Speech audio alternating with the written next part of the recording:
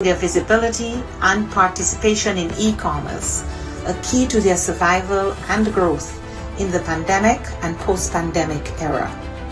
A new OAS SETI Facebook initiative provided 85,000 MSMEs across the region with capacity building opportunities and WhatsApp business tools to aid response, recovery, and resilience building. The Caribbean Small Business Development Center's program achieved real impact, supporting new businesses, expanding sales, and driving growth. A new network of Caribbean SBDCs will broaden the program's reach. The Inter-American Committee on Tourism, the C2, convened ministerial-level policy dialogue in an urgent response to the impact of the pandemic on the hard-hit tourism and hospitality sectors. Policymakers and experts discussed biosanitary protocols, travel and visa facilitation, among other critical areas for the sector's recovery. Partnering with the George Washington University and the U.S. Bureau of Indian Affairs, we went ahead with the scheduled first Indigenous Tourism Forum of the Americas, pivoting to a virtual format and convening over 240 participants from indigenous communities, the private sector, and governments. SETI also integrated sustainable development practices in the COVID-19 response. The pandemic is a daily reminder of the links between water, health, sanitation, food security, and nutrition. We ensured the continuity of our water management projects in the Plata Basin and worked with governments and partners in the design of an investment portfolio valued at $90 million. Additionally, the Energy and Climate Partnership of the Americas continued to share relevant best practices and responses to the pandemic on energy and air quality. These few examples indicate our collective impact. We cannot do this alone. It is now more urgent than ever to address the region's structural weaknesses, to recover from the health, economic, and social crises occasioned by the pandemic and prepare for future shocks. It is imperative that we work together as we risk losing recent development gains and seeing millions fall back into poverty. It is time for the region to redirect course and pursue a more sustainable, resilient, and equitable future for all. We are in this together. But the resilience building agenda is too big for any one stakeholder to address acting alone, and simply bringing together stakeholders, whether at the national, subnational, regional, or global level, is not enough. Effective, focused, and sustained coordination among stakeholders is paramount to provide countries with integrated and comprehensive support.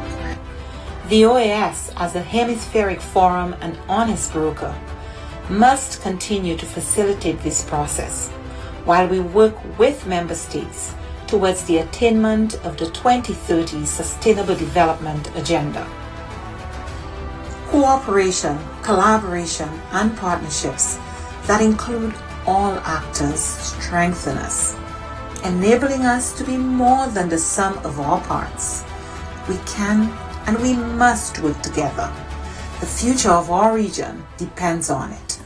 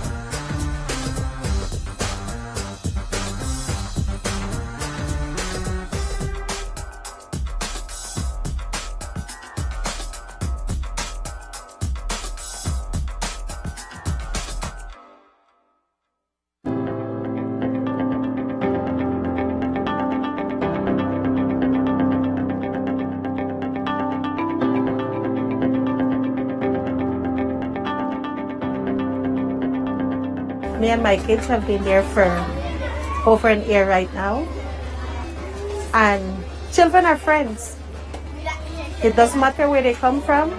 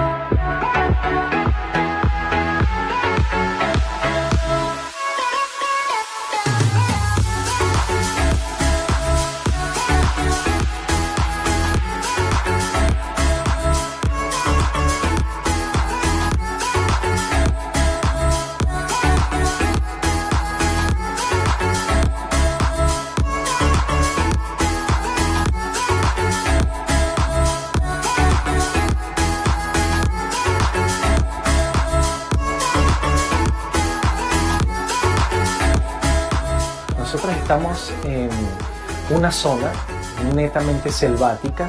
La línea de adyacencia va desde el norte hasta el sur, va desde Modesto Méndez hasta Aguas Turbias, tanto en el norte como en el sur. Esta línea tiene 215 kilómetros de extensión.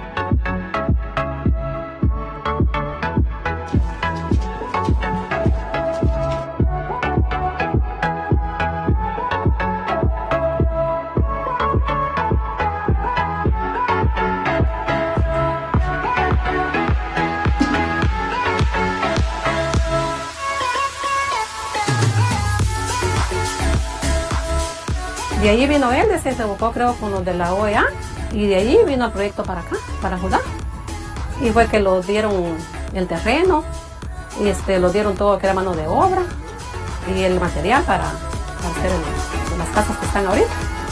Y por ese motivo estamos aquí viviendo todavía.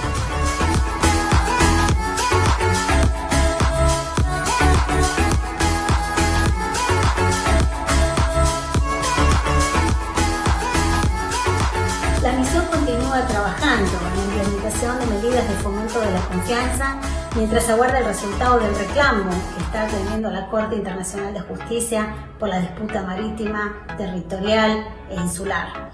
Nuestra oficina en la zona de adyacencia realiza verificaciones a solicitud de ambos gobiernos, facilita reuniones y patrullajes conjuntos entre las Fuerzas Armadas y promueve una cultura de paz y cooperación entre las comunidades locales. Children will be children, and they have harmony. They don't see each other as a different country, but they see each other that they're growing together.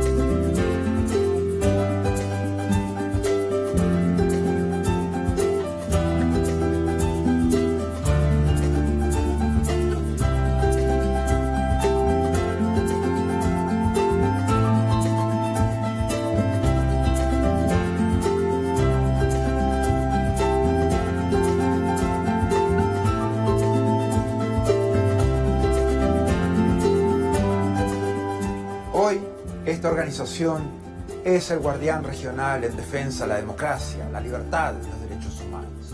Los países se han comprometido con estos valores a través de instrumentos legales como la Carta Democrática Interamericana, la Convención Americana de Derechos Humanos y todas las demás convenciones interamericanas. Nuestro trabajo es mantener los más altos estándares. Debemos ser objetivos, analizar los hechos, denunciar cuando veamos corrupción, inequidad o amenazas a la libertad. En esos casos no podemos ser neutrales.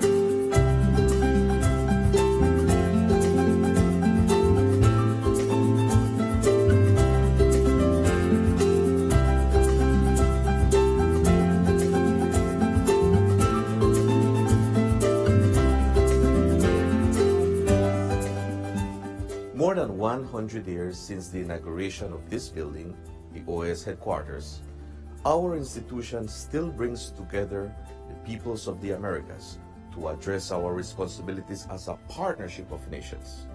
As we look to the future, our work must also focus on the construction of a positive agenda that continues to favorably impact millions of lives every day.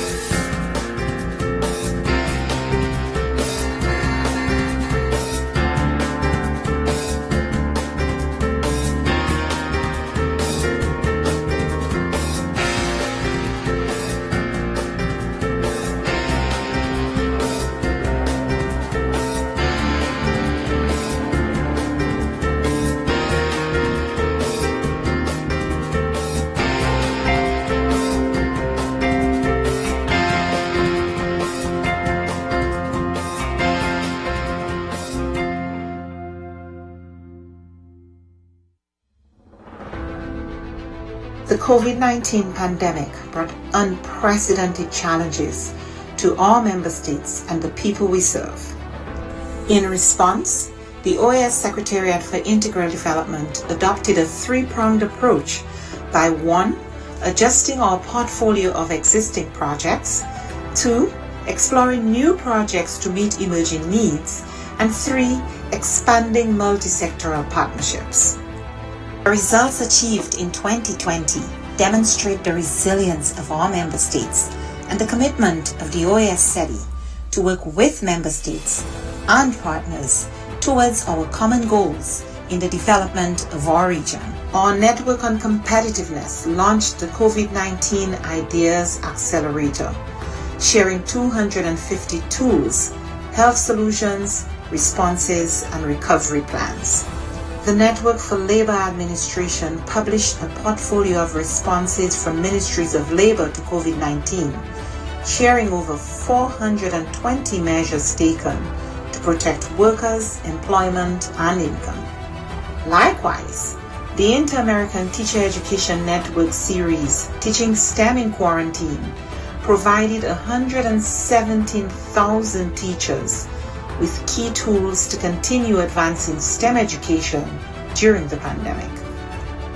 Through its network and platforms, the Inter-American Committee on Ports promoted international and national best practices, guidelines, protocols, and recommendations on COVID-19 safety measures and continuity of logistic operations. Initiatives such as the Education in Times of Change platform allowed us to meet urgent needs by offering timely tools on virtual education and a dedicated space for ministries to share strategies, actions, and solutions.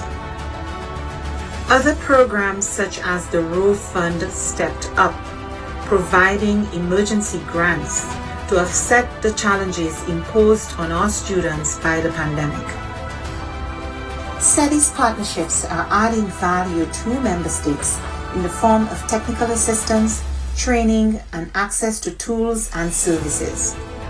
In partnership with leading private sector institutions, we offered micro, small, and medium enterprises access to online tools and training, increasing their visibility and participation in e-commerce, a key to their survival and growth in the pandemic and post-pandemic era.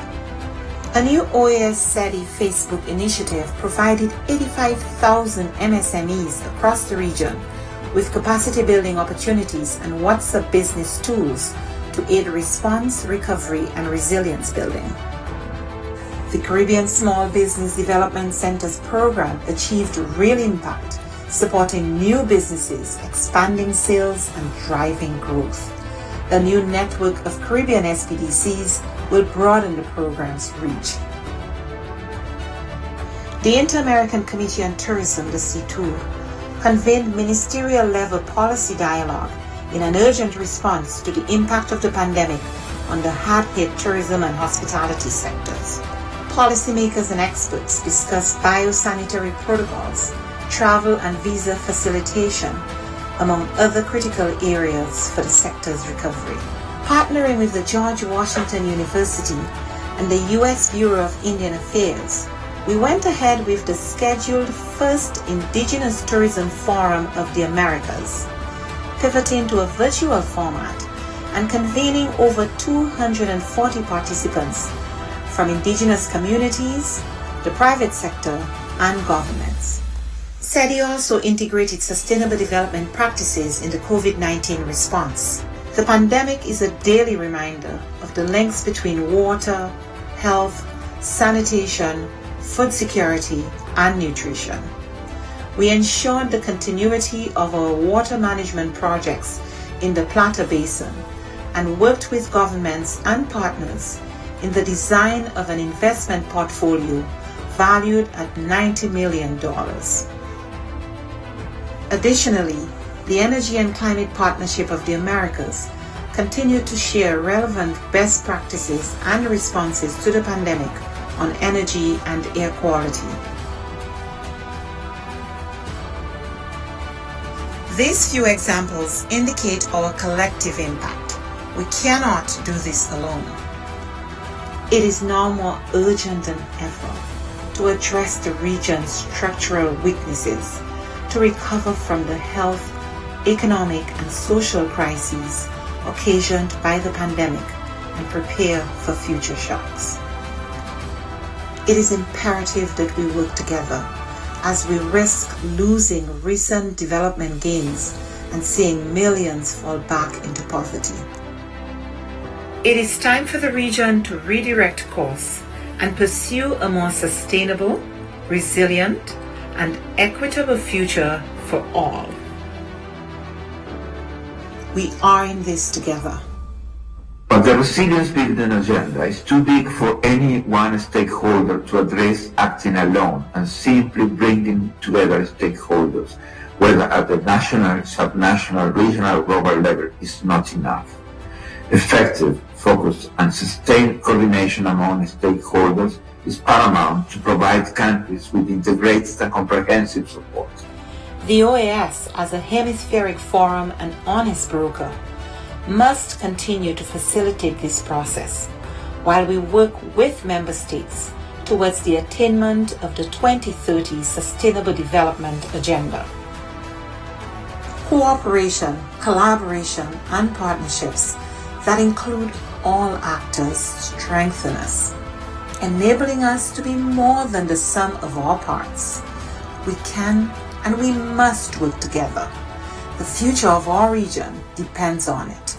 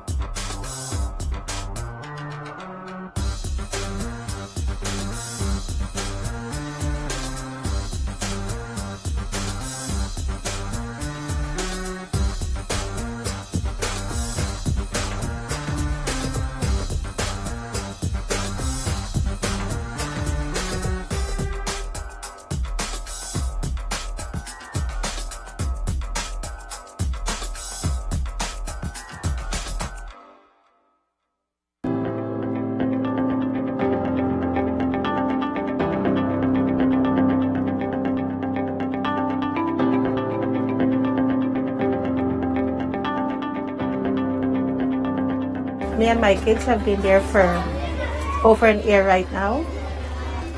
And children are friends. It doesn't matter where they come from.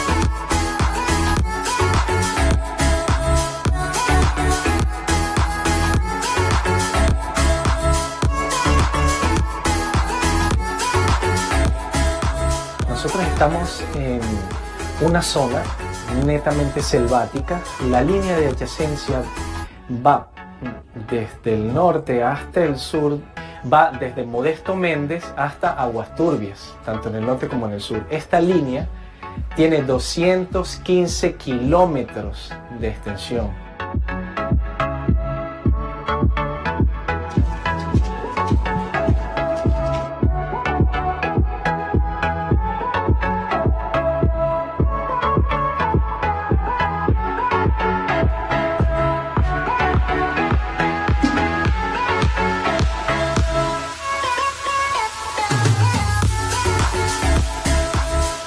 De allí vino él, se buscó creo con los de la OEA y de allí vino el proyecto para acá, para Judá.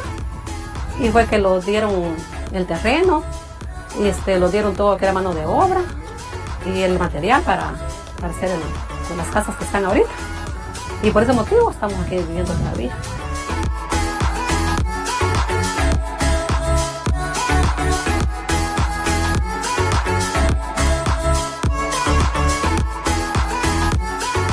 La misión continúa trabajando en la implementación de medidas de fomento de la confianza mientras aguarda el resultado del reclamo que está atendiendo la Corte Internacional de Justicia por la disputa marítima, territorial e insular. Nuestra oficina en la zona de adyacencia realiza verificaciones a solicitud de ambos gobiernos facilita reuniones y patrullajes conjuntos entre las Fuerzas Armadas y promueve una cultura de paz y cooperación entre las comunidades locales. Children will be children, and they have harmony. They don't see each other as a different country, but they see each other that they're growing together.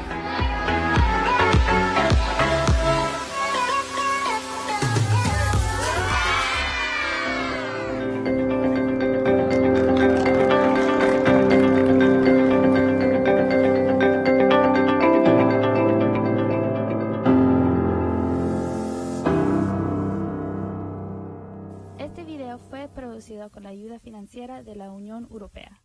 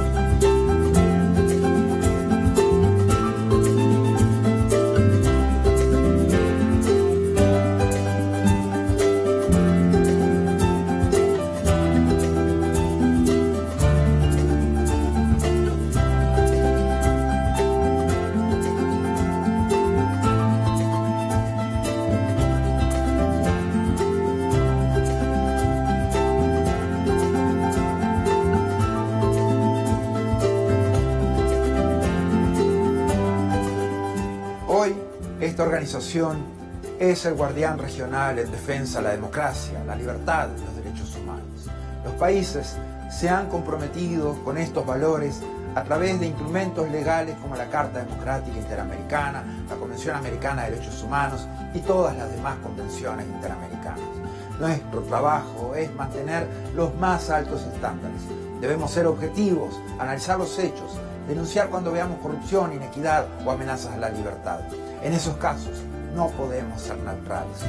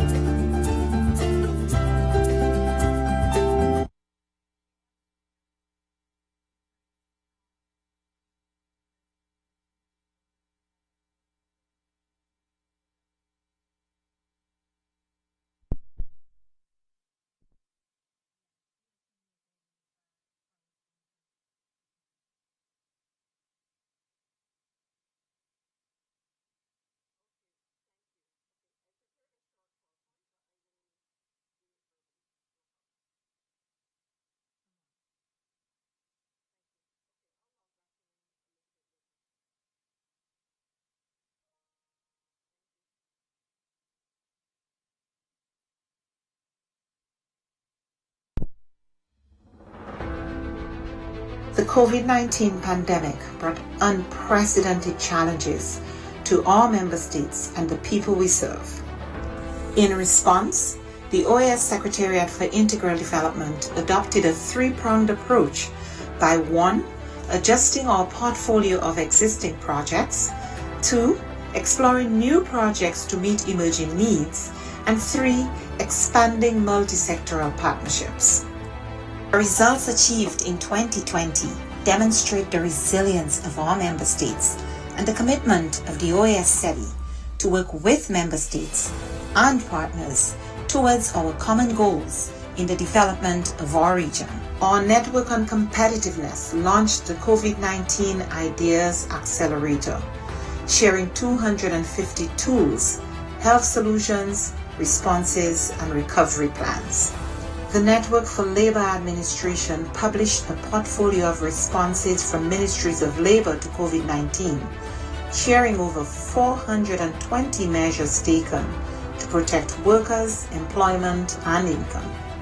Likewise, the Inter-American Teacher Education Network series, Teaching STEM in Quarantine, provided 117,000 teachers with key tools to continue advancing STEM education during the pandemic.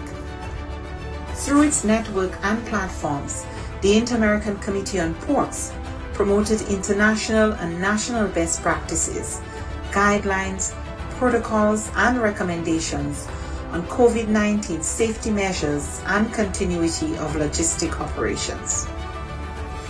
Initiatives such as the Education in Times of Change platform allowed us to meet urgent needs by offering timely tools on virtual education and a dedicated space for ministries to share strategies, actions, and solutions.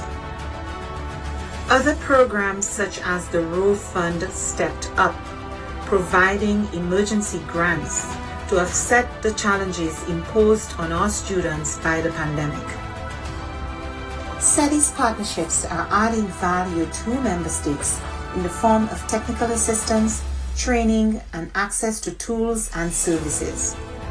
In partnership with leading private sector institutions, we offered micro, small, and medium enterprises access to online tools and training, increasing their visibility and participation in e-commerce, a key to their survival and growth in the pandemic and post-pandemic era.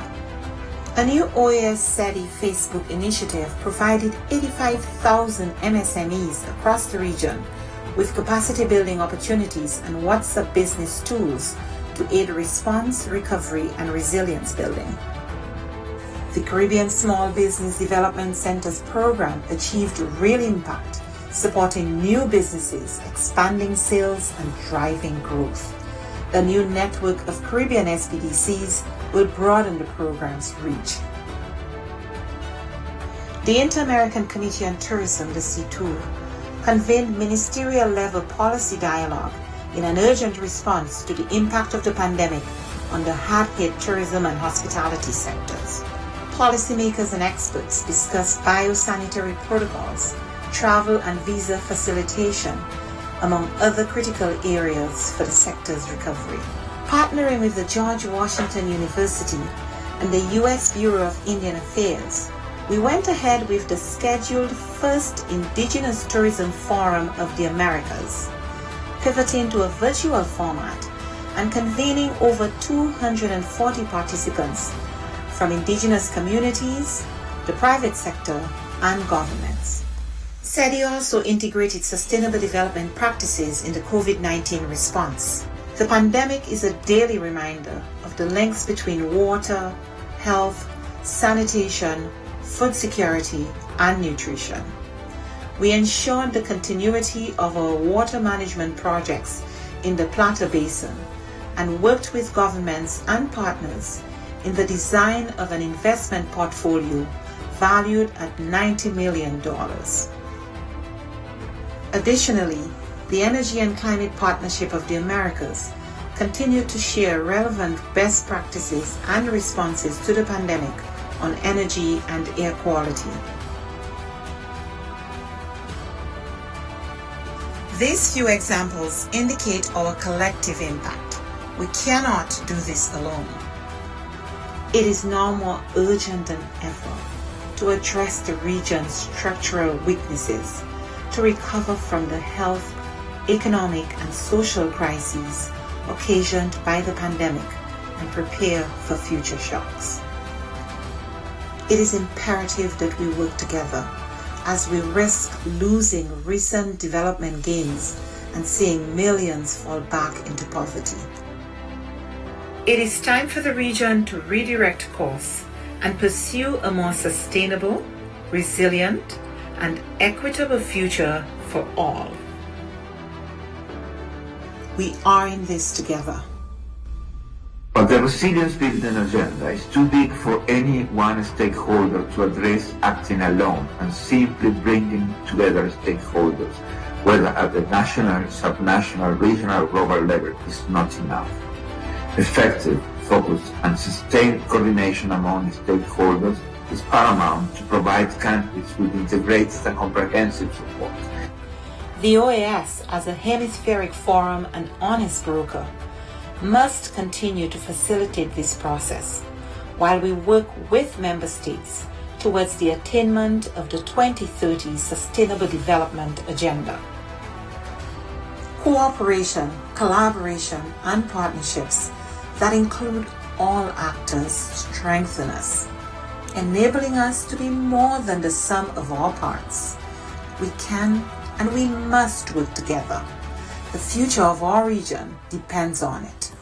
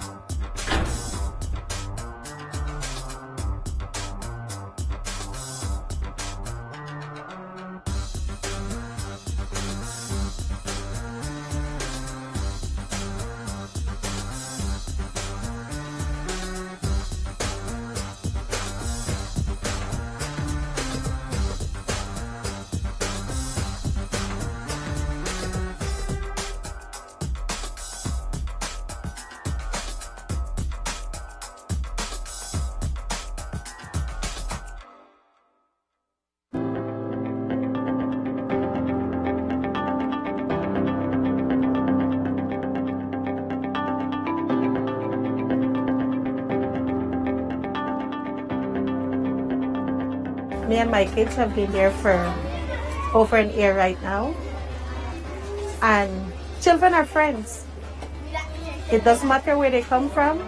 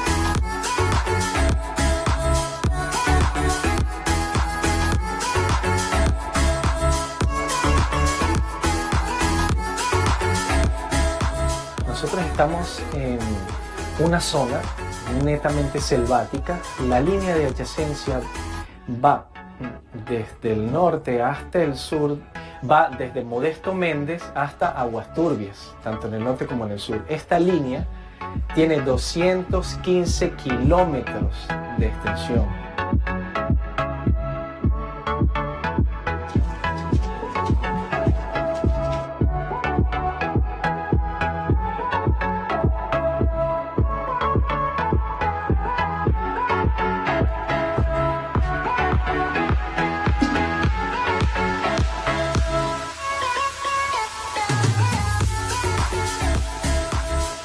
De allí vino él, se buscó creo con los de la OEA y de allí vino el proyecto para acá, para Judá. Y fue que lo dieron el terreno, y lo dieron todo que era mano de obra y el material para hacer las casas que están ahorita. Y por ese motivo estamos aquí viviendo todavía.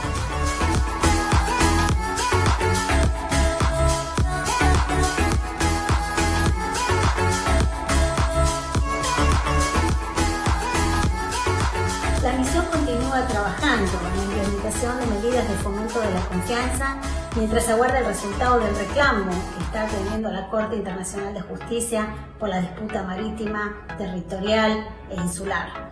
Nuestra oficina en la zona de adyacencia realiza verificaciones a solicitud de ambos gobiernos, facilita reuniones y patrullajes conjuntos entre las Fuerzas Armadas y promueve una cultura de paz y cooperación entre las comunidades locales. Children will be children, and they have harmony. They don't see each other as a different country, but they see each other that they're growing together.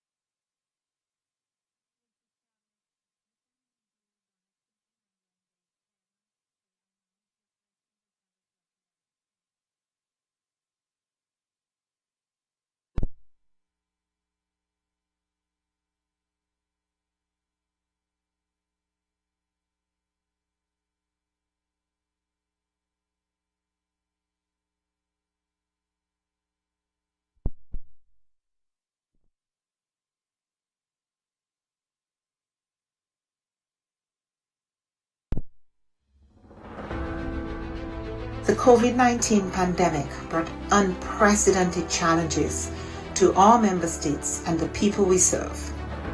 In response, the OAS Secretariat for Integral Development adopted a three-pronged approach by 1. adjusting our portfolio of existing projects. 2. Exploring new projects to meet emerging needs. And 3. Expanding multi-sectoral partnerships. The results achieved in 2020 demonstrate the resilience of our member states and the commitment of the OAS SETI to work with member states and partners towards our common goals in the development of our region. Our Network on Competitiveness launched the COVID-19 Ideas Accelerator, sharing 250 tools, health solutions, responses, and recovery plans. The Network for Labor Administration published a portfolio of responses from ministries of labor to COVID-19, sharing over 420 measures taken to protect workers, employment, and income.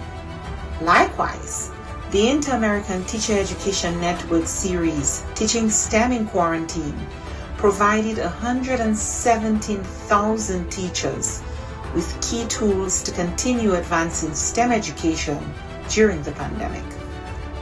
Through its network and platforms, the Inter-American Committee on Ports promoted international and national best practices, guidelines, protocols, and recommendations on COVID-19 safety measures and continuity of logistic operations.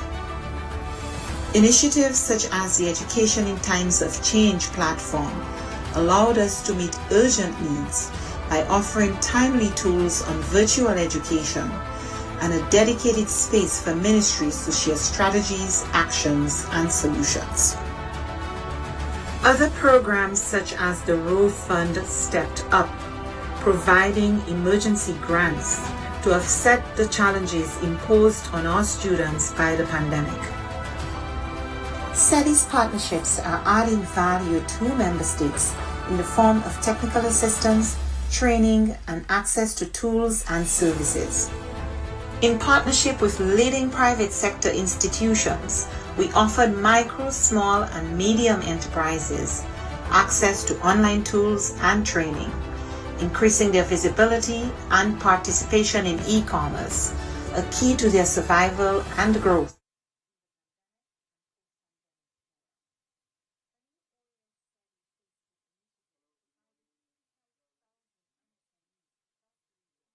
With capacity building opportunities and WhatsApp business tools to aid response, recovery, and resilience building. The Caribbean Small Business Development Centers program achieved real impact, supporting new businesses, expanding sales, and driving growth. A new network of Caribbean SPDCs will broaden the program's reach. The Inter-American Committee on Tourism, the C2, convened ministerial-level policy dialogue in an urgent response to the impact of the pandemic on the hard-hit tourism and hospitality sectors. Policymakers and experts discussed biosanitary protocols, travel and visa facilitation, among other critical areas for the sector's recovery. Partnering with the George Washington University and the U.S. Bureau of Indian Affairs, we went ahead with the scheduled first Indigenous Tourism Forum of the Americas, pivoting to a virtual format and convening over 240 participants from indigenous communities, the private sector, and governments. SETI also integrated sustainable development practices in the COVID-19 response. The pandemic is a daily reminder of the links between water, health, sanitation, food security, and nutrition. We ensured the continuity of our water management projects in the Plata Basin and worked with governments and partners in the design of an investment portfolio valued at $90 million. Additionally, the Energy and Climate Partnership of the Americas continued to share relevant best practices and responses to the pandemic on energy and air quality. These few examples indicate our collective impact. We cannot do this alone. It is now more urgent than ever to address the region's structural weaknesses, to recover from the health, economic, and social crises occasioned by the pandemic and prepare for future shocks. It is imperative that we work together as we Probando español. Buenos días, excelente, se escucha muy bien, Victoria. Gracias. Segunda cabina de español. Probando segunda cabina de español. Stella. Perfecto, excelente. Gracias. Volvemos a inglés, a la segunda cabina de inglés. This is the English booth. Testing 1 2 1 2.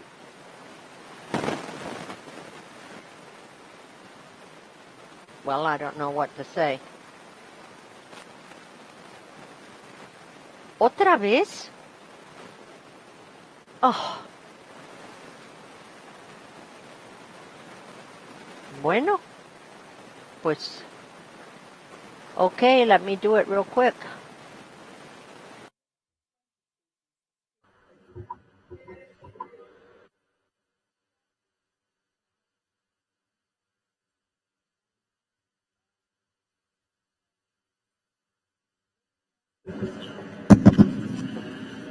Good morning to everyone. We kindly invite all delegations to please take your seats so we may call this.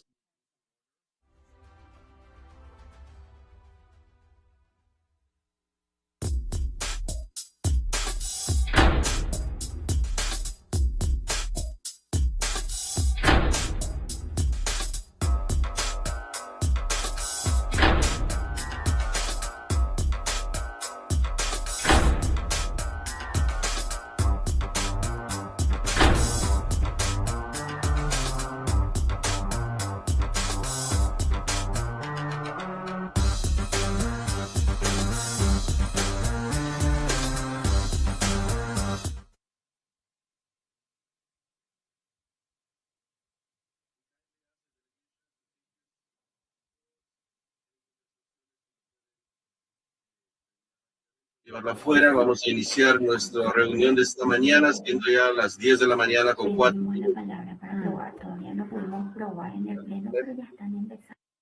This is the English booth. Can you hear me? 1 2 1 2. Testing. Bueno, ni modo. Stage of testing audio and video, and we will proceed to confirm the quorum this morning. We have the following delegations between those here in the Hall of the Americas and those connected virtually. Those who are connected virtually have done both the audio and video tests. The following delegations are present: Antigua and Barbuda, Barbados, Belize, Bolivia, Canada, Chile, Colombia, Costa Rica, Dominica, Ecuador, El Salvador, the United States, Grenada, Guatemala, Guyana, Jamaica, Mexico, Panama, Paraguay, the Dominican Republic, St. Vincent and the Grenadines, St. Lucia, Trinidad and Tobago, Uruguay, and Venezuela. We have quorum, Madam Chair. Thank you.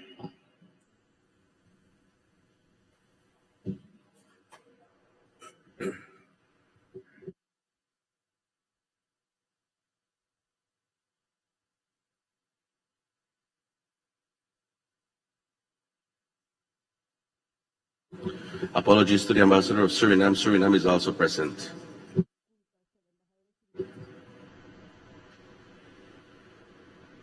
Good morning, esteemed colleagues. I am pleased to declare open this joint meeting of the Permanent Council and the Inter-American Council for Integral Development, convened for the purpose of considering the theme, strengthening the role of the OAS in advancing disaster resilience in the hemisphere, in compliance with the mandate of Resolution AG/Res 2979. A very warm welcome is extended to our special invited guest, there's an echo, it's very distracting. You have to disconnect this. It's not. Okay. A very warm welcome is extended to our special invited guest speakers, who are well-recognized experts in this field. Your participation in today's meeting is appreciated. My co-chair for this morning's meeting is Ambassador Maria Recober, Permanent Representative of Panama and Chair of CD. Ambassador, welcome.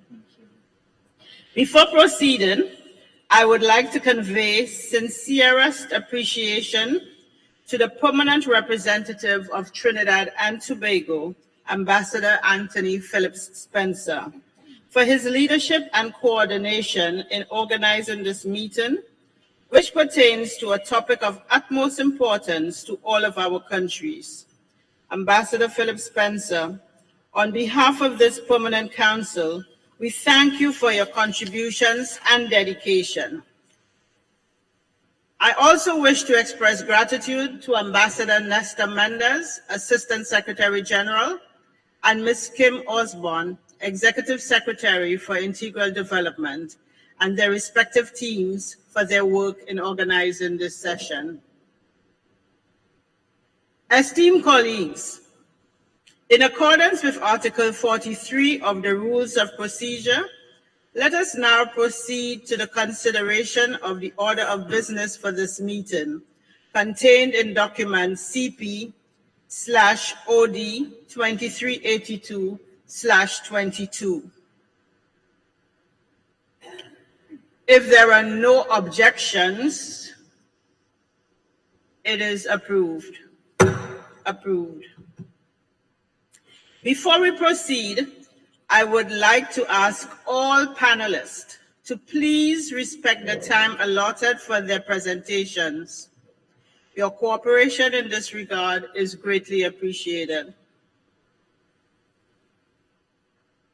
Dear colleagues, as you are aware, the Secretariat recently distributed the concept note for this meeting, which outlines the background and purpose of today's joint session, which is to consider and offer recommendations for more inclusive, innovative, and integrative measures to improve the effectiveness of the role of the OAS in multilateral cooperation on disaster risk reduction, response, recovery, and reconstruction in an effort to advance disaster resilience in our region, in accordance with the mandate of General Assembly Resolution 2979. Our esteemed colleague, the distinguished Permanent Representative of Trinidad and Tobago, Ambassador Anthony Phillips Spencer, has accepted an invitation extended by the Chair of the CD to present at the end of today's meeting the draft recommendations for strengthening the role of the OAS in advancing disaster resilience in the hemisphere, which is listed under item 8 on our agenda. Having said that, I am honored to open today's meeting with the keynote remarks, which was supposed to have been delivered by our Secretary General, Mr. Luis Almagro, but in his absence, will be delivered by the Assistant Secretary General, Ambassador Nestor Mendez. Ambassador, you have the floor, sir. Thank you, Madam Chair. Special greetings from the Secretary General, who unfortunately was not able to join us this morning. Special greetings also to the members of the head table and to the Vice Minister of Multilateral Affairs of Panama, to our distinguished panelists of this morning. I thank the chairs of the PC and CD for dedicating the time for discussion of this important issue pursuant to the 2021 General Assembly Resolution on strengthening the role of the Organization of American States in advancing disaster resilience in the hemisphere. This year's prediction by the National Oceanic and Atmospheric Administration of a more active than normal 2022 Atlantic hurricane season makes it the 7th year in a row this has been the case. The increasing magnitude and intensity of disasters observed over the past few years has exponentially increased the number of affected people and economic losses compared to the decade of the 1990s. This ongoing trend, which has been attributed to climate change, makes natural disasters one of the most pressing threats to the security of our region. Notably, fewer people are killed during these events, suggesting that response and relief efforts are improving. However, the number of people affected and the economic losses from disasters are on the rise. Reports indicate that between 1970 and 2019, natural disasters affected 297 million people, costing the region over $437 billion. Climate-related events such as floods, droughts, and hurricanes continue to dominate these statistics, constituting powerful setbacks to development. And it is not surprising that the destructive effects of natural disasters are more pronounced in poorer countries with already vulnerable groups among the hardest hit. Compounding this situation is that when we consider that the Americas is already the most urbanized region in the world, and that by 2050, estimates indicate that some 90% of our population will live in urban areas, we can only expect this situation to worsen if we do not deploy adaptive planning to reduce and manage risks in urban areas. We do not have the luxury of sitting on the sidelines, hoping that solutions will come to us. We must act based on science to mitigate the negative impacts of climate change. We must reduce emissions of greenhouse gases. We must transition to clean energy and rationalize the use of our natural resources, preserving the goods and services provided by our valuable but fragile ecosystems. The simple fact remains, however, that disaster risk will continue to threaten our societies if we do not address its underlying causes, many of which are deeply rooted in our development processes. And addressing these issues will require political courage and a consensus-based vision for our societies. While many OAS member states have made significant progress in adopting policies and implementing institutional reforms for integrating and mainstreaming disaster risk assessments and management plans across all sectors of government, more work must be done on the many structural issues, such as land tenure policies, that leave large segments of our population with no option but to settle in flood, landslide, and mudslide-prone areas or in dry regions susceptible to recurring drought. We must also endeavor to ensure quality education for our children, decent health services for all, and strengthen democratic institutions so that all citizens can be active participants in the political, social, and economic development of their countries. Both OAS member states and the General Secretariat have long recognized that swift action is also needed to strengthen capacity to manage all types of disaster risk in our hemisphere. This is why, upon taking up duties as Secretary General, Luis Almagro issued an executive order to ensure that disaster risk management is mainstreamed in all projects and programs within the General Secretariat. At the 42nd OAS General Assembly, member states endorsed the Inter-American Plan for Disaster Prevention and Response and the coordination of humanitarian assistance. The plan stressed the need for hemispheric cooperation and the strengthening of interinstitutional coordination among member institutions of the Inter-American system and sub-regional organizations, agencies of the UN system, and international organizations, all under the framework of the Regional Platform of the Americas. Member states understand that in a region where national economies are increasingly interdependent and interconnected, the impact of disasters transcends borders and as such requires the participation of all the countries of this hemisphere. The Inter-American Plan articulates a suite of hemispheric instruments and mechanisms that includes the Inter-American Convention to Facilitate Disaster Assistance, the only legally binding instrument in the world in matters of humanitarian assistance. This instrument has yet to be ratified by a majority of member states. The Inter-American Network for Disaster Mitigation and the Inter-American Committee for Natural Disaster Reduction complete this suite of instruments and mechanisms. Yet, the challenge of implementation remains. Inadequate financial and human resources continue to hamper the ability of the General Secretariat to adequately follow up on implementation of the decisions of the member states on these most pressing issues. Dear friends, we reiterate the firm commitment of the General Secretariat of the OAS to strengthening our collaboration and cooperation with sub-regional intergovernmental organizations, international financial institutions, the private sector, and others for improving mutual assistance in the area of disaster mitigation, preparedness and response, humanitarian assistance, and recovery.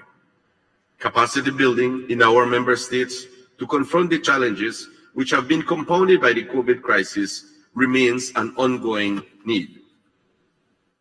In closing, we urge member states to fully utilize all the instruments and mechanisms available within the Inter-American system to advance our collective action in building the resilience of this region. Resilience, after all, is about people, and the people of our region are counting on us. Let us take the opportunity presented to us once again by last year's General Assembly resolution on this issue to move beyond dialogue into tangible action. Thank you. Thank you, ASG Manders, for your delivery.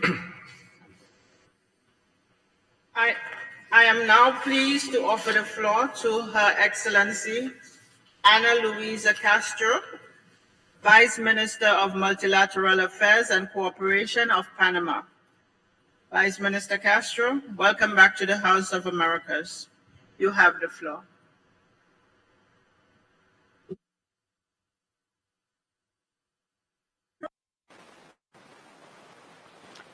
Distinguished Assistant Secretary General Nestor Mendez, esteemed Deputy Elizabeth Darius Clark, Permanent Representative of St. Lucia before the OAS and Chair of the Permanent Council, Your Excellency Ana Maria Roquillon, Representative of Panama before the OAS and Chair of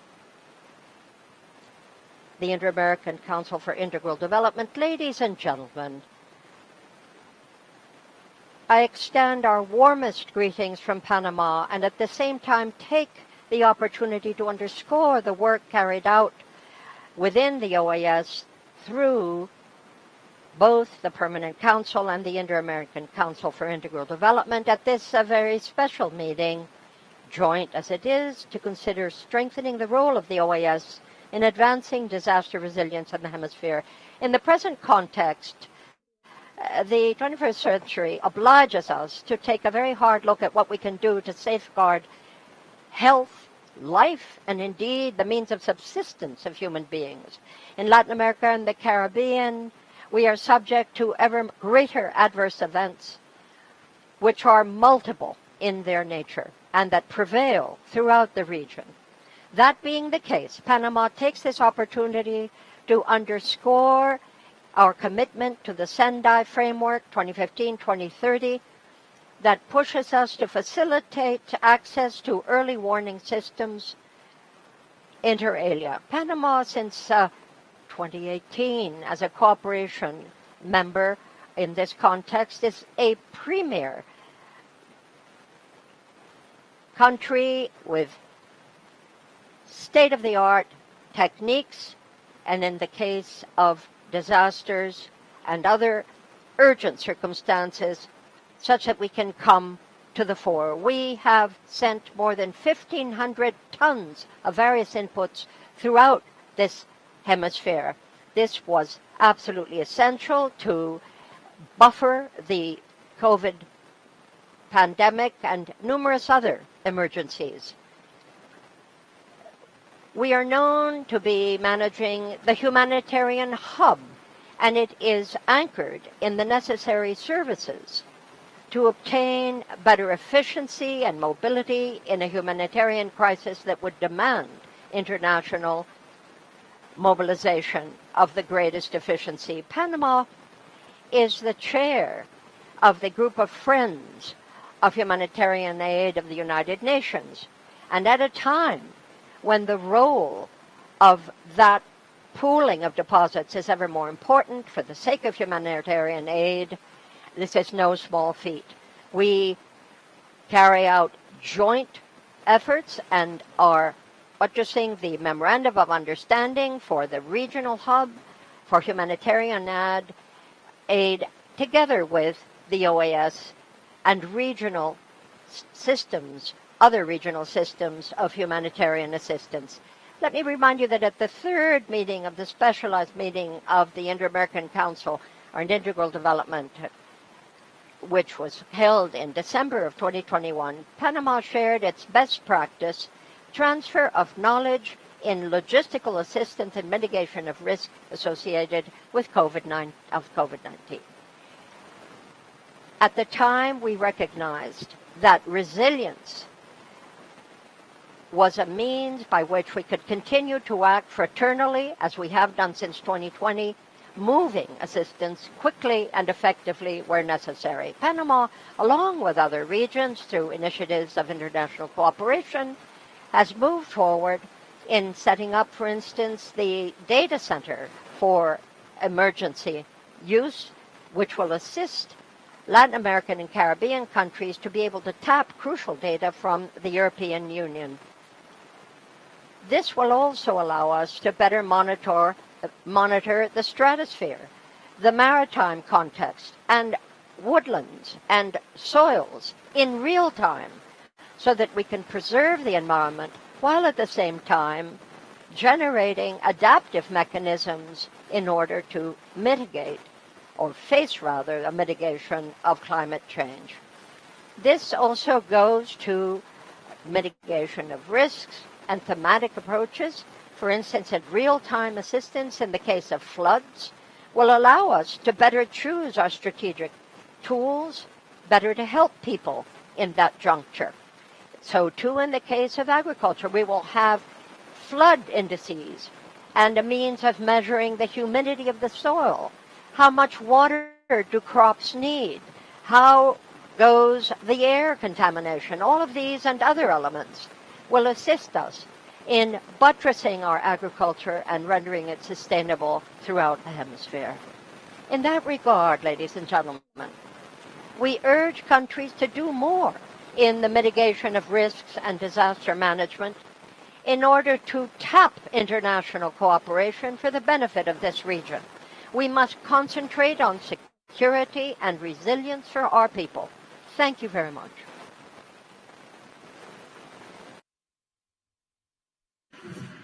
Thank you, Madam Vice Minister, for your most informative presentation.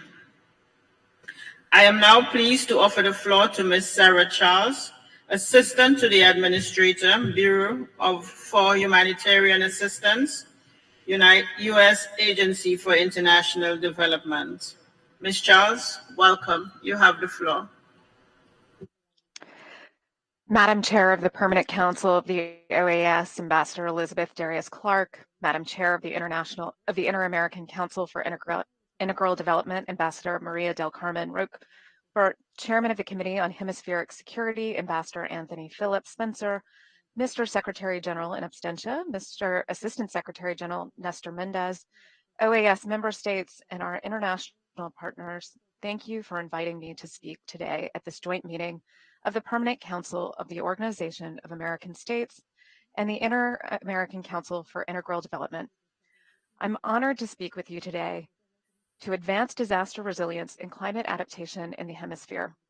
I would also like to express my appreciation to representatives from the United Nations who are with us today as well. The United States, Latin America, and the Caribbean are inextricably linked by long-established relationships between our people, economies, and ecosystems. The Organization of American States has a critical role to play as a convener in the hemisphere to support collaboration and cooperation, especially as we work together to expand disaster resilience in the face of a full range of natural hazards. USAID stands committed to this type of hemispheric collaboration and is proud to be working with governments in the region, regional entities, the United Nations, and non-governmental organization partners to enhance early warning, strengthen response systems, support climate resilience, and reduce vulnerability. When disasters strike, USAID stands ready to partner with you and your member states to implement high-quality humanitarian responses that save lives, alleviate human suffering, and mitigate the economic and social impact of disasters throughout the hemisphere. This year, the U.S. National Oceanic and Atmospheric Administration, or NOAA, is forecasting another above-average Atlantic hurricane season, with 14 to 21 named storms and 6 to 10 hurricanes, which would make 2022 the 7th consecutive above-average hurricane season.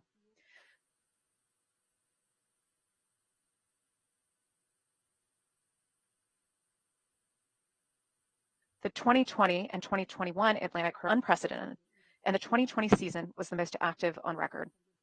Since the late 1980s, USAID has implemented long-term capacity building and capacity sharing programs in partnership with Latin America and the Caribbean to improve country preparedness and response capabilities and mitigate the effects of disasters on vulnerable communities. Over time, these activities sought to lessen vulnerability to hazards with the goal of mitigating impacts on life, property, and livelihoods while reducing the need for future humanitarian assistance interventions. USAID has been working for decades hand in hand with local actors to help communities recover quickly when disasters strike, reduce the risk of future disasters, and build resilience to extreme weather, as well as the long-term negative impacts of climate change, such as increasing intensity of tropical storms and rising sea levels.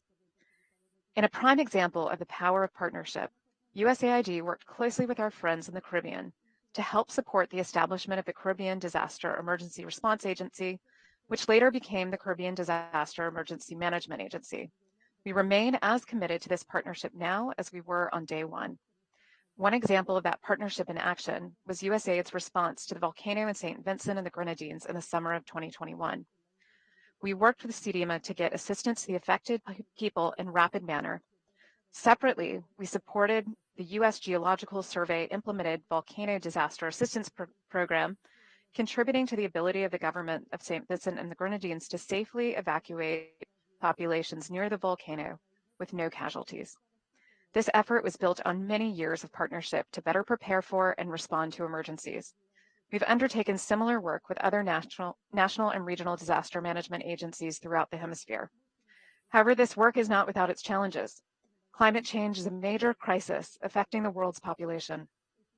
It is an existential threat to our lives, health, and economic well-being.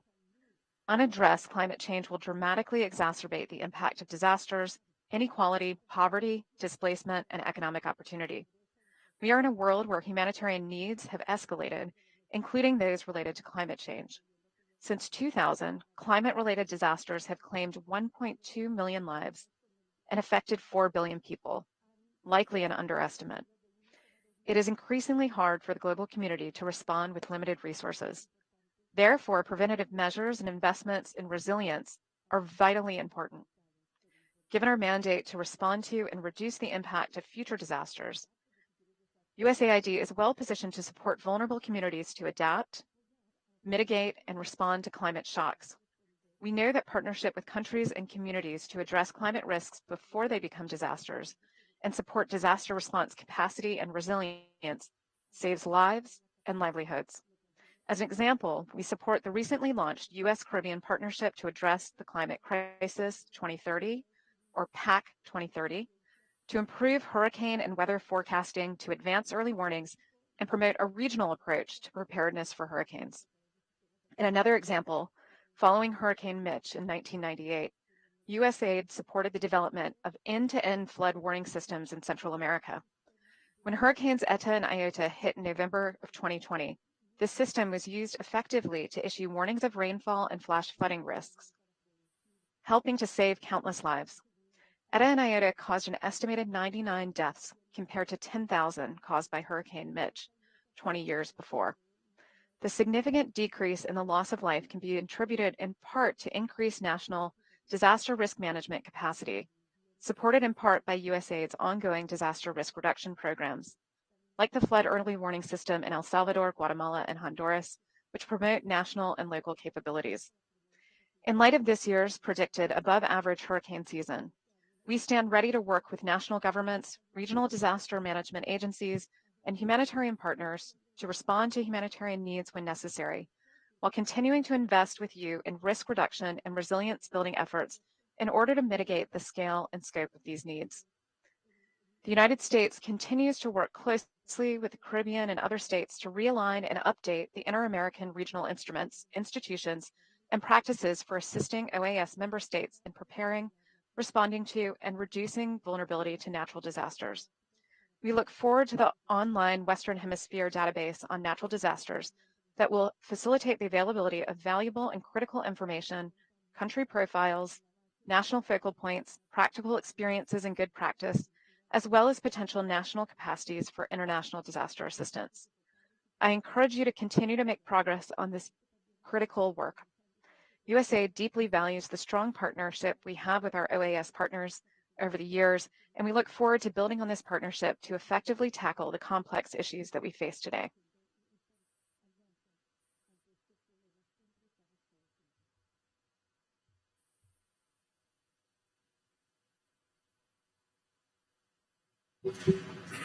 Thank you, Ms. Charles, for your comprehensive presentation.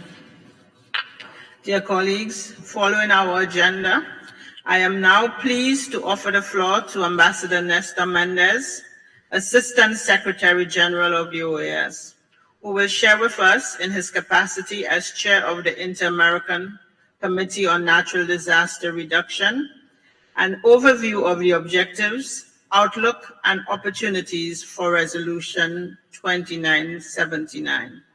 Ambassador Mendez, the floor is yours, sir. Thank you very much, Madam Chair. Good morning to everyone. Let me begin by thanking the chairs of both committees for convening this timely meeting, which comes as a result of the organization's commitment to strengthening the role of the OAS in advancing disaster resilience in the hemisphere. Building resilience in the face of climate change, natural disasters, and now pandemics has become increasingly critical for the countries of the Americas.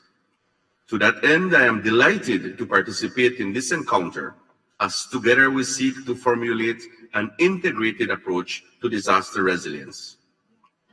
The role of the OAS in strengthening the capacity of the Inter-American system to respond to natural disasters and in advancing disaster resilience has always taken the approach of garnering an informed, structured, and consultative approach. While this has been pivotal to the success achieved to date, we must redouble our commitment to strengthen coordinated multilateral action to respond to the needs of member states. Resolution AG-RES 2979, adopted at the 51st OAS General Assembly in November 2021, is a call to do just that. This resolution urges member states, open quotes, to promote disaster reduction, including prevention, mitigation, and preparedness, to ensure rapid and effective response to and recovery from disasters, and to promote international cooperation to build resilience. The resolution also calls for the full implementation of a Western Hemisphere database as soon as possible, and invites member states, permanent observers, and global and regional disaster management agencies to provide official data to be used in facilitating effective preparation, response, and recovery, and in so doing, advance resilience in any country that may be experiencing a disaster. Through this important resolution, the General Assembly clearly guides the work of the organization in this field, placing a particular emphasis on multilateral cooperation to advance disaster resilience in the hemisphere. The OAS General Secretariat has been at the vanguard of disaster risk management since the early 1980s, when the Natural Hazard Project was established within what today is the Department of Sustainable Development. Successive responsive actions have resulted in the focus on disasters being integrally included in development programs and projects of the General Secretariat, and support being offered to OAS member states in addressing the root causes of disasters. These actions are in line with principles enshrined in the Sendai Framework for Disaster Risk Reduction 2015-2030, which was adopted at the Third World Conference on Disaster Risk Reduction in March of 2015 in Sendai, Japan, and which recognizes that, open quotes, there has to be a broader and more people-centered preventive approach to disaster risk that is multi-sectoral based, inclusive, and accessible. As the Hemisphere's premier political platform, the OAS is equipped with an arsenal of regional frameworks, instruments, and mechanisms. The OAS must nonetheless reposition itself to address the challenges associated with climate change and natural disasters. Internally, we need to improve our coordination, but we can and must continue to use our unique convening power to work in partnership with other multilateral organizations. The updated membership of the Inter-American Committee on Natural Disaster Reduction is a key to the strengthening of our outreach. The 50th regular session of the OAS General Assembly, at which member states adopted Resolution AG Res 2955, entitled Advancing Hemispheric Initiatives on Integral Development, Promoting Resilience, which among other important mandates amended the statutes of the IACNDR to further advance the harmonization of bilateral and multilateral efforts and the facilitation of cooperation and coordination among all stakeholders, was also very instrumental. This resolution granted the chair of the committee the authority to invite international organizations, international cooperation agencies, international financial institutions, regional development banks, and competent regional intergovernmental organizations to join the committee in its meetings and activities. Pursuant to this resolution, and in my capacity as chair of the committee, last year I extended an invitation to 16 entities with a diverse scope of competencies, ranging from international financial institutions to humanitarian and disaster response agencies, to join the committee on the basis that a broader membership would provide for more effective coordination with these strategic partners to prevent, mitigate, and respond to natural disasters. Given each new entity's unique competencies, it would be of benefit to the committee and the member states to have targeted engagement with each new organization in order to leverage their specific roles and contributions. The General Secretariat has now embarked on a process of meeting with each of the new partners individually to discuss the work of the Inter-American Committee on Natural Disaster Reduction and their potential role in the committee. During a 3-month period, a round of informative meetings was held at the technical level with the points of contact of the new partner organizations that accepted the meeting request. The meetings proved fruitful in sensitizing the new partners about the multilateral approach taken by the OAS to strengthen disaster resilience, and also provided an opportunity to learn more about the potential role and contributions of each organization. Adopting a targeted approach based on the areas of competence of each entity will strengthen the committee and enhance our integrated approach. As an example, the international financial institutions and regional development banks should be invited to join our meetings when the agenda will focus on the topic of disaster reconstruction and recovery. Likewise, participation from international cooperation agencies and international organizations could yield benefits when a meeting will focus on developing multifaceted approaches to issues related to disaster risk management, prevention, and mitigation. There is no doubt that the OAS has played an important role in strengthening the Inter-American system's capacity to respond to natural disasters and in advancing disaster resilience. However, we are now at a pivotal point as our member states particularly those of the Caribbean, are now subject to both rapid onset and slow onset disasters. Our hemispheric efforts must therefore respond to these emerging challenges through a collective will to enhance coordination, allocate adequate funding to resilience building projects, and share best practices. The OAS will continue to support efforts to advance disaster resilience in the hemisphere through its multiple conventions, instruments, and mechanisms. The tools are already at our disposal to foster more robust and coordinated hemispheric action and multilateral cooperation. Ladies and gentlemen, I am convinced that the collective professional insight and expertise to be gained from today's meeting will help guide our ongoing efforts towards strengthening the role of the OAS in multilateral cooperation on disaster risk reduction, response, recovery, and reconstruction in advancing disaster resilience in the hemisphere. I look forward to the presentations and subsequent dialogue with member states and hope that it will yield concrete and meaningful actions going forward. Thank you. Thank you, Assistant Secretary General, for your most informative presentation.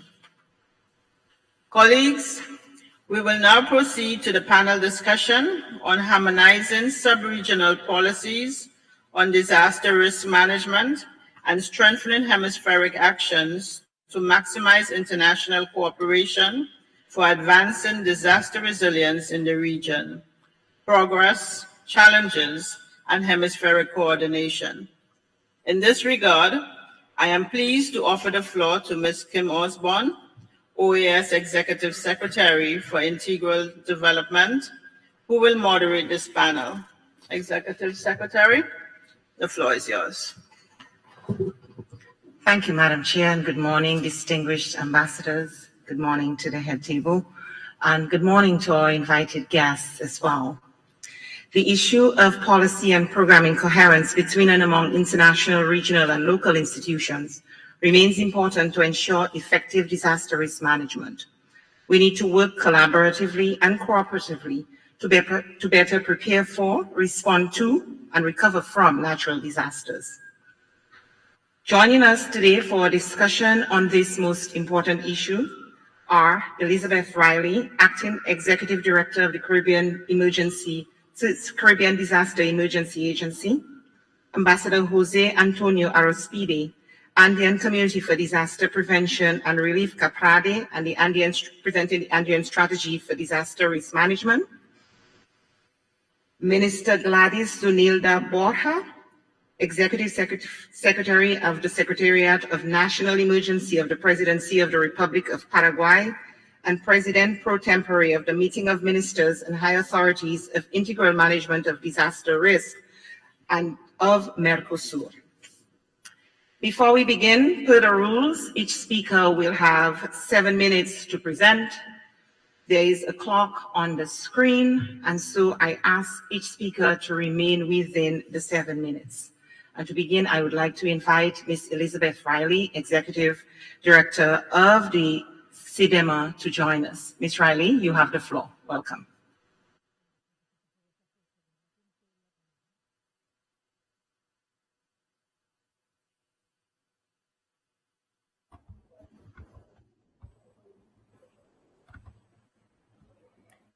Thank you very much, Madam Chair.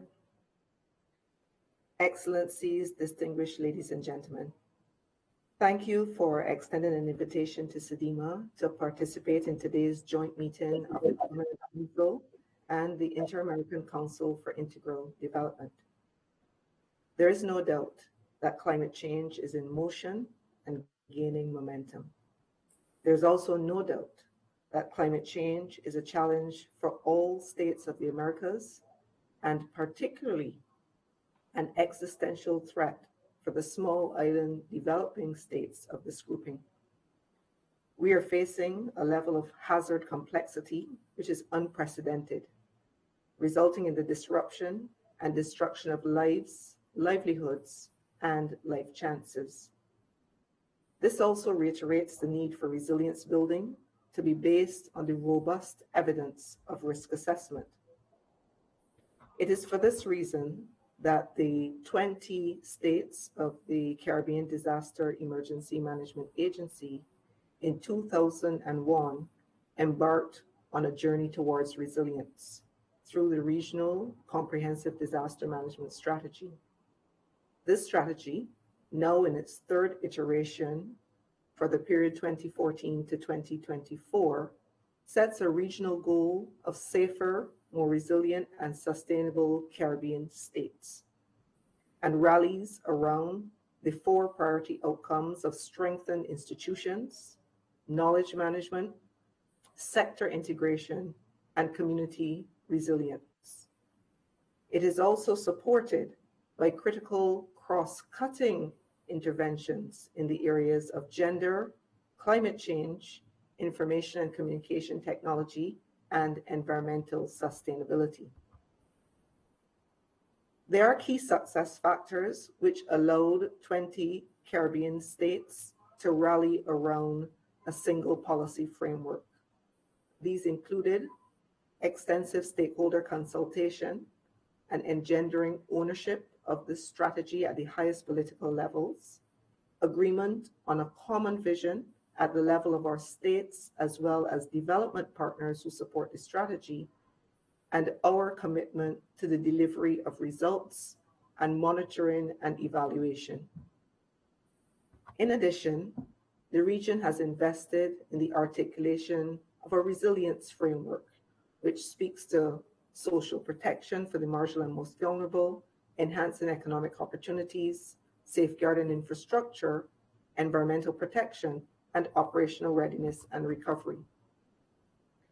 At the level of the Americas, I believe there is a common policy framework already in existence for moving us towards resilience.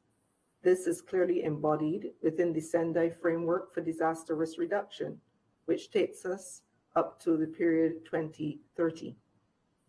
With its 7 global targets and 13 guiding principles, the countries of the Americas have already signed on to this global framework, and in fact, the Regional Comprehensive Disaster Management Strategy of the CARICOM region delivers directly on the results of the Sendai Framework.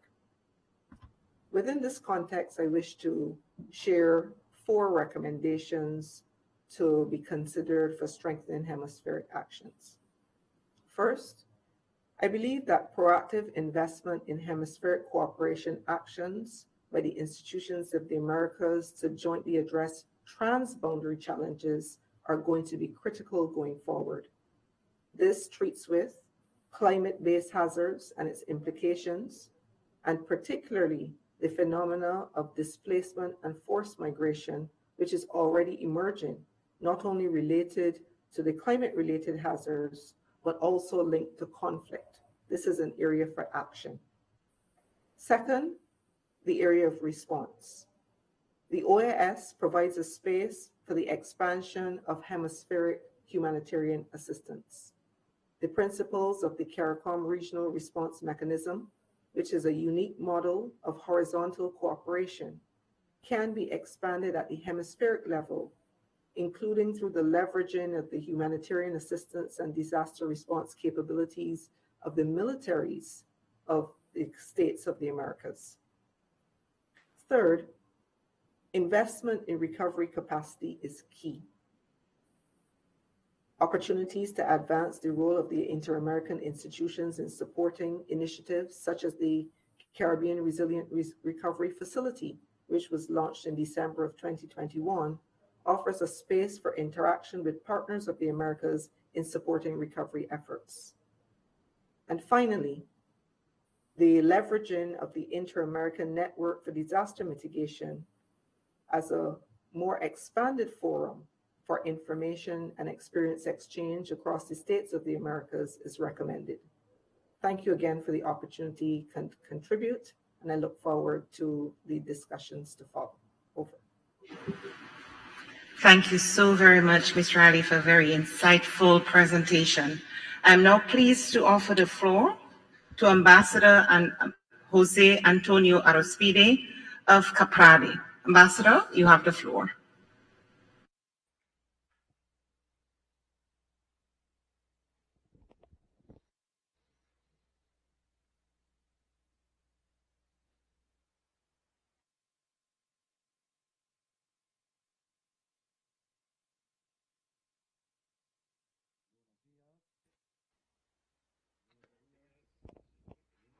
Good morning, Madam Chair of the Permanent Council and Madam Chair of the Inter-American Council for Integral Development, Assistant Secretary General, ladies and gentlemen. It is a pleasure to greet you all on behalf of the Secretariat of the Andean Community, which is addressing one of the most important topics of the global agenda that have to do with well-being and security of our people and our entire region. In the Andean region, we are endowed with a lot of natural wealth and diversity. We are exposed to natural disasters or man-made disasters. Caprade today, which is part of the sub-region of the Andean Community for Disaster Prevention and Relief, we devised an Andean strategy for disaster risk management, EAGRD, approved by member states in 2017. This instrument has numerous objectives. The main one is to foster coordinated work, joint work with a view to strengthening the region in risk management. It is carried out through an action plan, an implementation plan rather, with various activities until 2030. These activities are undertaken by annual operation plans, spearheaded by a rotating chair of the Andean region. We have undertaken 28 actions, and there are 4 main pillars. First of all, prioritizing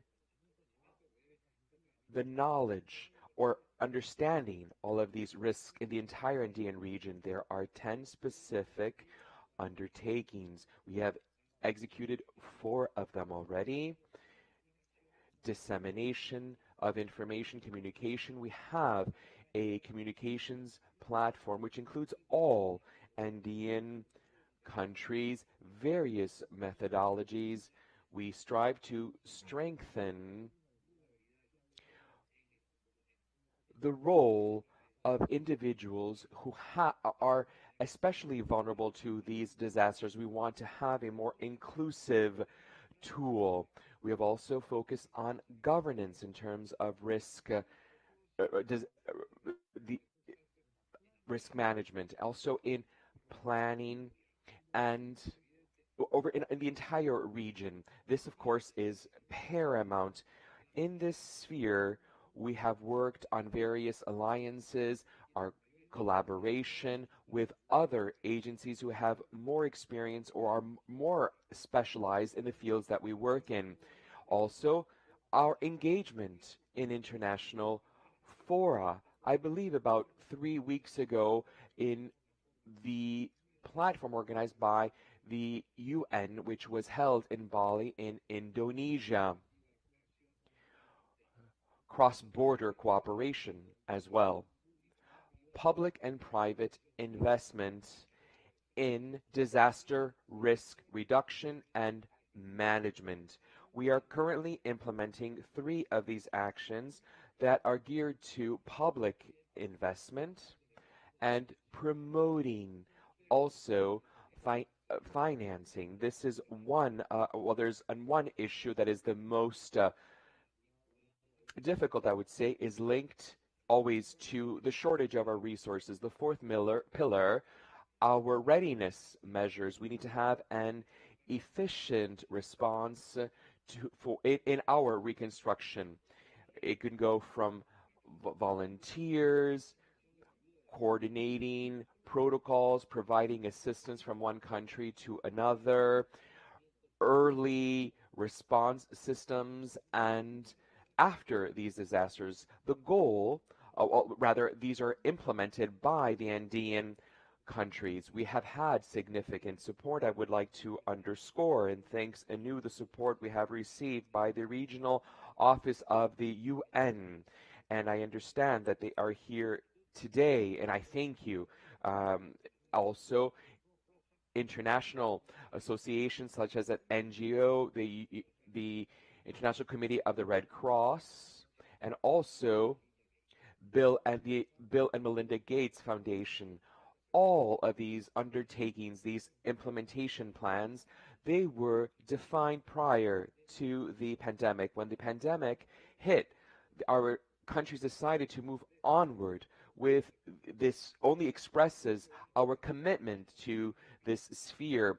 We have also adapted to the new circumstances. We are here talking about cooperation. It is crucial, like many other topics, and especially this one. This is linked to exchanging our experiences, implementation, responses to all of these disasters. We have the support of highly specialized experts in every one of these spheres, undertakings that could be implemented by these group of countries or at the sub-regional or regional level. For our countries in the Andean region, this is all possible as long as we have the willingness, the commitment, and that we address this topic with the highest level of professionalism, thinking at the very core, which is the life and the well-being of our citizens. The extent of disaster risk management is, of course, paramount. I think it is increasingly important and to try to strengthen our cooperation, exchanging our experiences. This Inter-American Forum is an ideal place for all of this to come to fruition. I would like to thank you once again for inviting me to this meeting. I am wholeheartedly convinced that we all share the same objective, which is to protect all of us. Thank you, and I wish you the very best of success in your meeting. I'd like to offer the floor to Minister Gladys Sunilda Borja of the Secretariat, the President pro tempore of the Meeting of Ministers of High Authorities of Integral Management of Disaster Risks of Mercosur. Minister, you have the floor.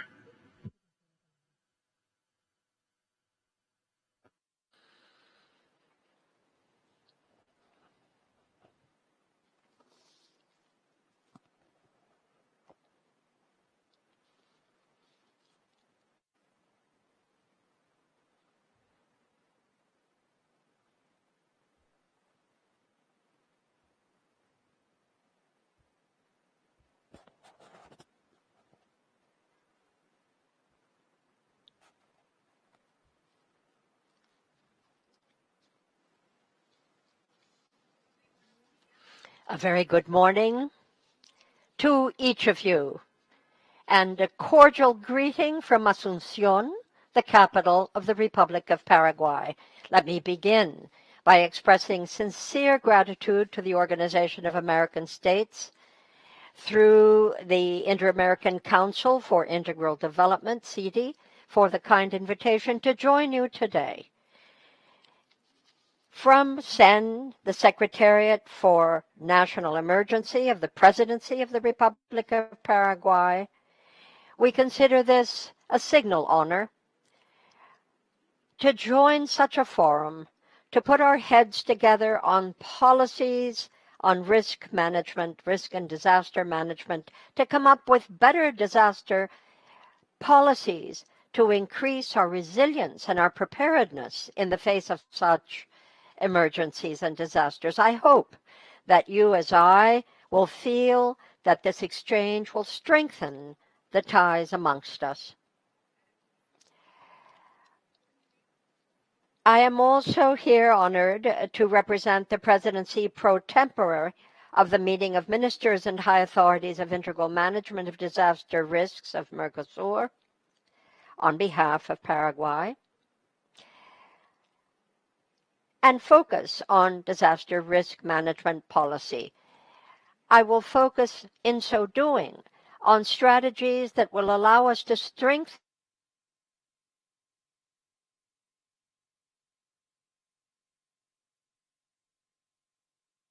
the institutions of states parties in the face. Generated this group, this type of meeting, to bring together civil and military defense to make better strides in this area. And this goes back to 2001, 2015. In another pro tem presidency, of Paraguay, we generated what is now known as REMAGIR, that is, that pro tem meeting of disasters and high authorities integral management of disaster risks, REMAGIR by its acronym in Spanish. And this, of course, talks of disaster risk management policy region-wide. We establish priorities in this area, and we offer the proposal of sub-regional and cross-border policies in that area. We look also to set up a Mercosur platform for an integral management of disaster risks, into which each of the member states will contribute. Now, the member states took good note of our needs, and in the 49th meeting of the Council of our Common Market in 2015, December, in Paraguay, it was decided that this particular group really had a raison d'etre. I say again, REMAGIR, so that at the highest level, there could be a meeting of the minds on how best to manage disaster risks from an integral standpoint. This goes to the various themes, and beginning even with a technical glossary that was put together in 2015. And subsequently, there was really an agreement on the member countries as to technological and meteorological services. That was back in 2016, and ultimately, a unanimous decision as to how to translate this into fact at the Mercosur level. I'd like to stress that this strategy was very much supported by the Office of United Nations for Disaster Risk Management. Back in 2019, that sub-regional policy was established and seen from thenceforth as a tool to work within Mercosur with a view to having better access to various international frameworks, the Sendai Group, the OECD, the Paris Agreement, to name but these. The Caprari of the Andean Group,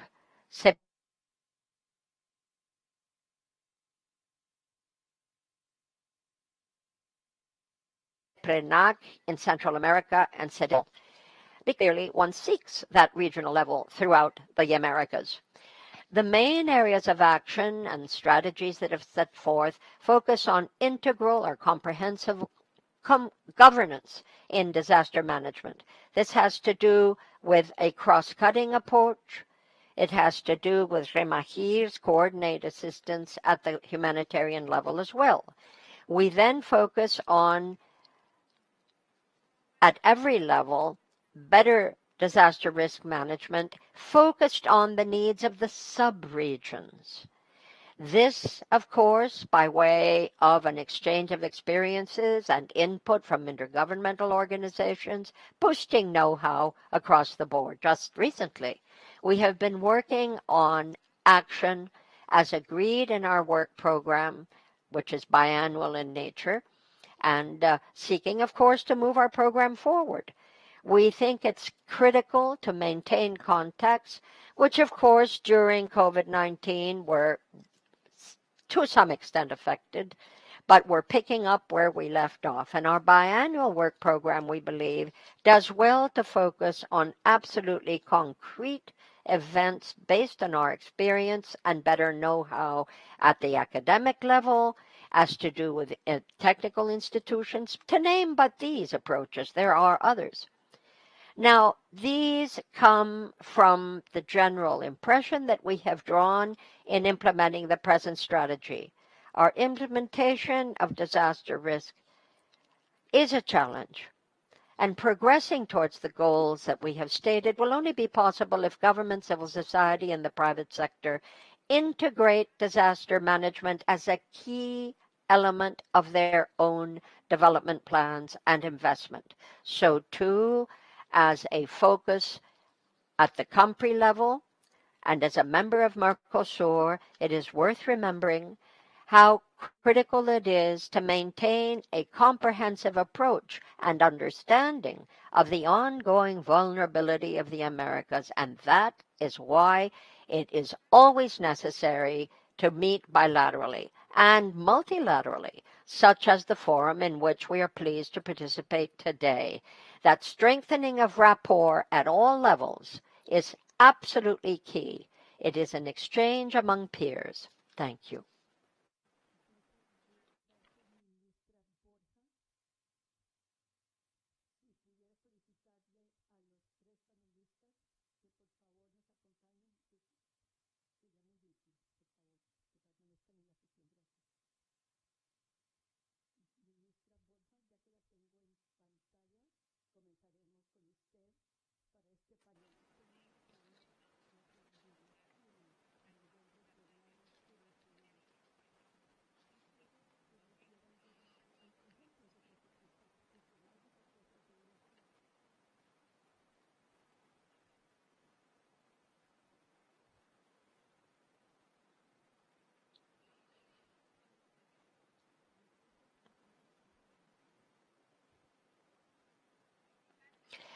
Principally to foster coordination, bluntly. Foster coordination at a regional level and at a bilateral level. Foster coordination is the sum and essence of it.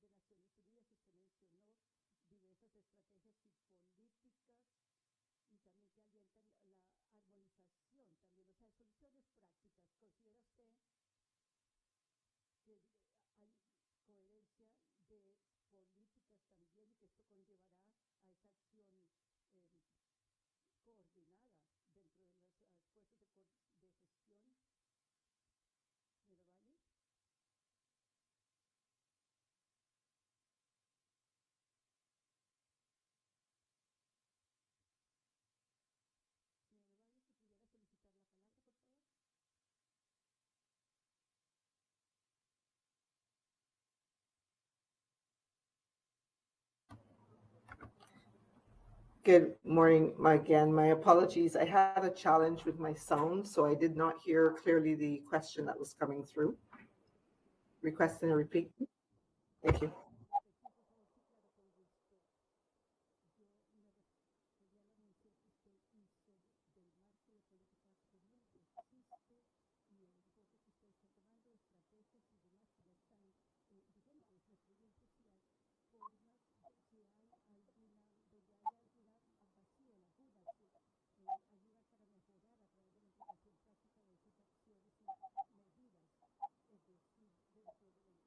Thank you very much for the question. So, 2 points I would wish to raise. One is that I would say, coming out of the Bali Global Platform just a few weeks ago, there was a consensus at a global level on the challenges with addressing priority one of the Sendai framework related to understanding of the risk. And I think this is the major gap that is facing us at a global level. From the SEDIMA participating states perspective, we are clear that there are challenges with respect to the need to identify common approaches to risk assessments within the small island states context. We're also clear that the solutions that we identify will have to take into account the dynamism of the nature of the hazards that we're facing. What we are seeing is really radical shifts in terms of what we thought we understood about the hazards. And as I said in my statement, climate change is in motion and it's gaining momentum. So even as we try to understand the changes that will happen with climate change, the dynamics of that is also a factor.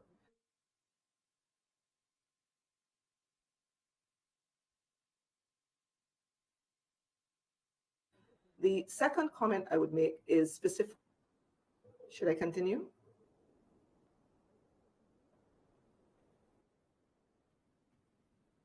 Okay, my apologies. Yes, I seem to have a challenge here with the internet.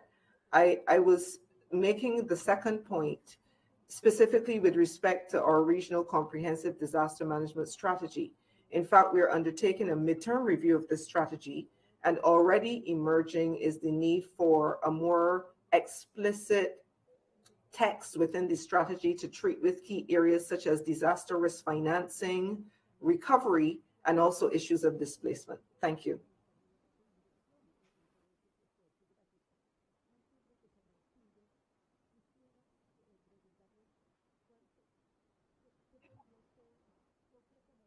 I think there are two things, both linked to the overarching issue of development financing at the global level, and how we can give a more equitable treatment to the challenges that are faced by small island states. And this is something that I spoke to at the opening session, opening high level of the Bali platform as well.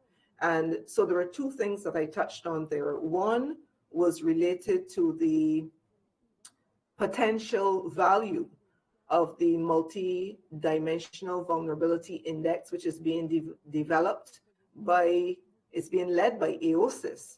But I think that there's going to be significant value in that index once it has been developed for developing countries as a whole.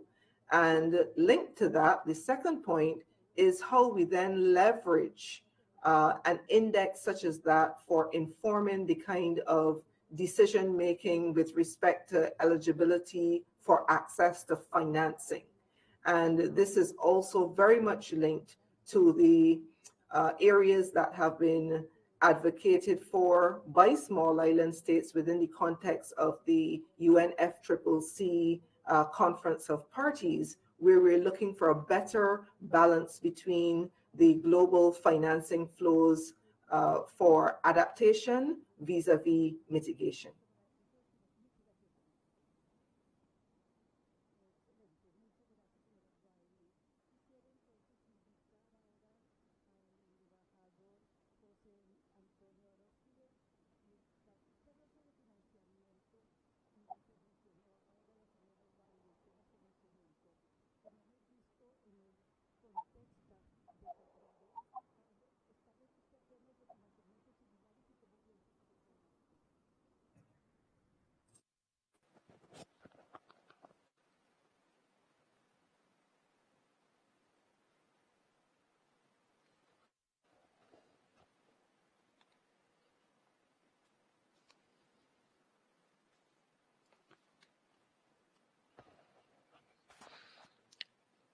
I thank you for that question. Well, you hit the nail on the head. Financing is a very subjective issue. It goes without saying. I mentioned the various axes that we focus on.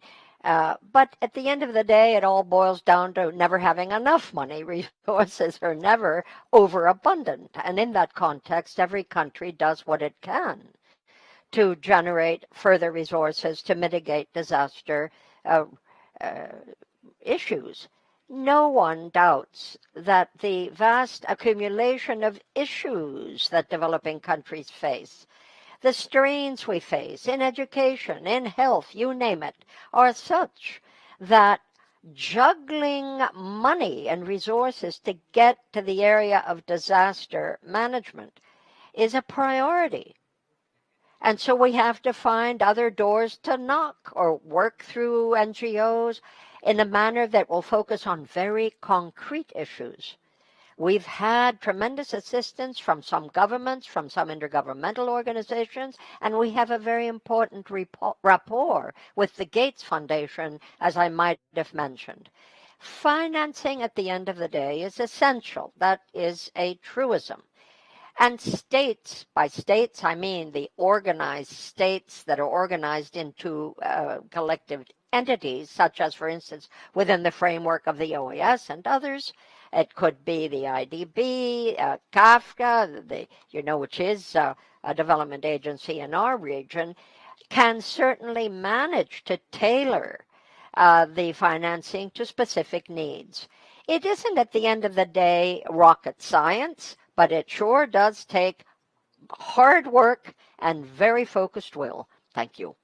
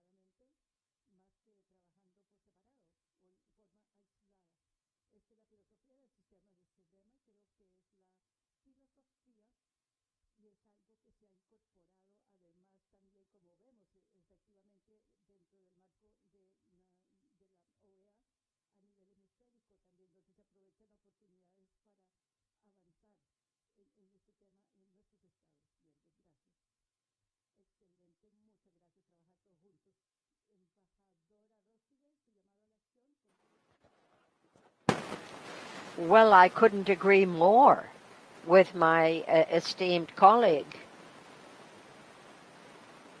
Certainly, the best way to go is, as she has indicated, through greater collective efforts. We all have specific talents and experiences, and so each one of us has something to give. But an intra-American forum such as this one is the ideal platform from which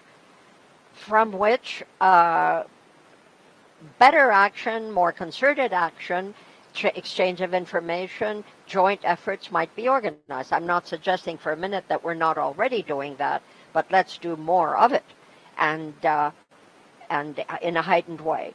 We're all motivated by protecting our populations, by overcoming the circumstances of environmental challenges that we know are man-made. But what are we going to do? Here's what we're going to do. We increase cooperation amongst us. Thank you.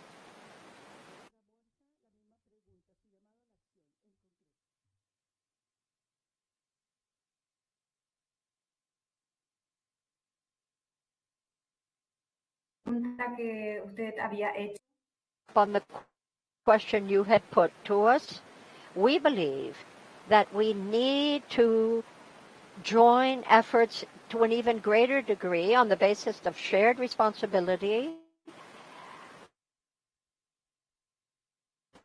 shared and individual responsibility, to ease a better participation of various different actors. There has to be a better coordination amongst those actors, but each has a role to play. Thank you.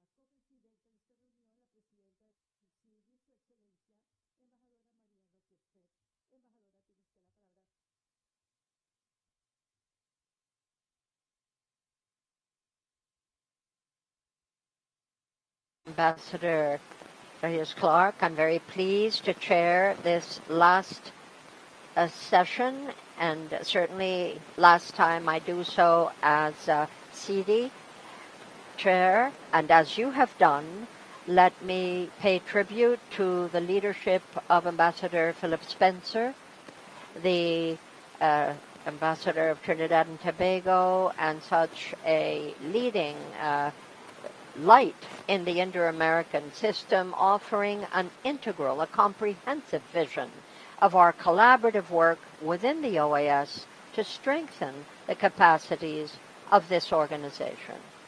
Surely this matter affects all of us, jointly and severally, SICA and CARICOM, to an extraordinary degree, as all of the experts who have spoken to us this morning have already pointed out. Affected by natural disasters as we are.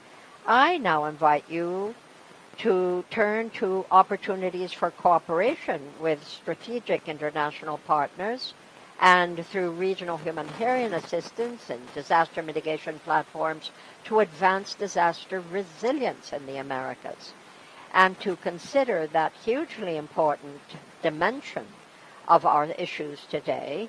We have here a number of experts from the United Nations, the UN Office for Disaster Risk Reduction, the UNDRR, as well as the UN Office for Coordination of Humanitarian Affairs, and a representative of Pan American Health Organization, the Unit Chief of Emergency Operations at PAHO. Let me remind you, distinguished guests, that you have each 7 minutes for your respective presentations. I thank you for your support and in advance for limiting yourself to that time, as others have done. Without further ado, I'm pleased to give the floor to Ms. Jennifer Guralnik, Program Manager of the Regional Office for the Americas at the United Nations Office for Disaster Risk Reduction, UNDRR. Madam, you have the floor.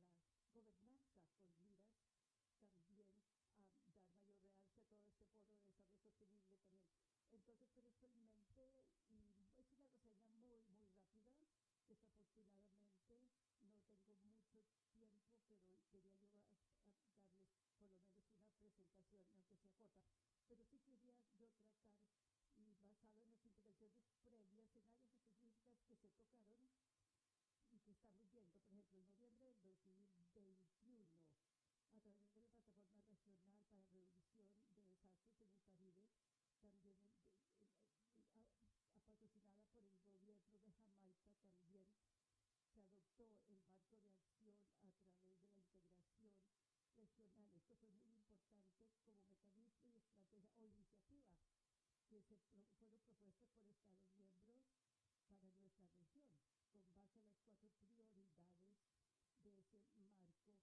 de seguridad.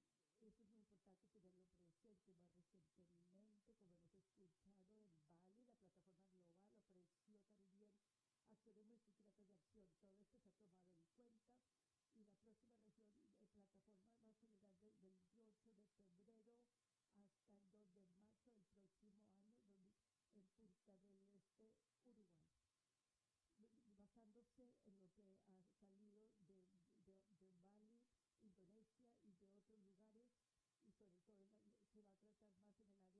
Todo esto se ha tomado en cuenta y la próxima plataforma va a celebrar del 28 de febrero hasta el 2 de marzo del próximo año en Punta del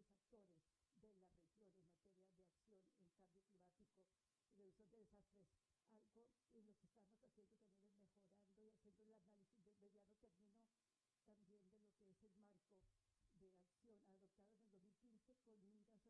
región.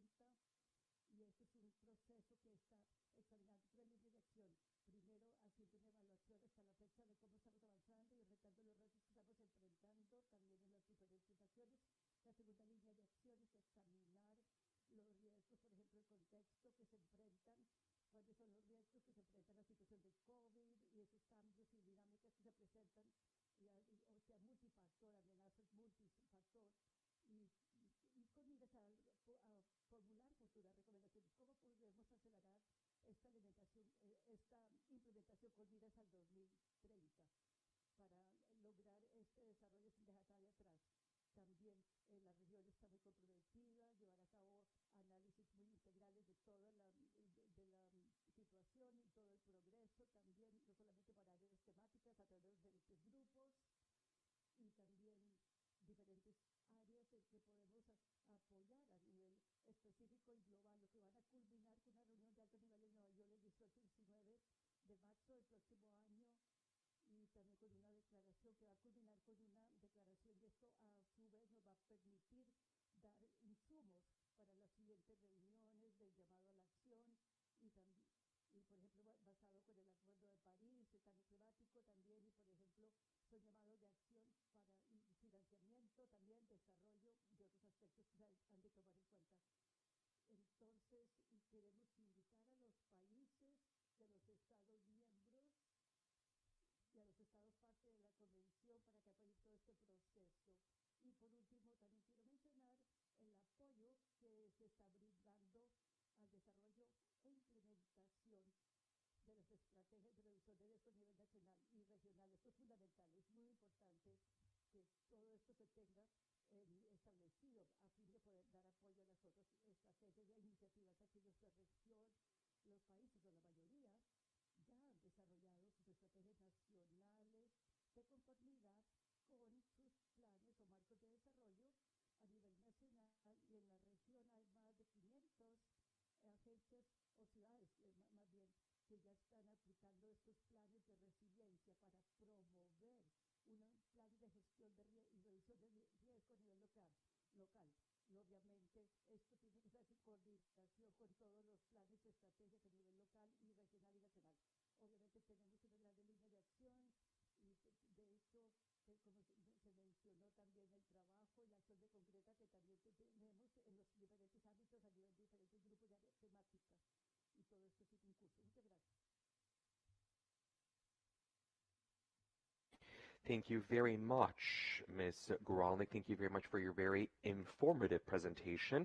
We will be moving now to the next topic. We will look at the cooperation opportunities through multilateral development banks to mobilize financing through public-private partnerships with a view to boost resilience during disasters in the Americas. We will have Dan Dumusi, who is the executive president of the Central American Bank,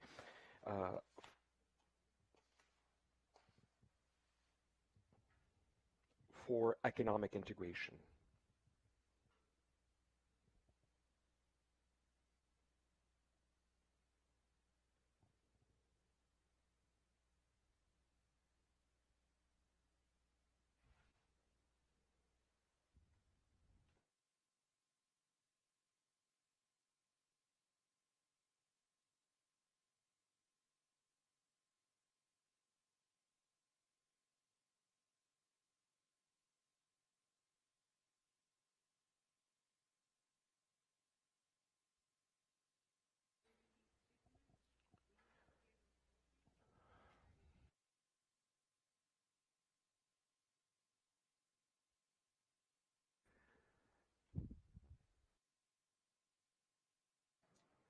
Hello, good morning. Just checking you can hear me, please. Perfect. Thank you very much. Ambassador Darius Clark, Embajadora Rockbert Leon, Ms. Grelnick, and Dr. Hernandez. Colleagues, thank you very much for the invitation today. The international humanitarian system entered this decade already facing an exponential rise in humanitarian needs, responding to triple the number of people than the decade before. But what took 10 years to increase is now rising much faster.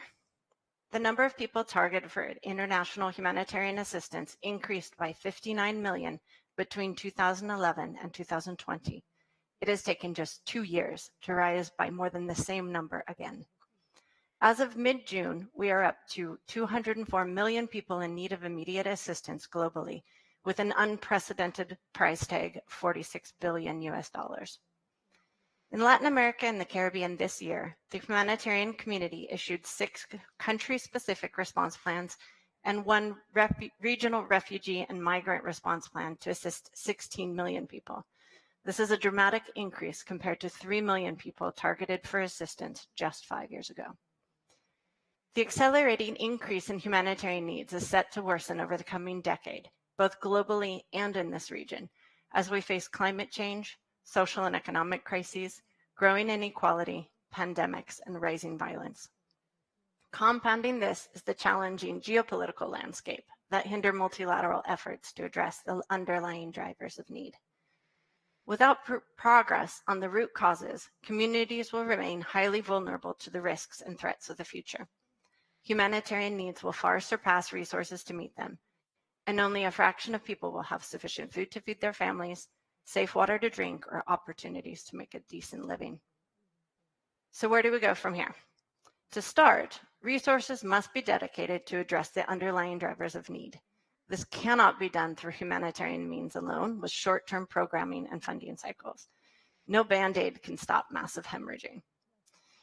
The UN's Office of Coordination for Humanitarian Affairs, OCHA, can mobilize global tools in an emergency. The UN Disaster Assessment Coordination Teams, UNDAC, the Urban Search and Rescue Teams, coordinated assessments, funding appeals, humanitarian financing from the Central Emergency Response Fund, and the list continues.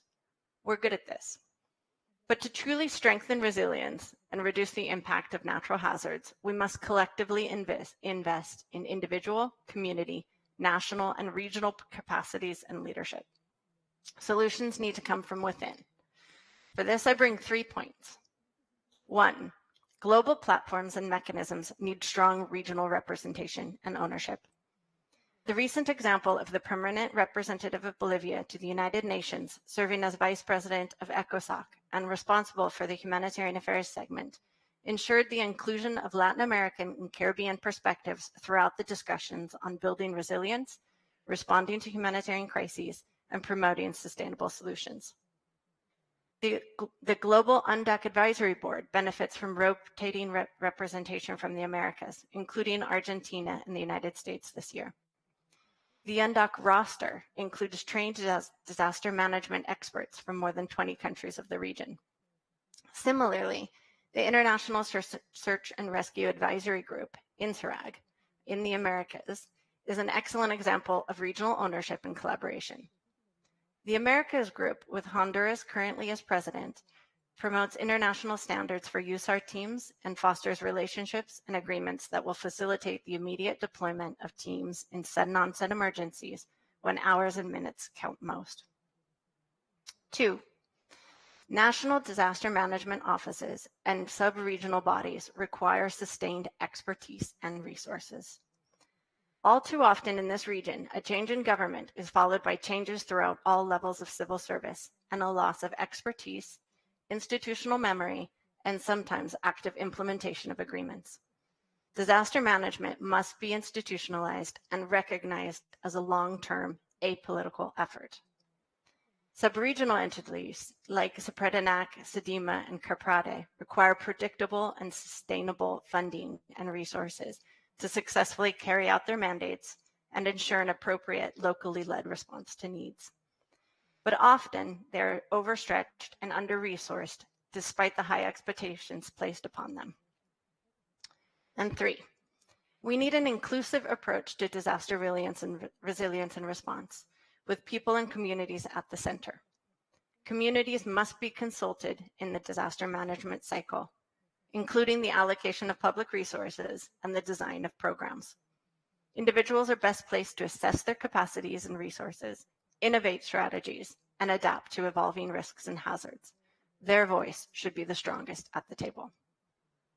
Local and national organizations are critical frontline responders. Their principled humanitarian action and civic space must be protected. When bureaucratic red tape and restrictive legislation are rolled out, organizations spend precious time and resources dealing with layers of approvals, fees and taxes, registration procedures and visa restrictions, rather than building resilience or delivering assistance. Lastly, we have to connect better and more regularly with the private sector as partners in preparedness, response, and recovery efforts. Businesses have long assisted communities during emergencies, frequently using their materials and mobilizing their staff to help. Local business operations are almost among the first to be hit in such emergencies, and that impact can have a ripple effect across the communities, countries, and regions. Given the enormity of the situation ahead of us, we know we must do better, and we must do better together, bridging divides, mobilizing collective action, engaging everyone and everywhere. Regional representation and leadership at the global level, sustained resources and commitment at the national and sub-regional levels, and expanded and protected space for and engagement with all actors. These are 3 commitments to start us on our way forward. Thank you. Thank you very much, Ms. Chatham, for your presentation. We now have Dr. Hernandez, who is the Unit Chief of Emergency Operations for the Pan American Health Organization. Dr. Hernandez, you have the floor, sir.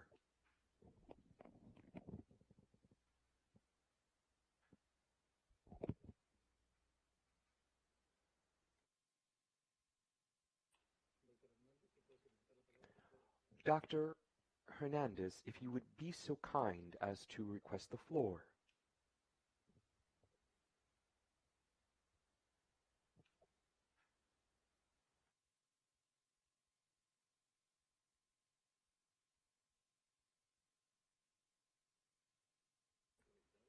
Is Dr. Hernandez connected? I'm looking for him, but I do not see that he is on.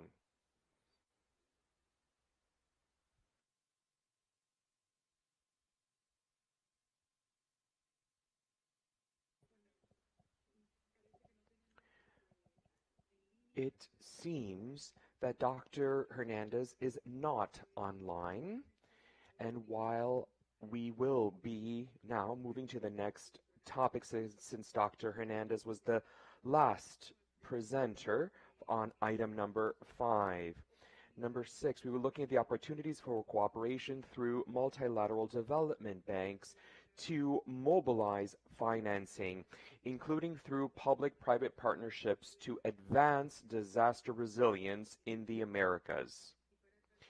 In order to address this topic, we have Mr. Dan Pamusi, who is the executive president of the Central American Bank for Economic Integration, the CABEI, and I would like to acknowledge Ambassador Alejandra Solano from the Permanent Mission of Costa Rica in facilitating President Musi's participation, and we will also have Sarah Obdani, who is the Senior Disaster Risk Management Specialist of the World Bank Group.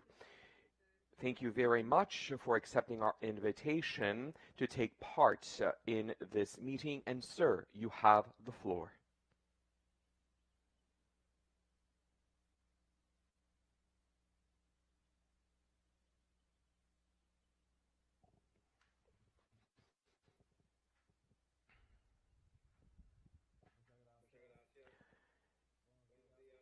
Good morning, and thank you very much. I hope that you can hear me. My most cordial greetings from the Central American Bank for Economic Integration.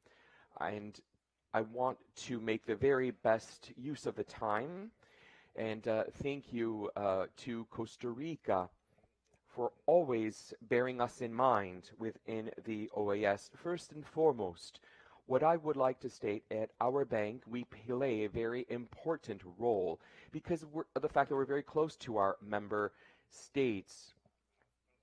This means that our bank is easier to access in an emergency. And in this regard, I would like to focus on 3 items. The role that we can facilitate, we can be a driving force for all of these funds to free up these funds very quickly in light of the fact that our bank is so close to all of these countries. We have a partnership with the Climate Fund. We have also the role that the private sector plays, which is, I believe that this was an answer that we provided to our countries when they needed to have an emergency contact with so many issues.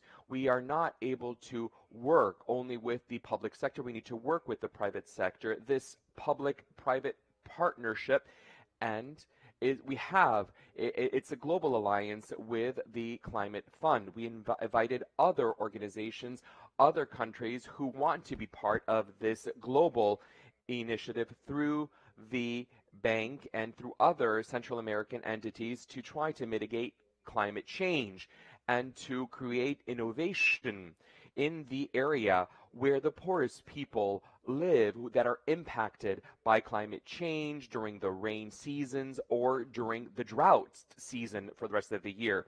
Number 2, we need to continue working on all topics that we need to work on. Regardless of how we think that we need to protect our people from during the rainy season, there are numerous ways to bridge this gap. We have had the support of the EU, Germany, among other countries. We have received funds to plan and to implement projects to improve all of the soil, all of the land here, to produce water during the rainy seasons, to try to store it, to use it later on for human consumption, and also for irrigation purposes, and also to mitigate this flooding.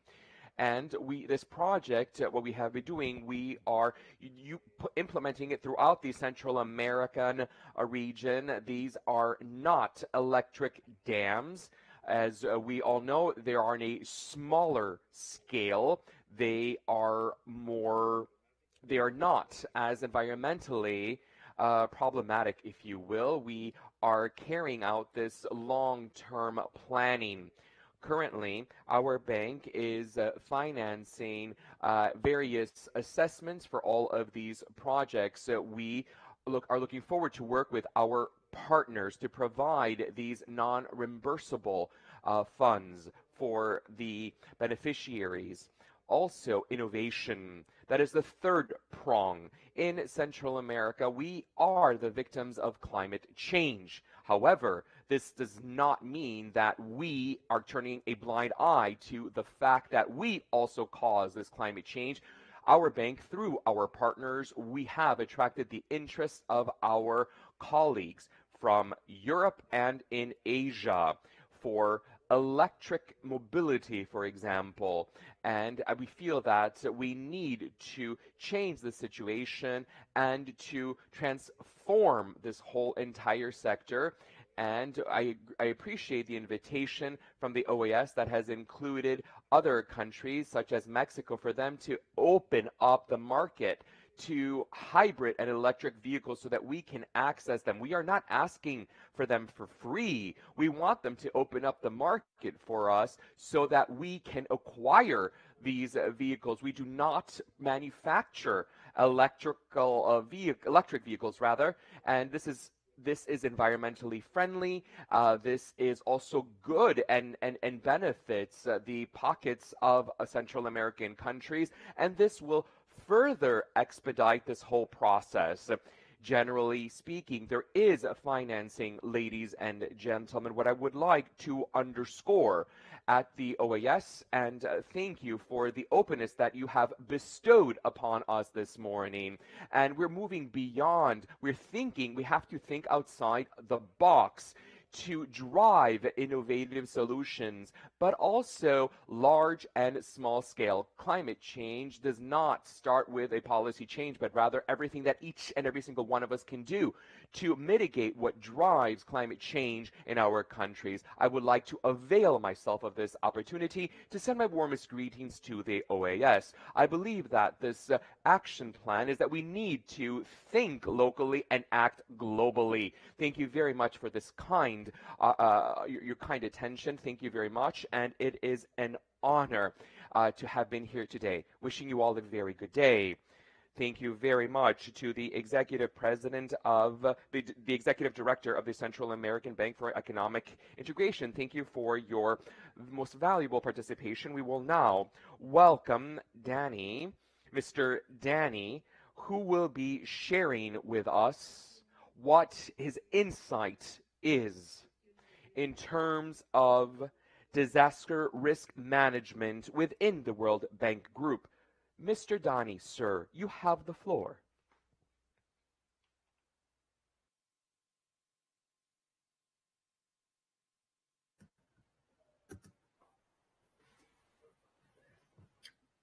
Good morning, and thanks a lot for this kind invitation.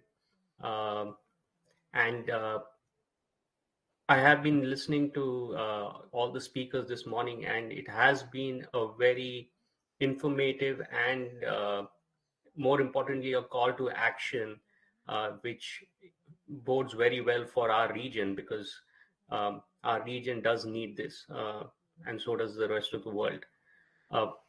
Dignitaries, excellencies, colleagues, thank you again for this invitation.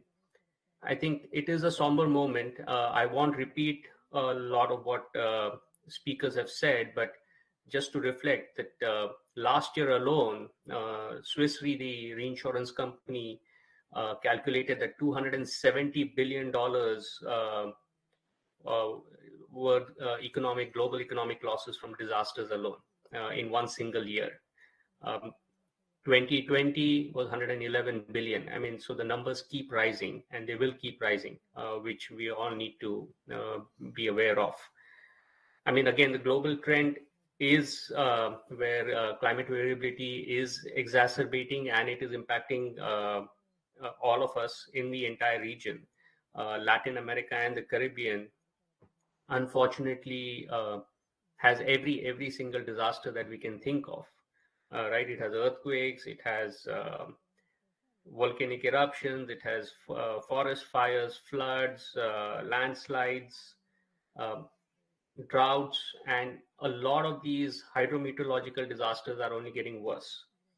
And then you have also the impact of the El Nino and ENSO phenomenon, which is particularly severe across Latin America and the Caribbean. As a World Bank, over the past 10 years, globally, we have invested around $110 billion in resilience and disaster management alone, of which around 20 billion has been invested in the Latin America Caribbean region. And the World Bank has the Global Facility for Disaster Reduction and Recovery, the GFDRR, which has globally mobilized around 7.2 billion, and of which 1.2 billion has been used in LAC. The point being that more and more, I think the understanding and the recognition is that disaster risk management is important and it pays dividends. There was a recent study undertaken by the World Bank, and which clearly indicates that there is a $4 return to every dollar spent in building resilience, which goes to say that, look, I mean, it is an investment for the present and for the future. There were also calculations where they said almost 31% of returns are clearly exhibited when you invest in resilience especially for communities and their well-being. So all of these aside, there is other aspects that kind of the World Bank likes to highlight is disaster preparedness. Early warning systems across Latin America and the Caribbean, and we heard this morning, have been strengthened, are being strengthened, and yet a lot more needs to be done. At the moment, the total investment on disaster preparedness across the region is less than 4%, or it's around 4.1%, which is quite low compared to a lot of other regions. And also looking at the impact of tropical storms that have hit the region, especially Central America and the Caribbean, repeatedly. If you look at the year 2020, you saw forest fires in the Pantanal.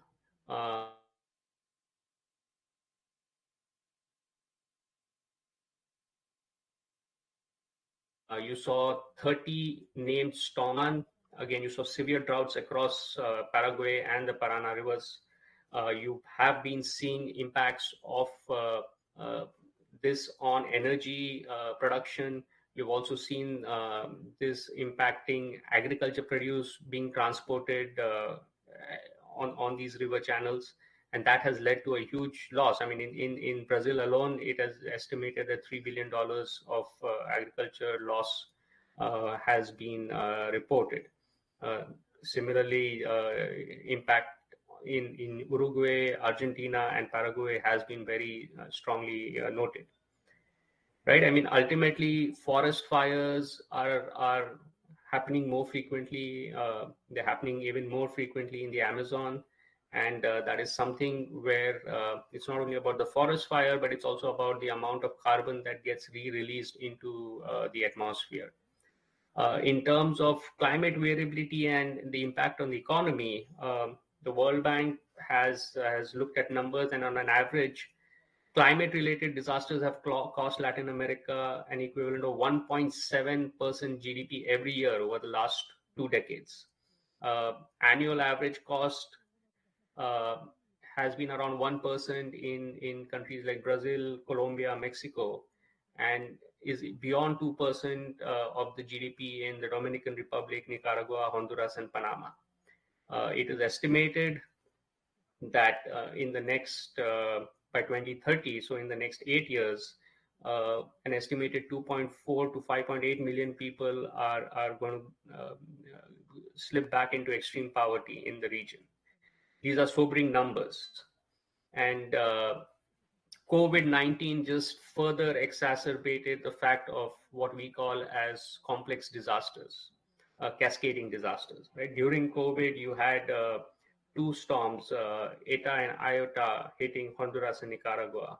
You had the volcanic eruptions in St. Vincent and Grenadines. You had the earthquakes and tropical storms in Haiti, just to name a few. And COVID-19 has impacted the region. It is ours is the worst region that got impacted by COVID-19. So how do we start building ourselves to these complex emergencies and these complexities? One thing is risk reduction should be a priority, as I mentioned earlier. Our region is urbanizing at a very rapid rate. In 25 years, 90% of the region will be urban. That also exposes us to greater disasters and higher economic impacts. So now is the time to invest in urban resilience.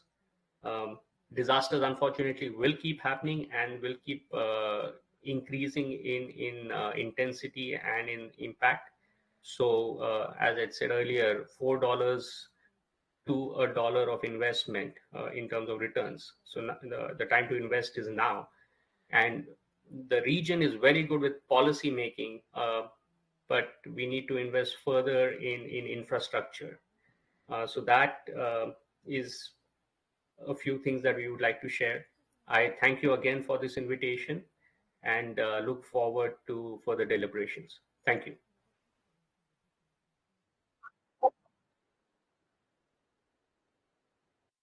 Thank you very much for your most informative presentation. I think that it is incredibly important to move onward in our session in terms of the need of investing in disaster preparedness and also the complexity of all of these disasters, especially during the pandemic. We also need to look at all of the different impacts on these disasters in various population groups, such as in women and young girls, as we saw with Paraguay. Yet I think this is important, how children are impacted. We have listened to the presentation from the Central American Bank for Economic Integration and the World Bank. The Permanent Council and CD should make note of them. Thank you very much to the both of you for your involvement, and we will be moving back to we're moving back now to Dr. Hernandez from the last item. We have Dr. Hernandez now. You have the floor.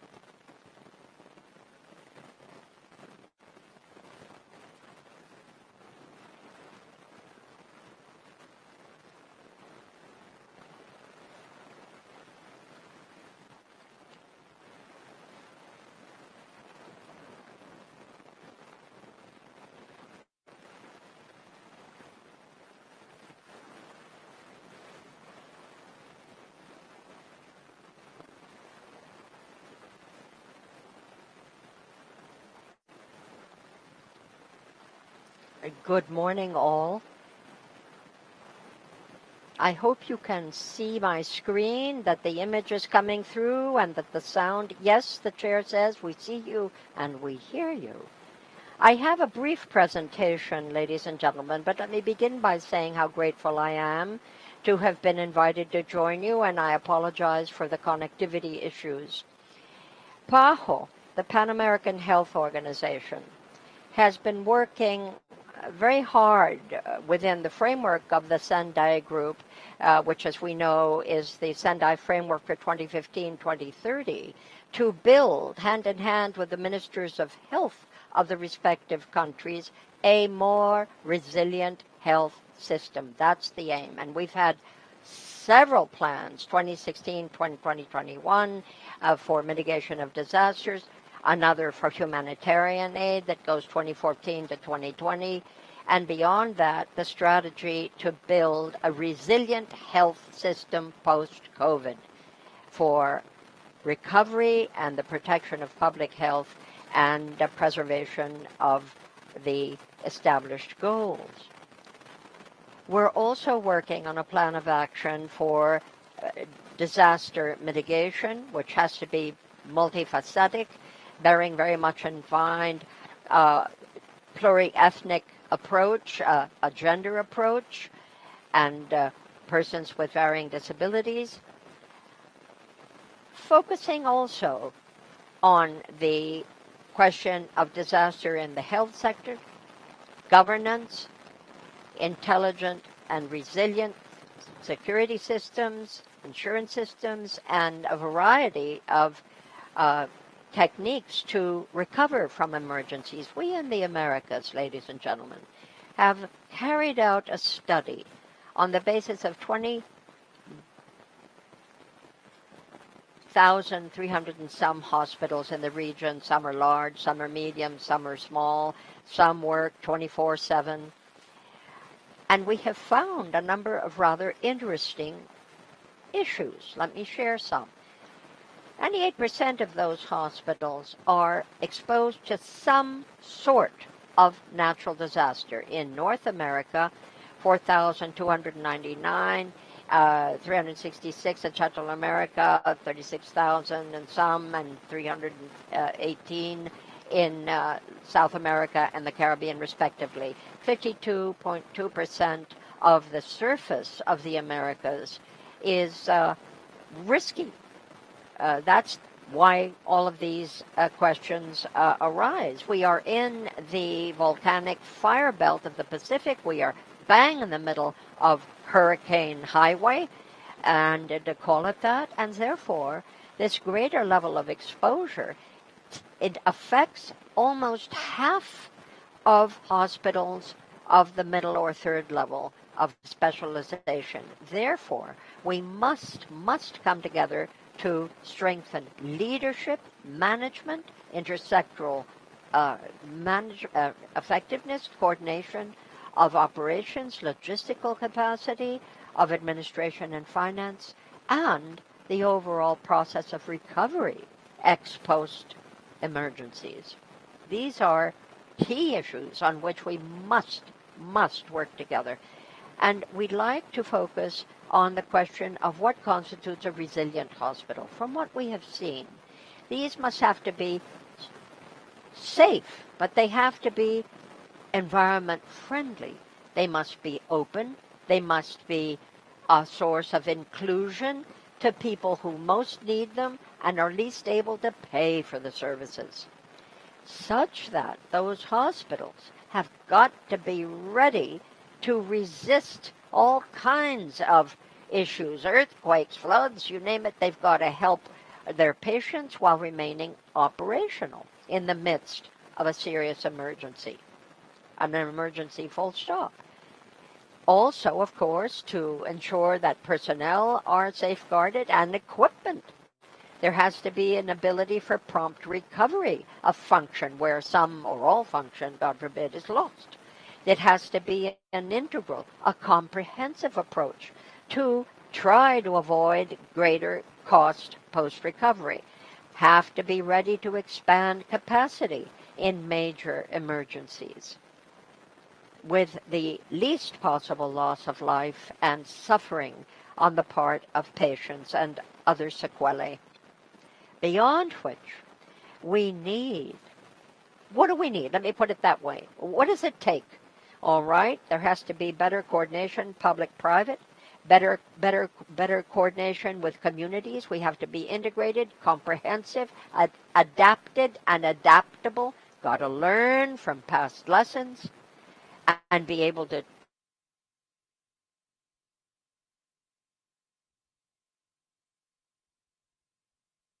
take decisions on that instances and to new events, as has happened, for instance, in the pandemic, not to mention, has to be self-regulated. You have to minimize superfluous elements. There has to be reserve capacity, not only in water, but medicine, networks, with other national public or private networks, all of whom have to come into play in the case of dire need. Beyond which, there must also be a variety of services, an array of different interventions depending on the needs that arise in those various territories. There has also to be an alertness to threats. A hospital can't live in a bubble. It can't be disconnected from meteorological systems, from civil protection. There has to be an integration. Who cares if it's public or private? They have to be absolutely connected. Private NGOs, there has to be an overall connection of these centers in a manner that they can respond as quickly as possible to any threat. The threat, be it horizontal or vertical within its own structure, got to be able to reduce services as needed in order to broaden capacity, if that's what's necessary once the threat is over. Besides which, there has to be a need to better manage resources. There have been very serious cutbacks with regard to logistics, and we've realized that, you know what, we don't manage the market well. Supply and demand isn't well managed by medical establishments. It's got to be. So these are all on the to-do list. But guess what? None of that's going to happen without leadership, without strong infrastructure, without a strong and motivated workforce and a capacity to be grown as needed. We've had An example that we consider important, one of the major hospitals in St. Vincent and the Grenadines, which was revamped.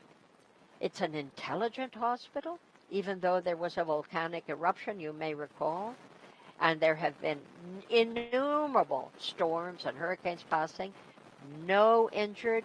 The work was never interrupted. Services were always available. Water, potable water, was offered not only within the hospital, but to the immediate community over 72 days. It transformed itself into a vaccine center, and as I said earlier, that hospital has withstood innumerable hurricanes. This is a small but a very potent example, to which donors, governments, and numerous agencies would do well to look, or PAHO such as we. All of us can go there and know that we have there a beautiful example of resilience. I leave you with that.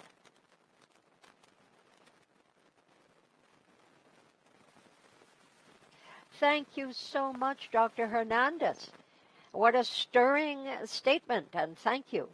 We're also grateful to Mrs. Gonalde and Cheatham for their statements this morning, and speaking of cooperation between the OAS and the various different agencies that work in humanitarian assistance, resilience, and other important aspects. Without objection, I suggest that the Inter-American Center for Integral Development take note of each of these very valuable statements, that it is so agreed, I'm sure, and that we will do. We move then to item 7, ladies and gentlemen. That is the interventions by delegations of member states. Be aware, you've got a 5-minute time limit. 5 minutes time limit. I beg you to be aware of it, and I offer the floor. Should any of you wish to take it, to address any of the matters that have arisen at our meeting this morning. And let me begin by the United States.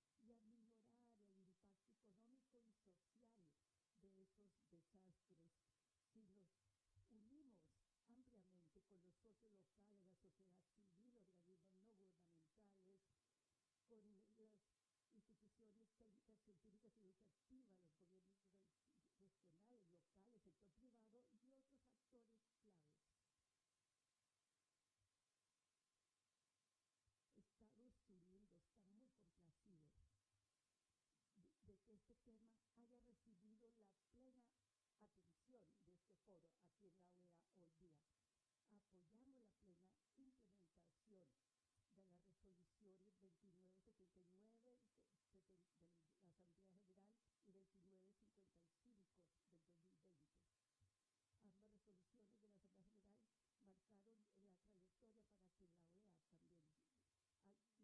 trabajando con sus socios internacionales. La OEA tiene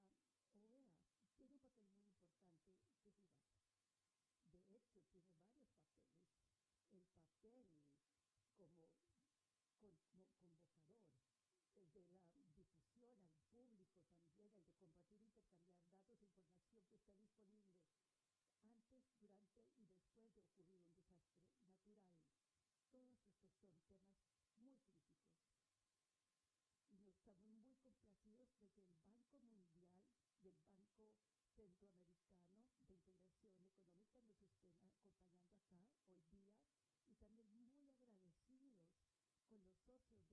datos e información que está disponible antes, durante y después de ocurrir un desastre natural.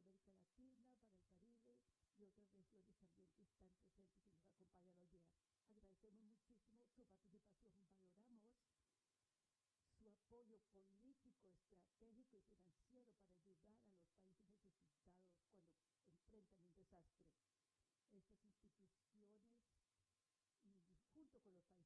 de Naciones Unidas y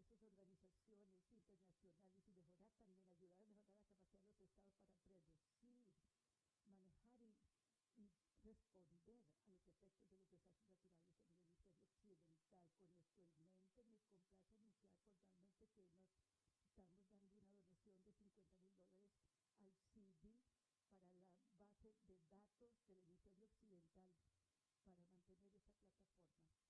Agradecemos muchísimo su participación, valoramos su apoyo político, estratégico y financiero para ayudar a los países necesitados cuando enfrentan un desastre. Estas instituciones, junto con los países, tienen un papel muy importante que jugar. Yo quiero animar a la OEA que siga fortaleciendo sus nexos con esas organizaciones internacionales y mejorar también, ayudar a mejorar la capacidad de los estados para predecir, manejar y responder a los efectos de los desastres naturales en el hemisferio occidental. Con esto en mente, me complace anunciar formalmente que nos estamos dando una donación de $50,000 al CIDI para la base de datos del hemisferio occidental para mantener esta plataforma de informática. Alentamos también al CIDI y a la Junta Interior de Defensa para que sigan trabajando con una base de datos similarizar para finales del 2022. Esa base de datos que ya estará, una vez esté en pleno funcionamiento, será un enorme recurso para el manejo de todos estos planes de manejo de desastre. Va a ubicar en un solo lugar una multitud de información y datos útiles, muy valiosos, información de fácil acceso que nos permite responder rápida y efectivamente a cualquier desastre natural. Quiero alentar a todos los Estados miembros de la OEA, junto con los socios internacionales, que utilicen y aprovechen esa base de datos hemisférica también para que provean esa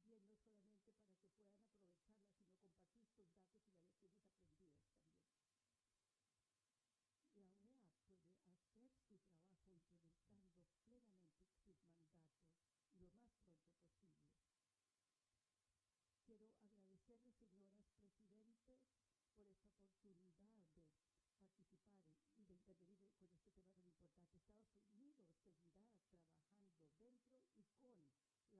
trabajando dentro y con la OEA y sus Estados miembros para hacer de las palabras de nuestra declaración, como dijo nuestra representante de la AID, salvar vidas, aliviar sufrimiento y reducir el impacto de los desastres. Muchas gracias. I thank the delegation of the United States, and I give the floor to the delegation of Belize. Belize, who was first, and then Venezuela. Belize. Thank you very much. The delegation of Venezuela is very pleased to ask Dr. Carlos Pinarios to speak. He is a titular professor at the Central University of Venezuela.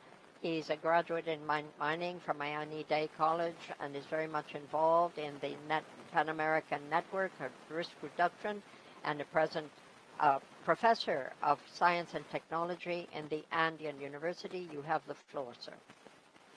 Dr. Hernandez.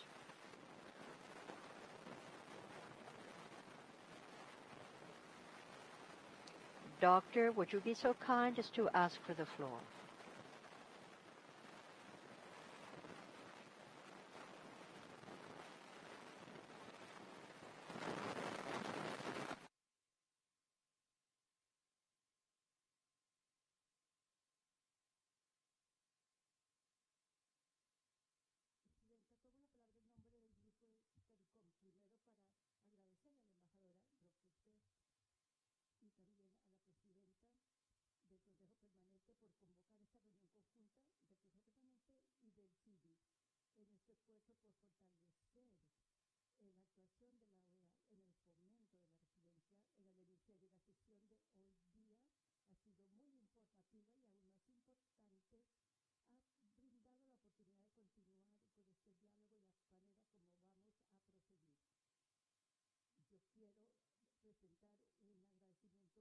especial a todos los panelistas por sus presentaciones. Todo lo que nos han planteado va a ser muy importante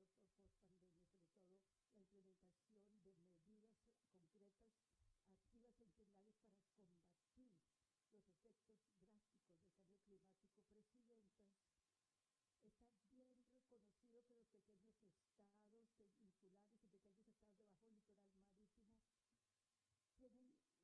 los efectos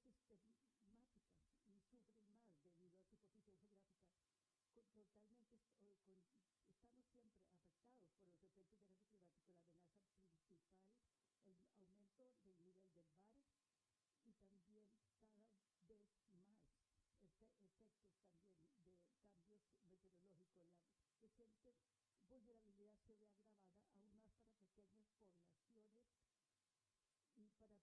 Presidenta, está bien reconocido que los pequeños estados insulares y pequeños estados de bajo litoral marítimo tienen vulnerabilidades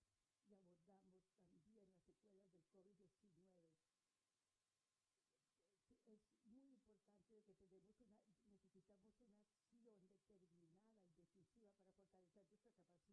Totalmente estamos siempre afectados por los efectos del cambio climático.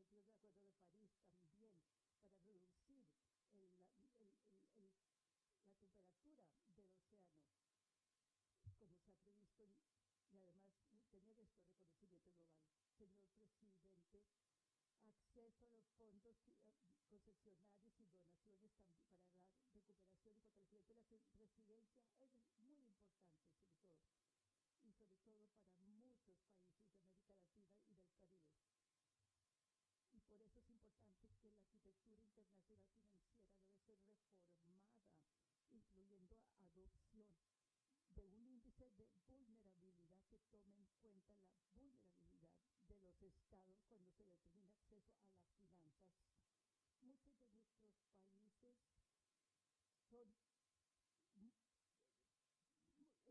También nuestra viabilidad también depende de cumplir con los objetivos del Acuerdo de París, también para reducir la temperatura del océano, como se ha previsto, y además tener este reconocimiento global. Señor Presidente, acceso a los fondos concesionarios y donaciones también para la recuperación y fortalecimiento de la residencia es muy importante, sobre todo para muchos países de América Latina y del Caribe. Y por eso es importante que la arquitectura internacional financiera debe ser reformada, incluyendo adopción de un índice de vulnerabilidad que tome en cuenta la vulnerabilidad de los estados cuando se determina acceso a las finanzas. Muchos de nuestros países están muy afectados y vulnerables también, porque no han tenido acceso a las finanzas. Esos países van a seguir sufriendo, no solamente recuperándose del cambio climático, de efectos de desastres naturales, sino también de la pandemia. Nuestros gobiernos están trabajando para fortalecer y permitir un enfoque más inteligente a la buena gobernanza. De manera que le agradecemos a la Organización de Estados Americanos y a la Secretaría Ejecutiva de Desarrollo Integral por el papel vital que están jugando en apoyar todos estos esfuerzos para fomentar la resiliencia. La destrucción causada por desastres naturales y el efecto que tienen la prosperidad y el crecimiento van a seguir haciéndose sentir y por lo tanto requieren una gran capacidad de parte de la región para poder hacer frente a este fenómeno.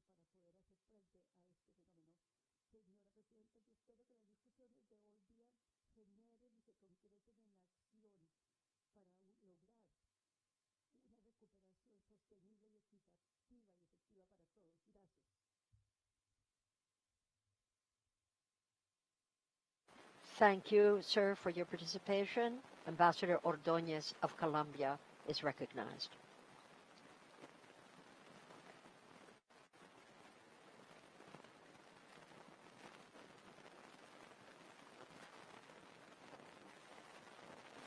Thank you, Madam Chair.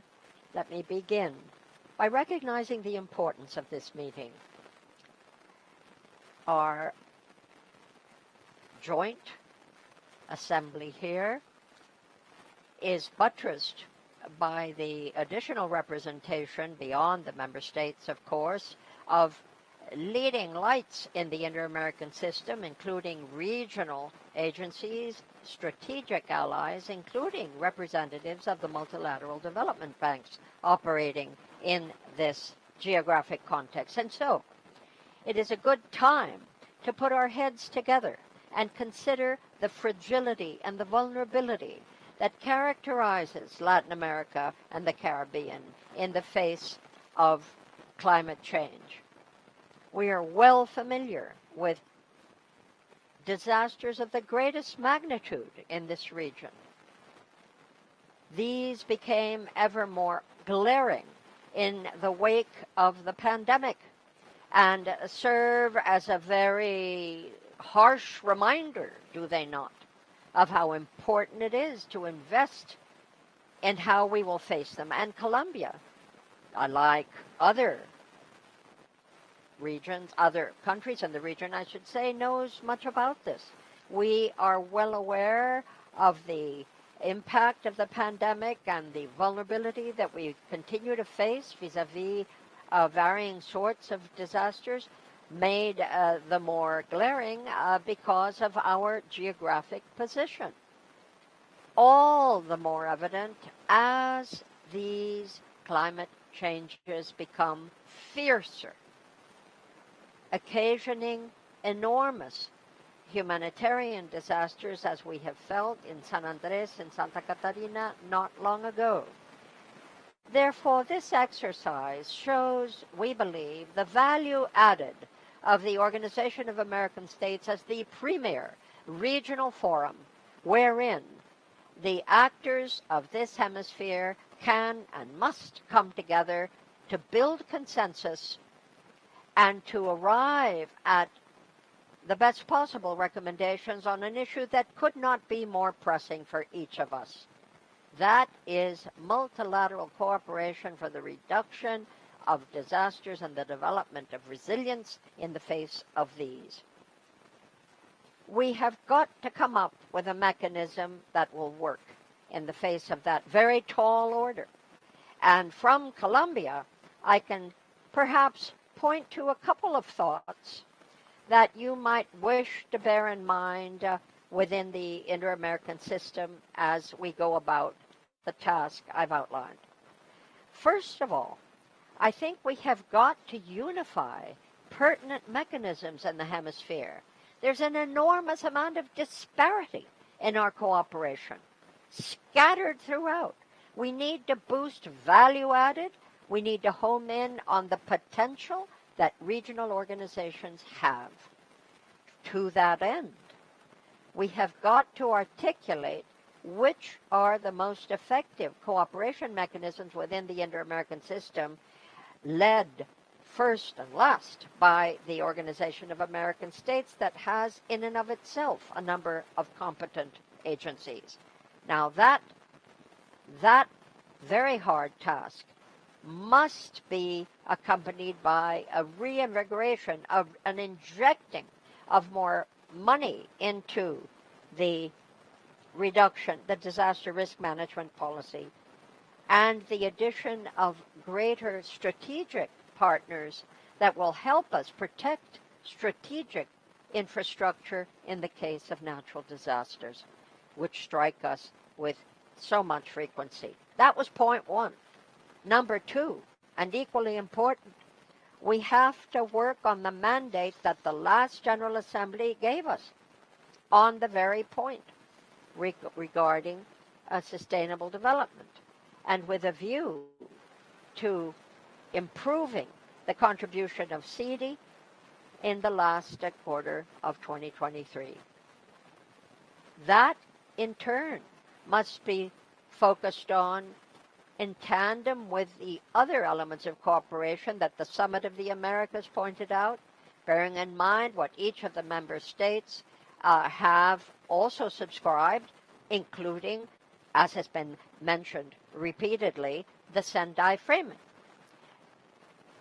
and the question of ensuring that human dwellings are resilient in the face of these various challenges. Thirdly, there has to be a better injection of support by the multilateral banking systems and more focus on what we can do to buttress our cooperation mechanisms and increase our ability to act with more efficiency and effectiveness to offset the vulnerability of this region in the face of natural disasters. We cannot simply be reactive. We have got to be proactive.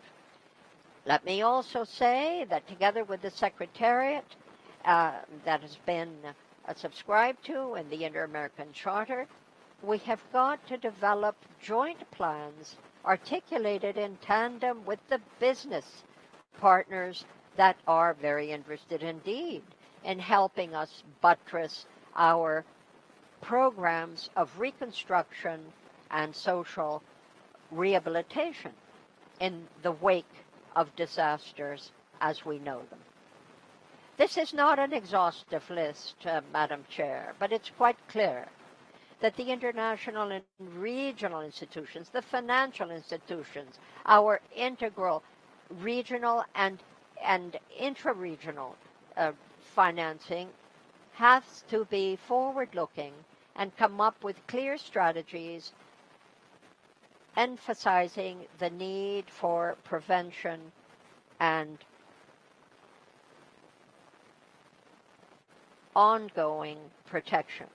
Colombia states yet again its ongoing commitment to solidarity and cooperation, which we will help every way we can from our side in order to offer a greater value added to the whole of this OAS framework. Thank you very much, Ambassador Ordóñez. I'm pleased to give the floor to Ambassador Bueno of the Dominican Republic.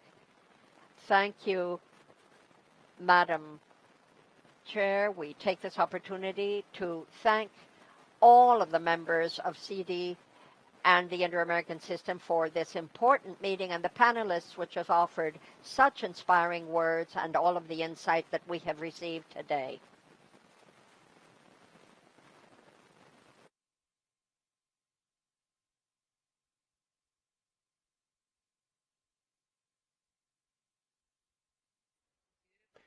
The Dominican Republic feels it is the utmost importance, the topic that we have addressed here today. As you all know, we are classified as a developing island nation, along with other natural risks and disaster risks that we have. We are geographically located in the hurricane belt, if you will, which exposes us to numerous natural threats: cyclones, hurricanes, floodings, droughts. These are phenomena that continue to increase as the result of climate change. Within this framework, we have seen the need to enhance our level of resilience, planning, and preventive measures with regard to technological and economic resources to mitigate our exposure to these trends. As of 2015, and nationally and internationally, the Dominican Republic has strived to align our goals in abiding by all the climate change goals and in pursuing the SDGs.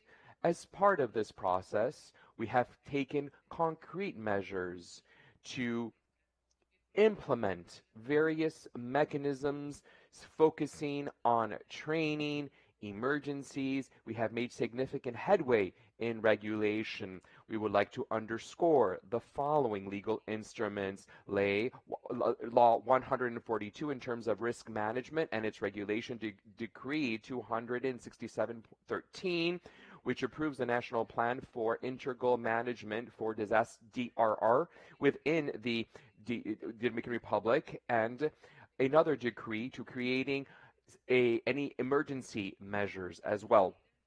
Furthermore, we have undertaken a review in our entire country in terms of DRR. We make sure that this is extensive, that there's joint work among all of our agencies. Over 30 agencies of all levels are part of this integral management risk systems. We also have primary attention bodies that provide immediate response to a disaster, and they also work quite closely with them. Every single one of these institutions has compiled a significant number of knowledge, expertise, mobilization, capabilities to try to tackle all of these natural disasters. Other measures which we would like to underscore: we have a new project that was launched in 2021 to foster climate resilience in the DR, and other stakeholders along with Colombia and World Projects. And the project, another project which is benefiting 12 million people who live in high vulnerability risk areas and are exposed to natural disasters within the framework of strengthening risk management in DRR in the Dominican Republic. We have made significant headway with the goal in supporting the improvement of resiliency, such as in hospitals, schools, and various water systems. It goes without saying that we are committed to continue to make the necessary steps to manage all of these issues and to bolster resiliency in times of disaster within the Dominican Republic. We are aware that the progress that we have been making as a country cannot have the desired effect if we, as we have stated here at this joint session, if we do not align all of these actions at the regional and hemispheric level. And within the OAS plays a pivotal role in expanding and exchanging our experiences to have integral risk management at the regional level. Thank you very much, Madam Chairperson. Thank you very much, Ambassador. I would like to give the floor to Mexico. Mexico is recognized.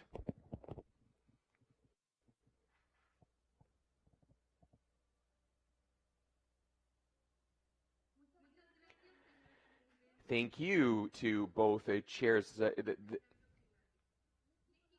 Mexico deeply regrets the migration disaster that happened when 41 migrants lost their lives in Texas, and many others are hospitalized. Of those who passed away, 27 of them are Mexican nationality. Of all who lost their lives, the vast majority of them are women, 39 of the 51. So 76% of them. And we express our sincerest condolences to these families, as well as Honduras, Guatemala, and El Salvador for all of the victims that they have lost, and we hope that they recover soon for all of them who are hospitalized. The Mexican delegation wholeheartedly welcomes and all of the ambassadors of the Permanent Council and CD. We welcome this opportunity. We feel that it is quite timely to create this forum for exchange of ideas with the main bodies of the OAS. These are part and parcel for all member states. They're incredibly important. We are in an area that is prone to hurricanes and impacts the health and our economy because they are of high risk, high danger trends that impact us significantly. In light of all of these ongoing challenges, what we have to do is we need to coordinate all of our efforts among all of the inter-American entities. We cannot be working in silos. Climate change underscores that there is a need to mitigate all of this work in terms of climate change. This has to be done jointly. This has to be done at the same time, as we have seen, and what the executive director has put forward from the Pan American Health Organization. This house needs to be cross-cutting. We need to ensure and provide sustainable development opportunities and to mitigate the high geographical vulnerability of climate change. With regard to human rights, they need to be the centerpiece and by all states, and it needs to be guaranteed in accordance with international agreements and conventions. Climate change, undoubtedly, as we have seen, it causes forced displacements. The best way to grapple with these issues is we need to look at all of the root causes, all of the factors that further exacerbate all of these vulnerabilities. Women are especially impacted, and we need to bear that in mind.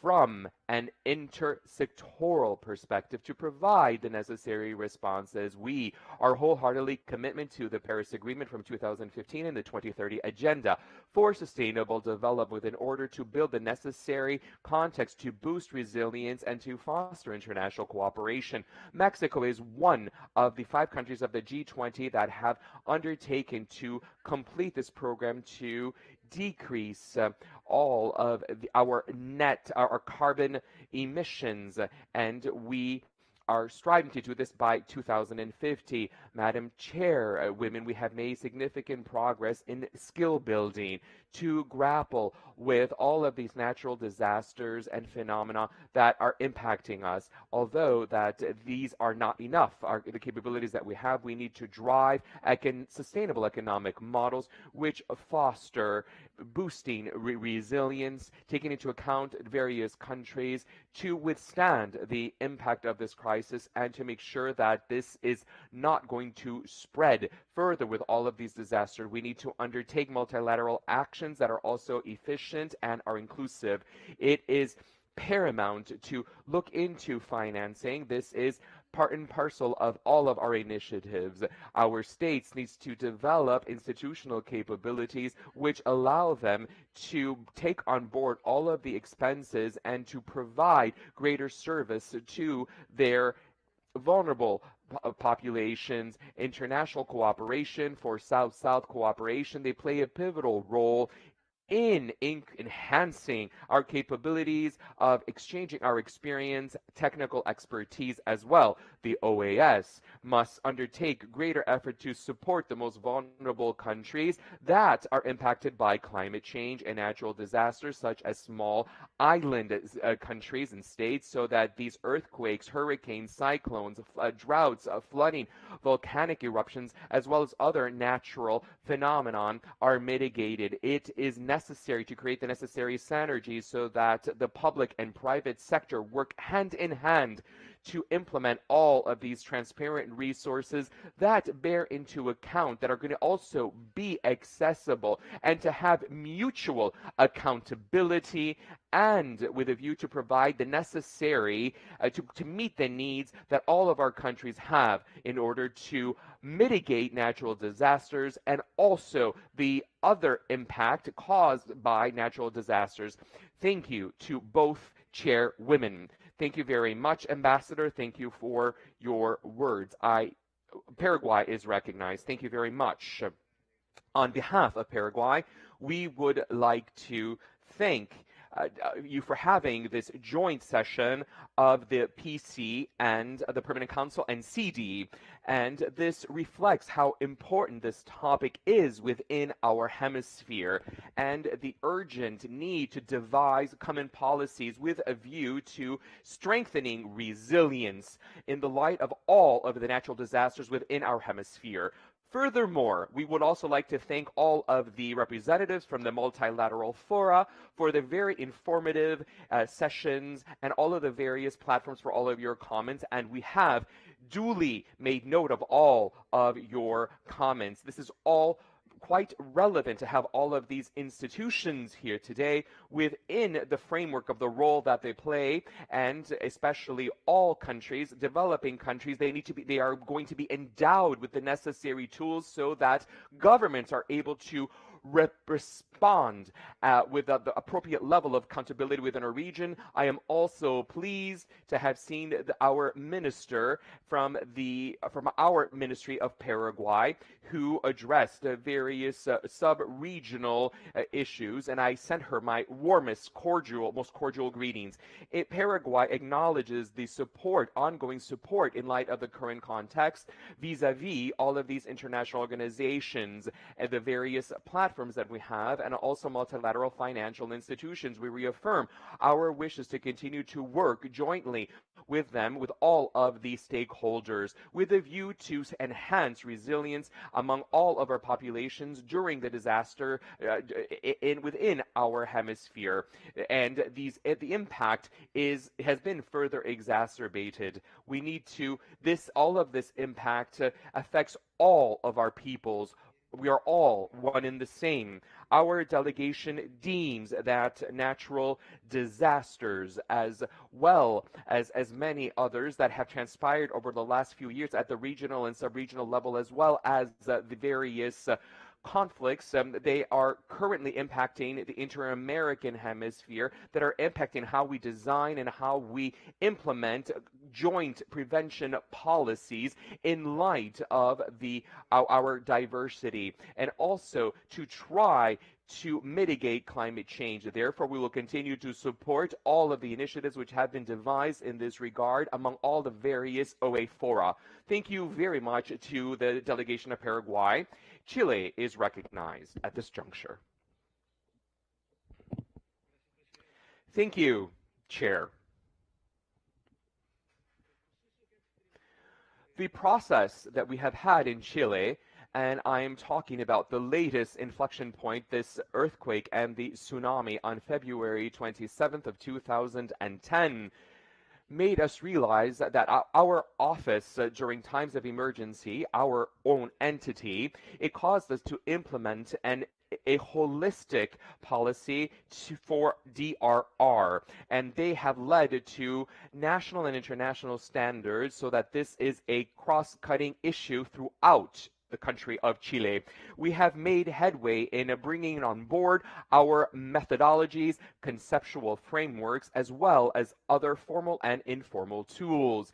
They have been fostered within a participatory process. We have made various updates in light of the various experiences which allow us to continuously improve.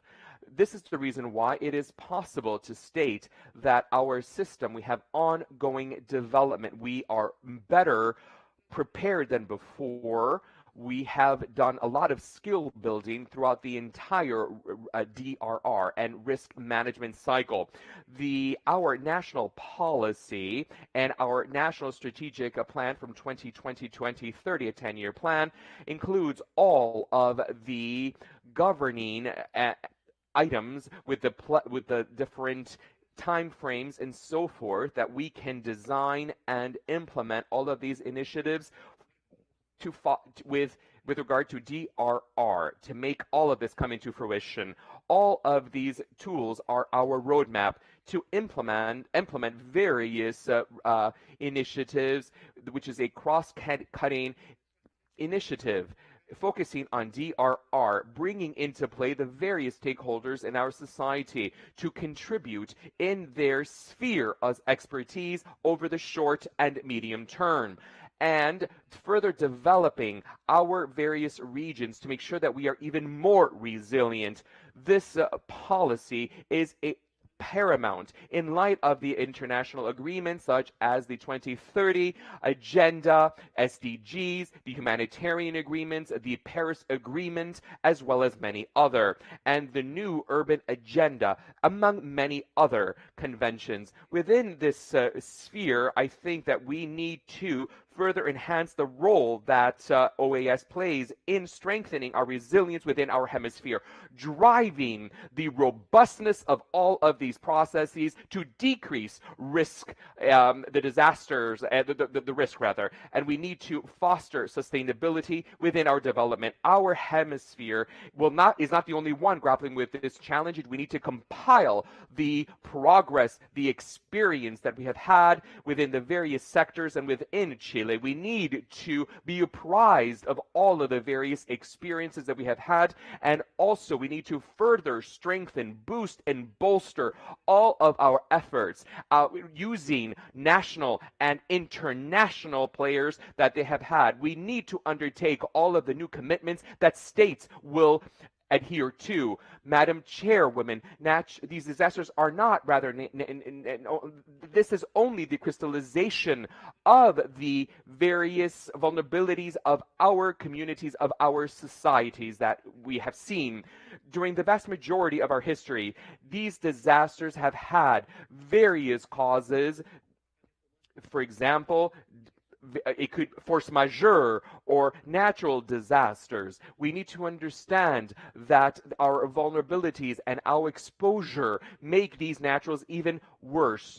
As we have seen before, we need to have a holistic approach to grappling with all of these natural disasters. This only underscores that we need to work together as a community and individually, and this is something that we need to bear in mind and further enhance.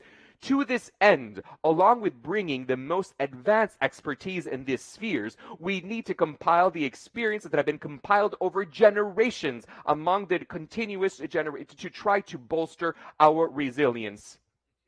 Finally, I would like to highlight that strengthening resilience in light of all of the disasters within our hemispheres goes hand in hand with a cross-cutting approach: human rights, human development, participation, engagement, and gender issues, among many others. We would like to thank you, finally, for this opportunity provided by the Permanent Council and also CD to try to think about this as a whole within the OAS in light of natural disasters and within our hemisphere. Thank you. Thank you, Chile. I would like to recognize Canada.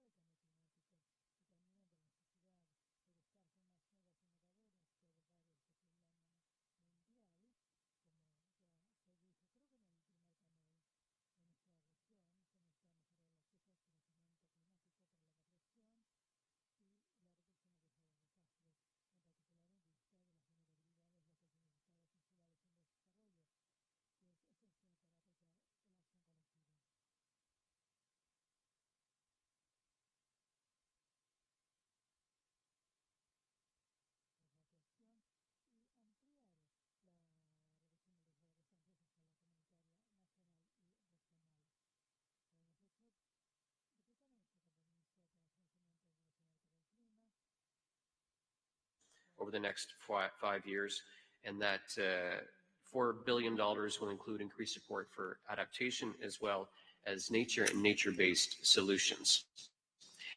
We also need to keep in mind, and others have mentioned this as well, the impact of disasters on the creation or worsening of pre-existing inequalities, social and economic inequalities in our society. We talked a little bit today about the importance of an inclusive approach.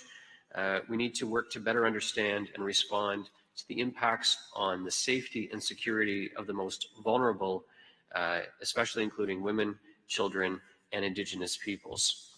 Canada's been working with the Red Cross, with the UN Development Programme, and with many other partners as well to ensure women's participation in decision-making, to empower women and girls by mainstreaming gender equality in national climate change adaptation and mitigation actions. Chairs, I'm going to continue the rest of my brief statement in French. With a view to concluding my presentation, I would like to address this is a very important topic. We need to do a realistic assessment and also the resources that we need so much as an organization. As we heard today, it goes without saying that there are numerous international bodies, as we have already seen, such as the various networks for natural disasters. We need to make further headway. We need to enhance resilience in light of natural disasters, in light of the proliferation of the various mandates and our financing that we have within the OAS.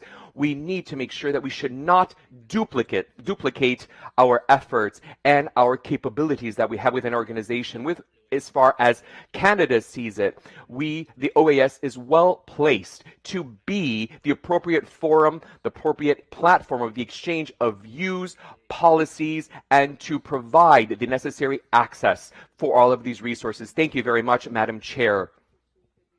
Thank you very much, Canada. I would like to recognize Peru. Thank you very much to both chairs. Peru would like to thank you for gathering this meeting and all of these very interesting presentations during this session to talk about the resilience within our region and our cooperation in terms of humanitarian assistance. Peru is exposed on an ongoing basis to all of these natural disasters. Our location as a country where we are specifically located and in a tropical area in South America, there is a lot of seismic activity, and this is also highly impacted by El Nino. Peru has made significant progress in terms of DRR. Mainly, and as of 2010, we have a new policy regarding disasters. We created our national policy for DRR. We approved and we implemented a policy as well regarding disaster risk reduction in 2021. Our DRR management policy crystallized to try to look into the vulnerability of our populations within Peru. Madam Chairs, this topic is incredibly important for Peru and is reflected in our general government policy for 2021-2026 for the efficient management of these disasters. What Peru has been done, we have undertaken new commitments and new challenges to have the appropriate strengthened risk management policies. We want to have a holistic approach in terms of DRR. We need to have the appropriate articulation, the appropriate links with all echelons of our government. And we need to foster sustainable development over the short and medium term. On July 15th, Peru will be taking on the temporary chairmanship of the Andean region. We will be spearheading this group to try to meet the needs of our population, and especially in the sphere of DRR through the Andean region for the specific topic. With regard to this framework, we have fostered implementing the Andean strategy for DRR 2018-2030, which is also part and parcel of our roadmap. To implement it, we have prioritized various objectives, and these are all aligned with the Sendai framework. Peru is going to be collaborating with all of these initiatives. Thank you very much, Madam Chairperson. Thank you, Peru. Guatemala is recognized. I see Guatemala is next on the list. Thank you, Madam Chairwoman. I can only but echo some of the previous interventions. When I've seen from the Mexican representative, we have seen the 51 migrants that have impacted all of the neighboring countries of Mexico, Guatemala, and Honduras.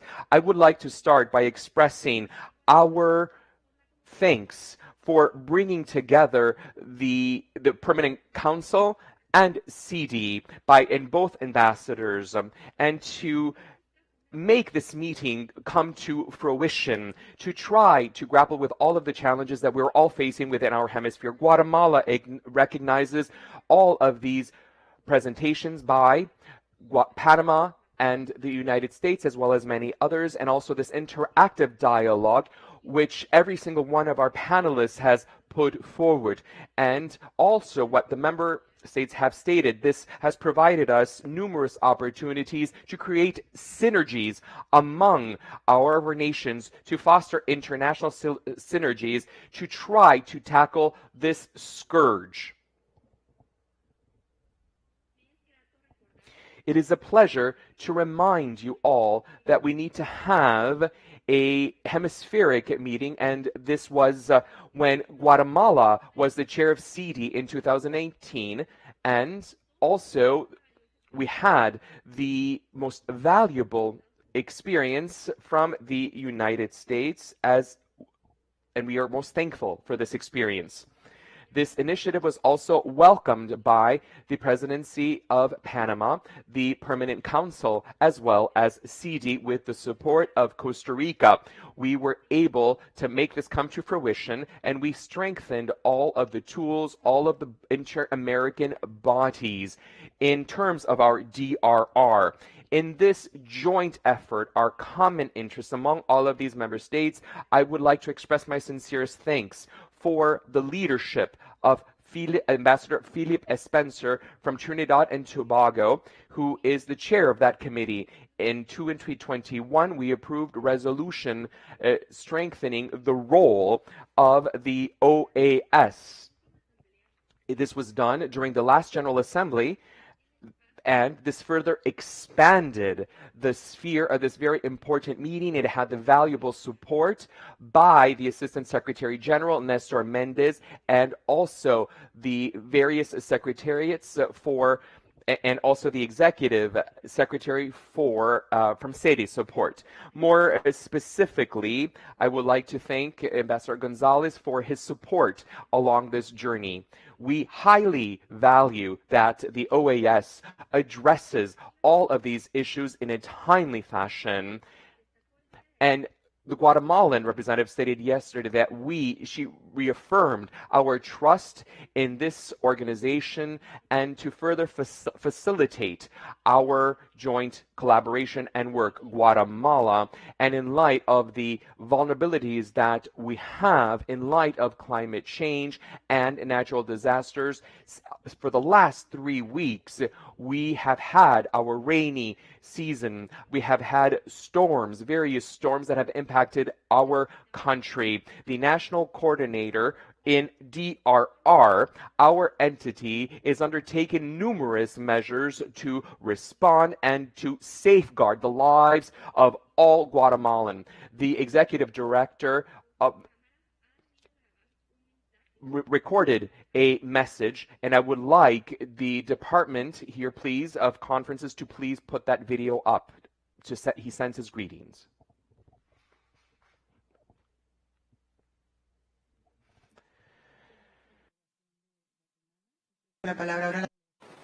I thank the delegation of Guatemala, and I give the floor to the delegation of El Salvador. Thank you very much, Madam President. We thank the authorities of the Permanent Council and CD for bringing this meeting together, as well as for the input from the Committee on Hemispheric Security. This issue could not be more important, and I thank each of the speakers for having shed further light on them. As has been stated repeatedly,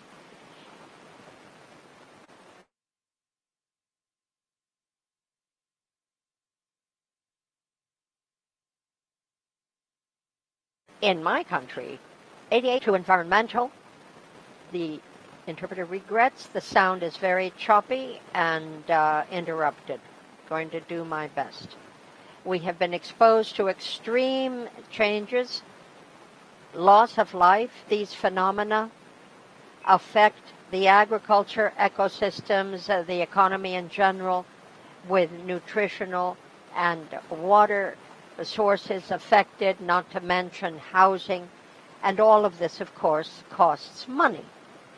The exacerbated vulnerability that was felt given COVID-19 has led our president to try to identify synergies, and all of this in the fight to preserving biodiversity. We have a holistic vision of management for the question of disaster risk reduction, incrementing social, economic, and structural resilience with a view to build more strongly and reduce risks or to avoid such risks.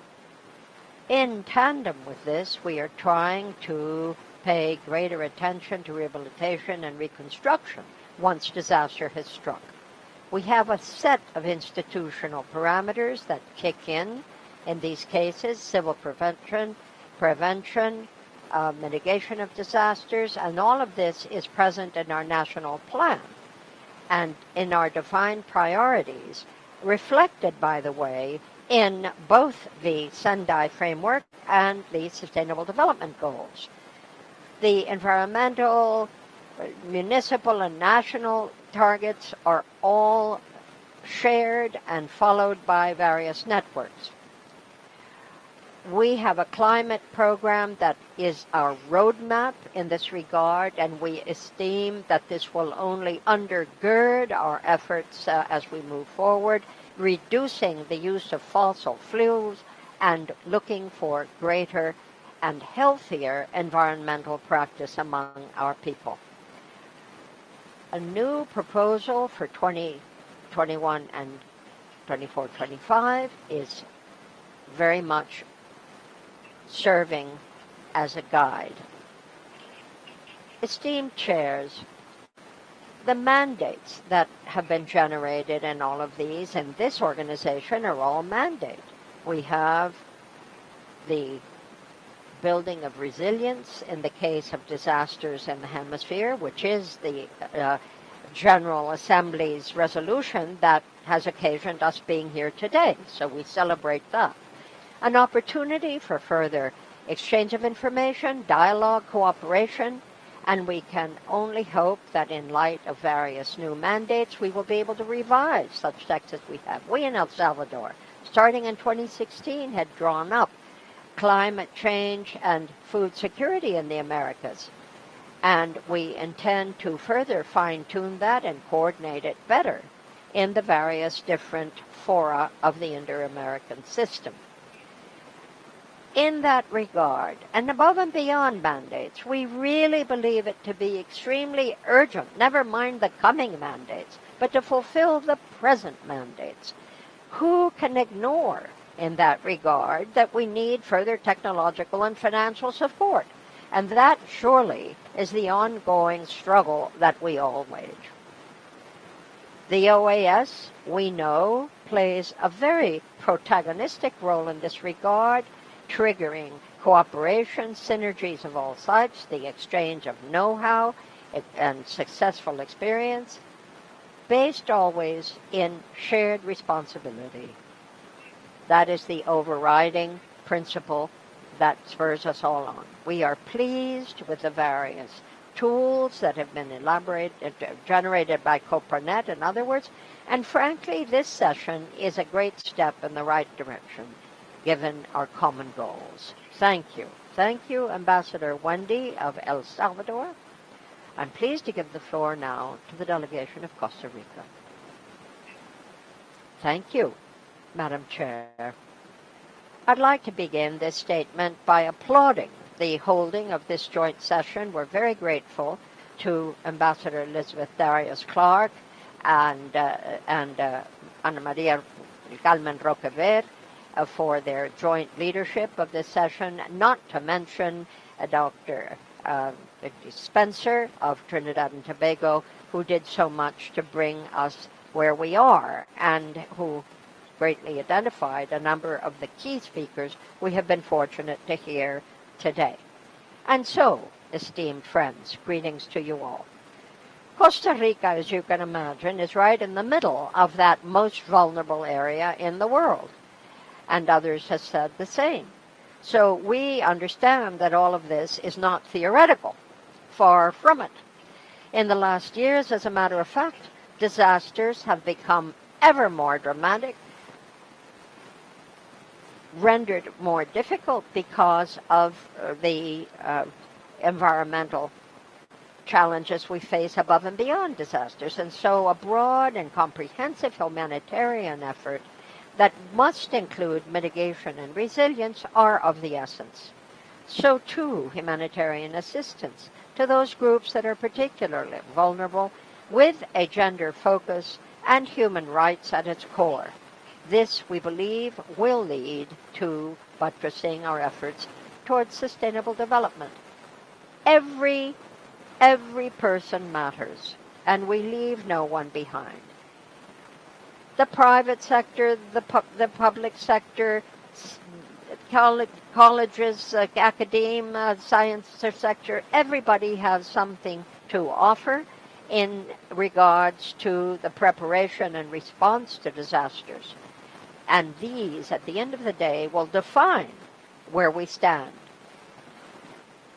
The public policies that countries come up with, hand in hand with specialized organisms and bodies, and in the framework of the 2030 Agenda for Sustainable Development and the main planks of the Sendai Framework 2015-2030 adopted by the international community, are certainly guideposts along the way. We understand that disaster risk reduction must be systemic, as are the disasters themselves. They are based in a triple challenge of environmental, health, and economic challenges, but we can do nothing else but to face this head on. We in Central America and the Caribbean understand that we've got to change the way we do things. Can't go on doing the same and expect a difference.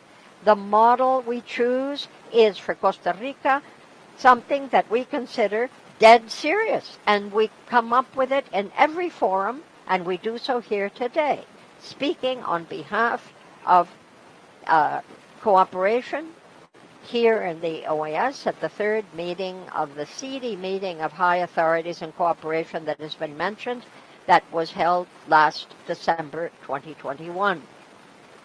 Likewise, this country calls upon all of us to do more, to optimize the use of resources through better coordination that already exists. Never mind new means of cooperation. Let's use what we've got more effectively. Boost actions that go to cooperation interregionally. There's REDENAC, which we didn't speak to under item 4, because today, as a matter of fact, that body is holding a hugely important meeting in Panama on strengthening systems of preparation and response to disasters in the SICA countries. Within that framework, we believe that together with SEBREMAC, SEDEMA, CAPRADE, and other entities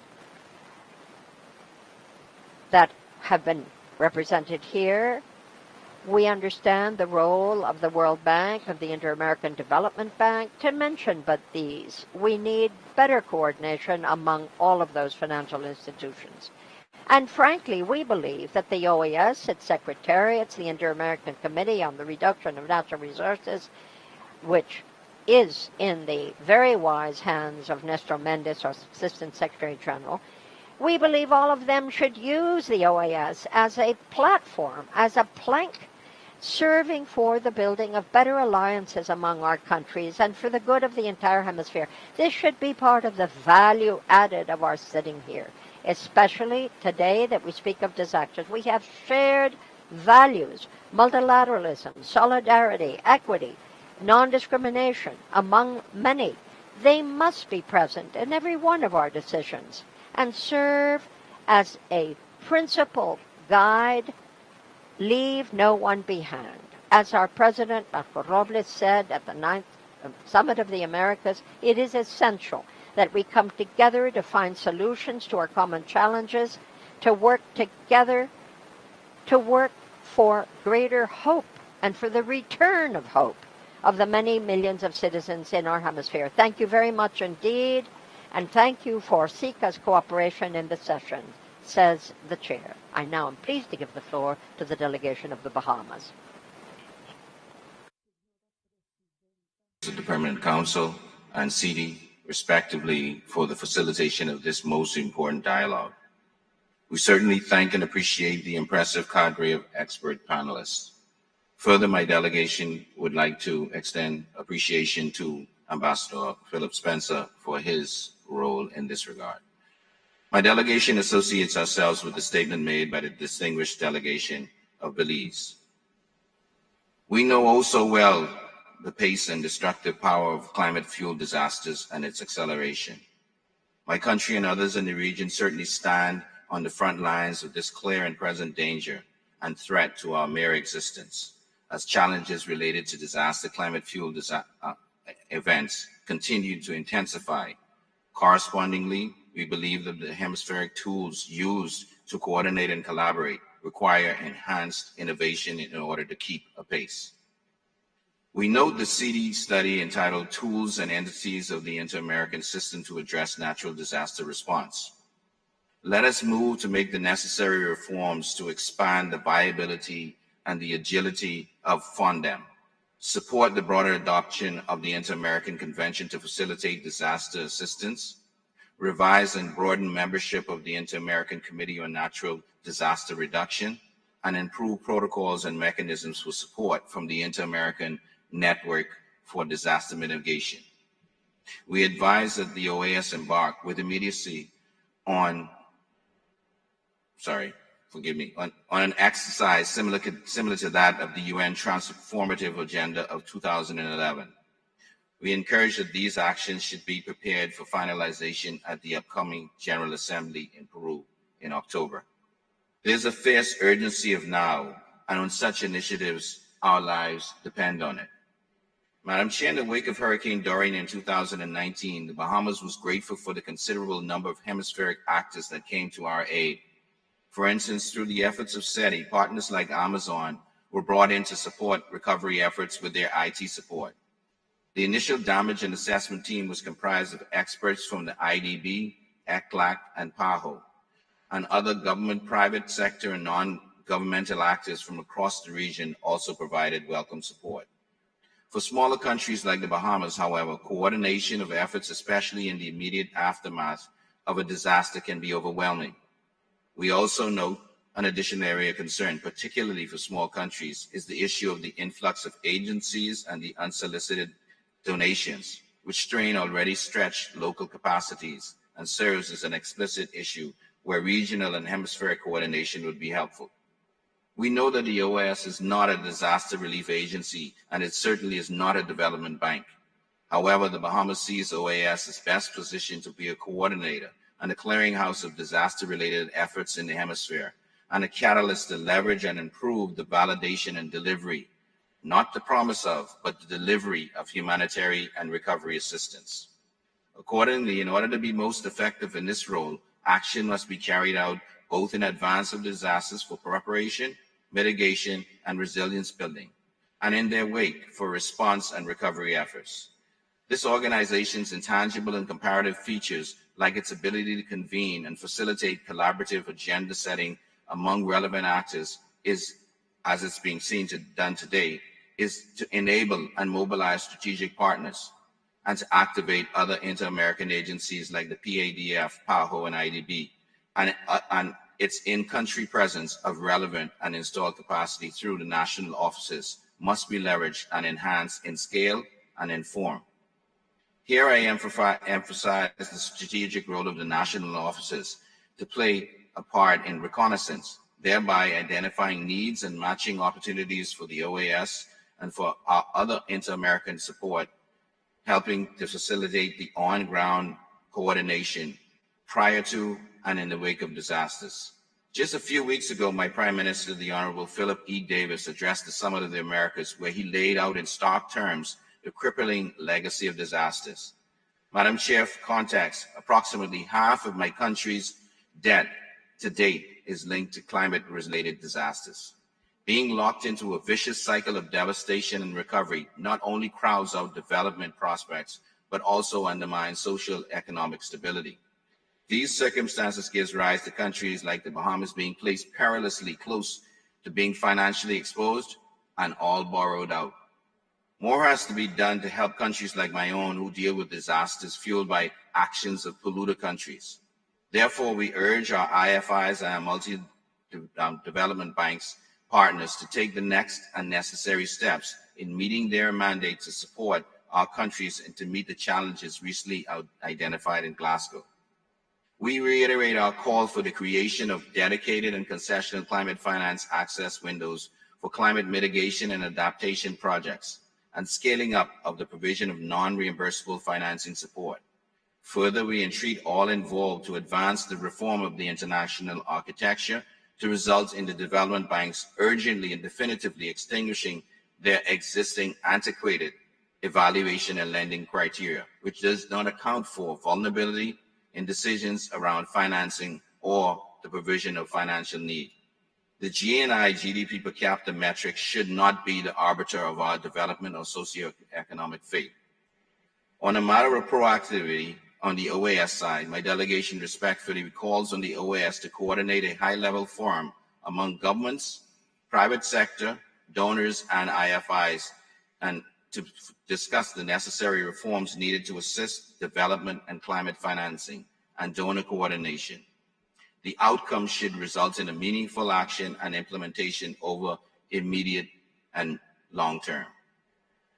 The Bahamas looks forward to being an engaged and active partner. Madam Chair, colleagues, I thank you for your time and attention.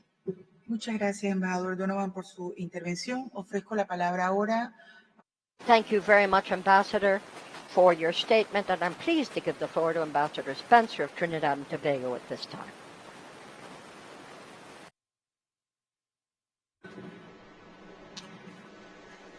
Thank you very much.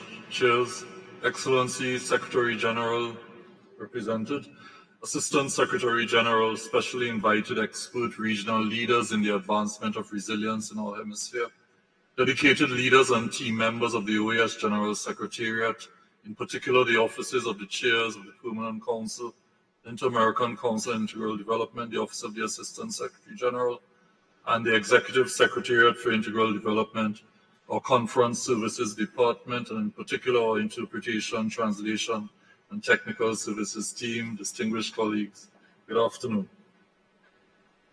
Let me begin by expressing my appreciation to everyone at the head table and around this table, this dialogue, for your kind compliments. I was just with the delegation of Trinidad and Tobago, responding, as any member state I'm sure would, to what we have agreed is a call to action. I also wish at the outset to have this delegation statement identify with the statement delivered by the distinguished permanent representative of Belize on behalf of the Caribbean community member states here.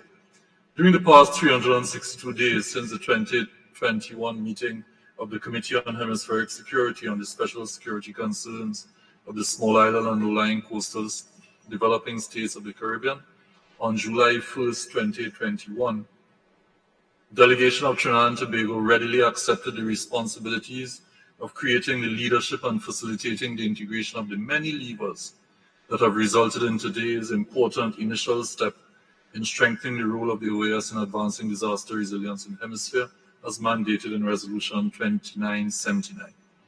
I must place on record before I continue any further, two members of our delegation no longer with us at our mission, Colonel Roger Carter and Ms. Hader Wallen, for their invaluable role in ensuring that we could achieve the success that we will be able to celebrate after today's meeting.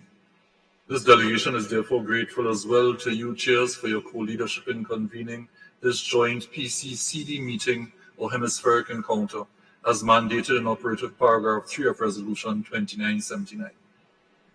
The delegation of Trinidad and Tobago is also grateful to everyone who from today, the International Day of the Tropics 2022, by your presentations and interventions, was committed to contribute to this institutional strengthening process for reducing the persistent vulnerability of our citizens and countries, particularly given our recent increasingly frequent exposure to both rapid onset and slow onset disasters.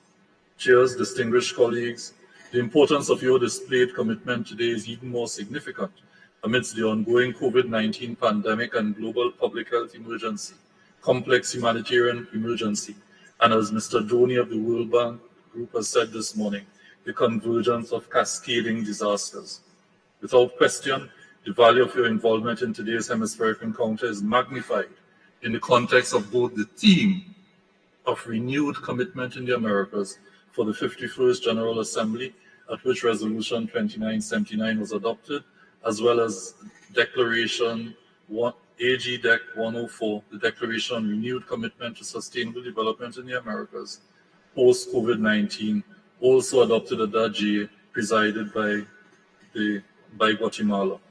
It is in that broader context of our renewed commitment to sustainable development, inspired at the 51st OASG by the pressing needs of our people in relation to discrimination, including especially against women, persons of African descent, and indigenous peoples, among other vulnerable groups, in response to the requirement for poverty eradication, food and nutrition security, and disaster risk reduction that we meet today.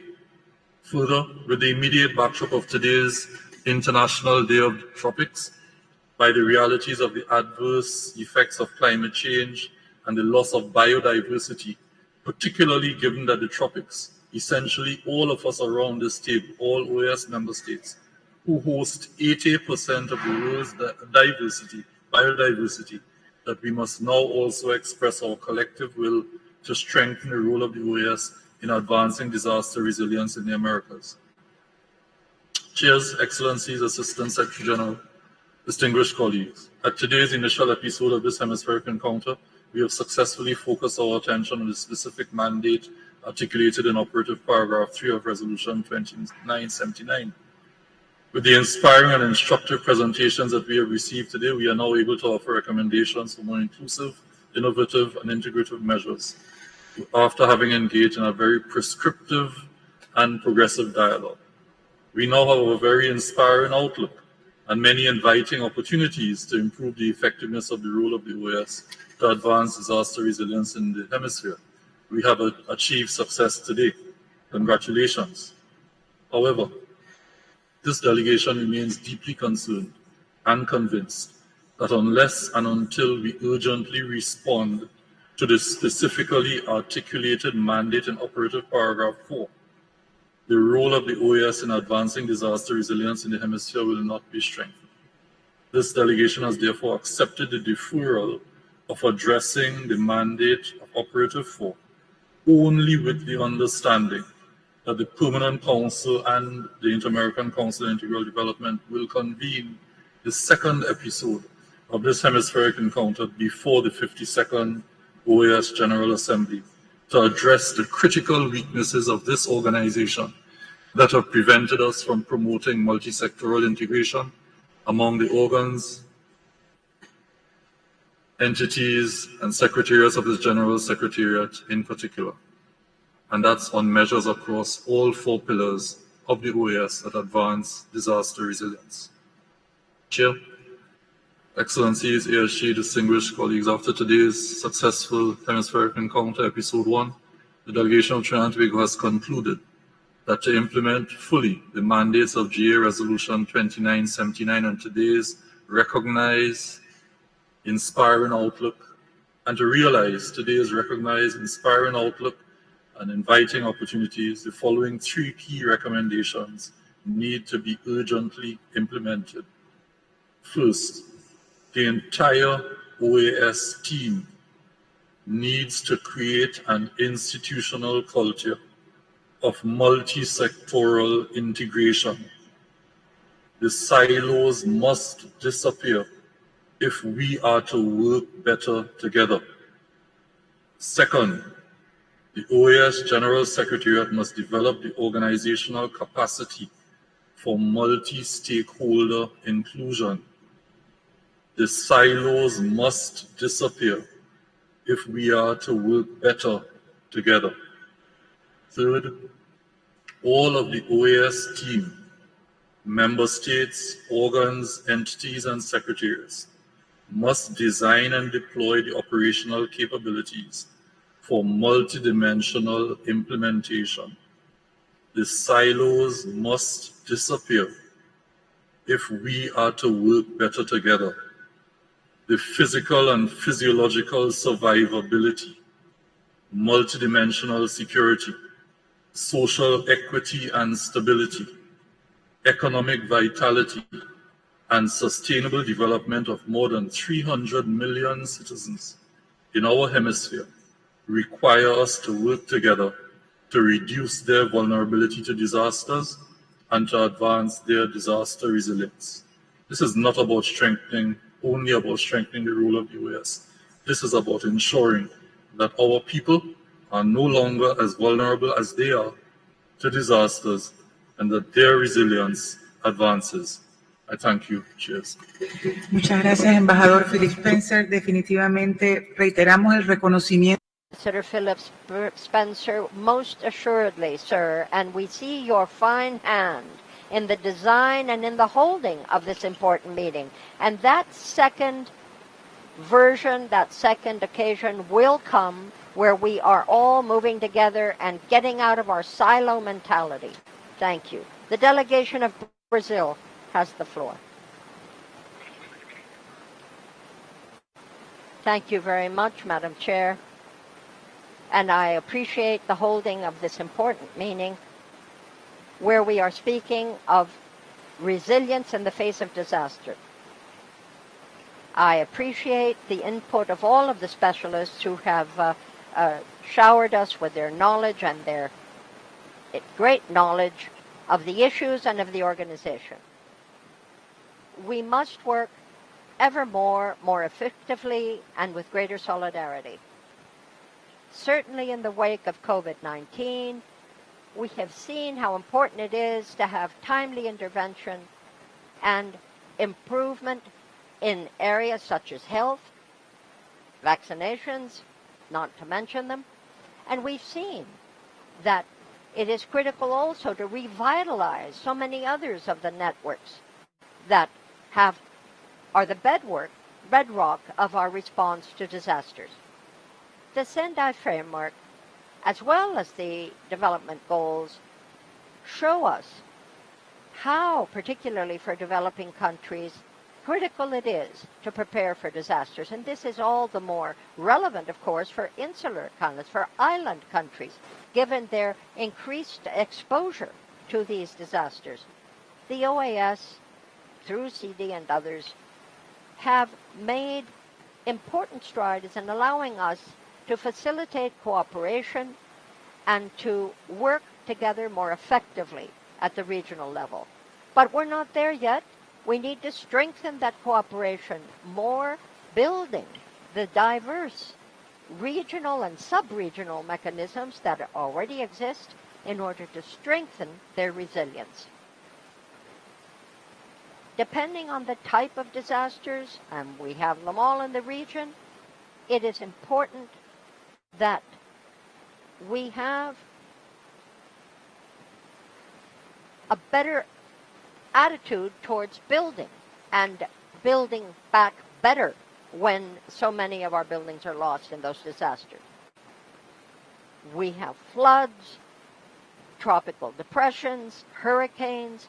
Brazil, let me say this publicly, stands ready to be of assistance to the entire hemisphere and to our fellow member states.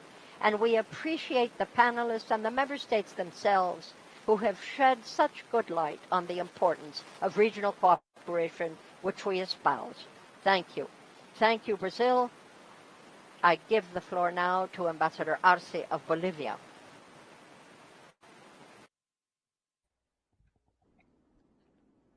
Muchísimas gracias, presidentas.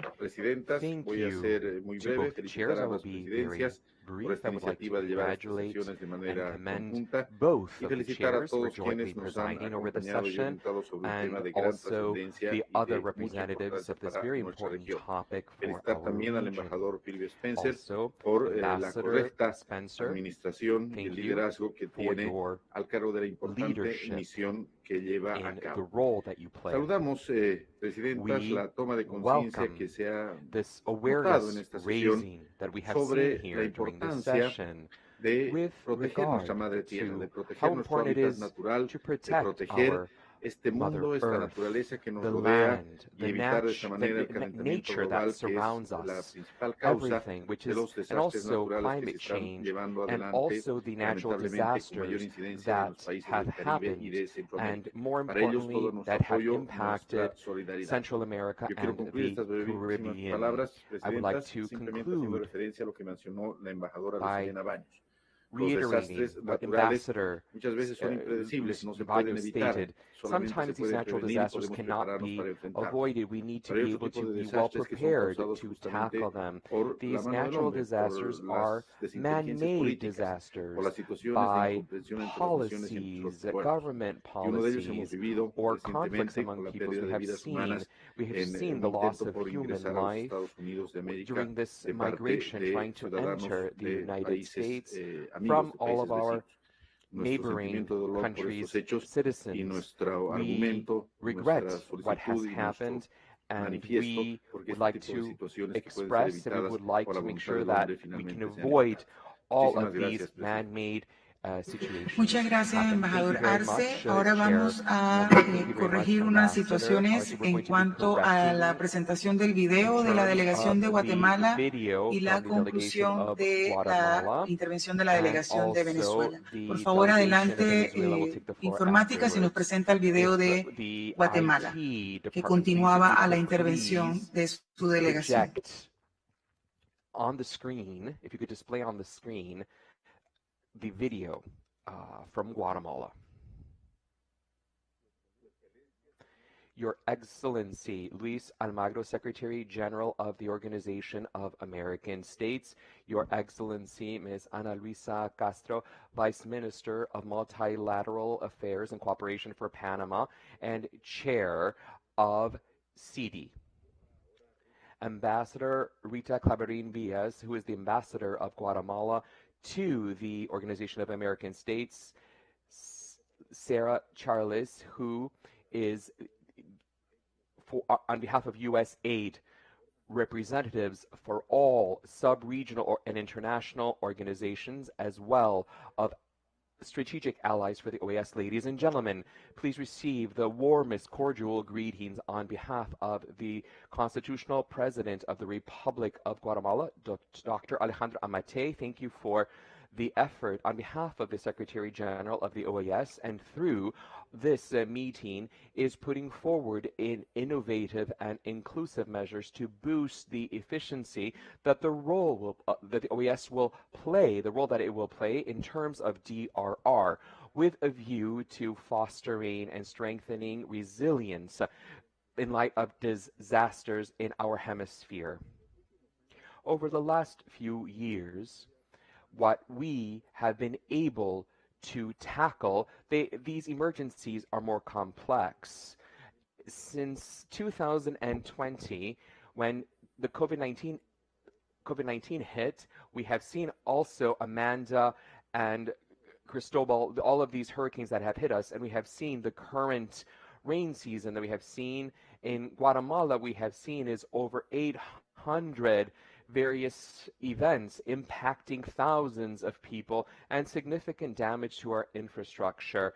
In light of our geographic location in Guatemala, we are more exposed to these natural threats, also based or due to social and economic impacts, and we are impacted by these adverse effects, and these natural disasters, these increase our vulnerabilities and further enhance the disaster that happens. This is the reason why we have undertaken measures to boost cooperation and to foster multilateral cooperation to enhance and strengthen disaster resilience in the decision-making process within Guatemala. Our network is endowed with a strengthened institutions with strategies which drive, also including risk management, governance, investment. We are focusing on preparedness in order to avoid all of these issues. By 2030, we are going to be updating our national policy in terms of DRR in Guatemala, which are aligned with international frameworks. We are committed to foster cooperation in DRR and by implementing the Sande framework. We also acknowledge that there is a need to have an integrated, focused approach to strengthen resilience.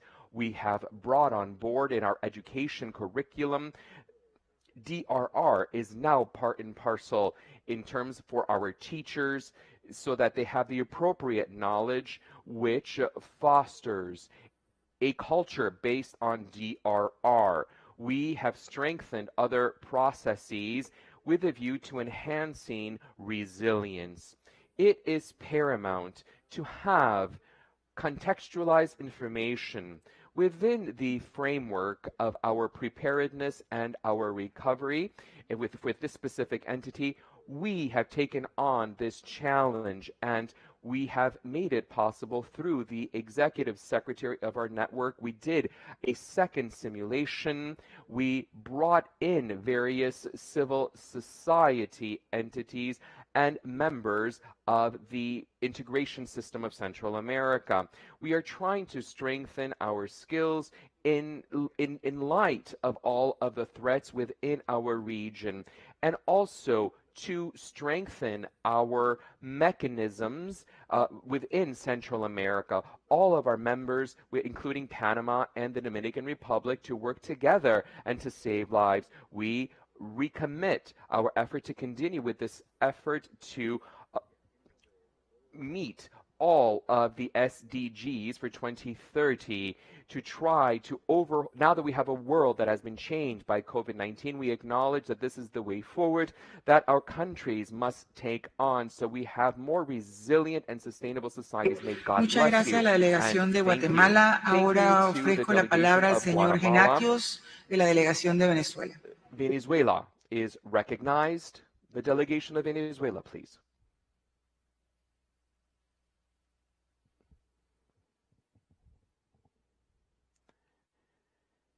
Thank you very much. My cordial greetings to the Assistant Secretary General, the Chair of the Permanent Council, and the Chair of CD, and Ms. Kim Osborne, the Executive Secretary as well, who is also promoting this meeting. I would like to express my sincerest condolences to Mexico for this tragedy, and it expresses how horrible these mass migrations are from people from different countries for different reasons, economic and political reasons.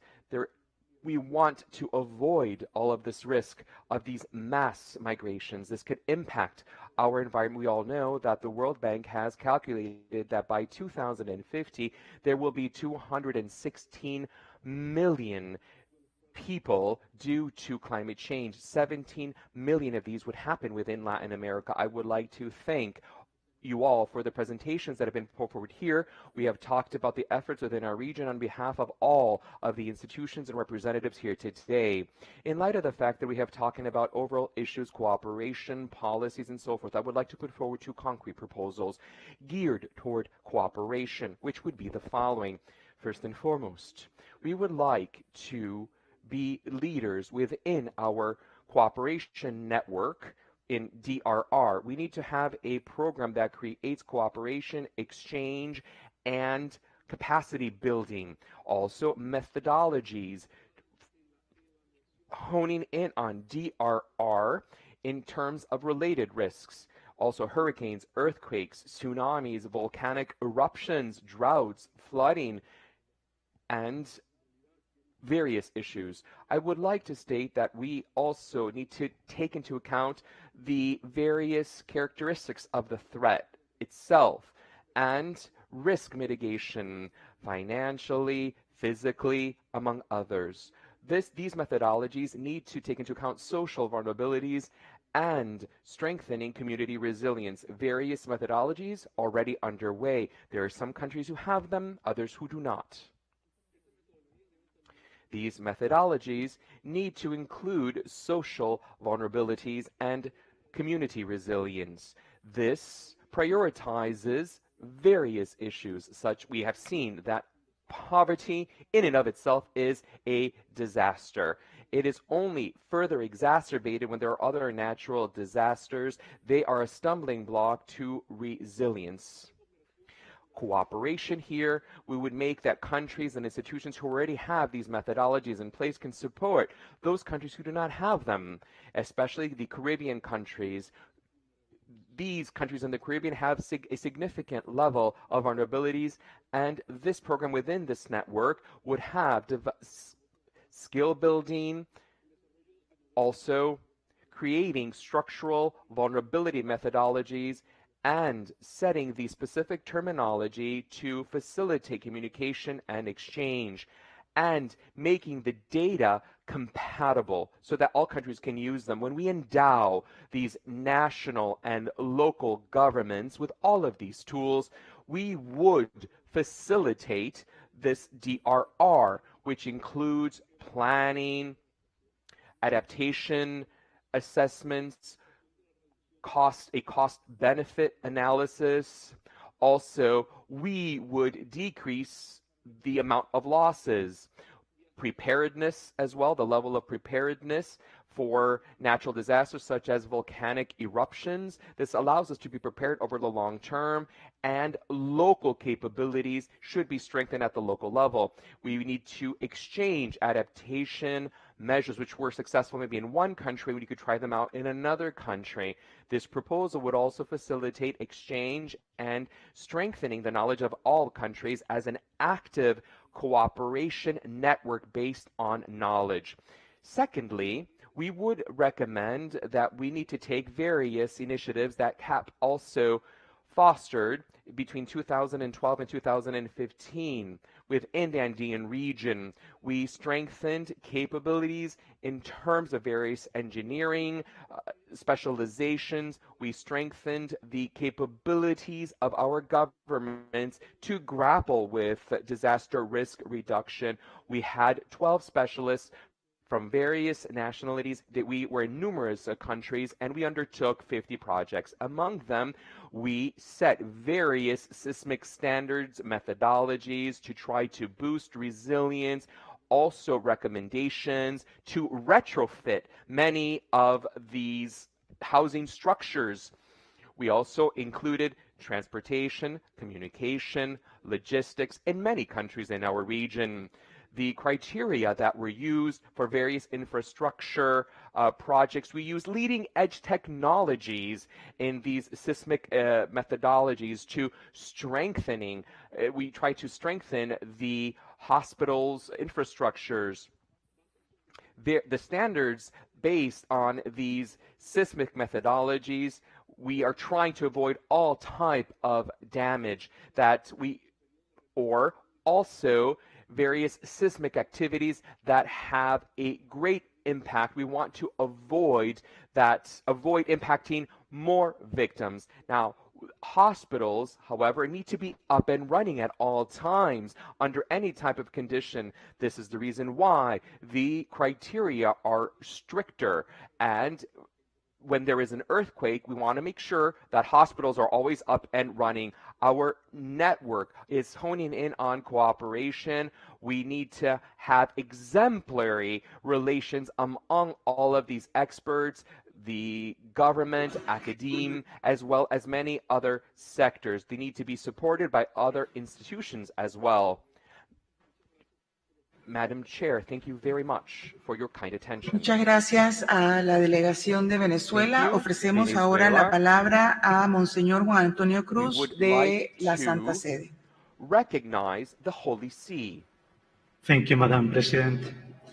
The delegation of the Holy See is closely following all that is being done at the level of international organizations to strengthen the resilience of the appropriate mechanisms in response to natural or man-made disasters and their devastating impact on human lives, infrastructure and economies in this region.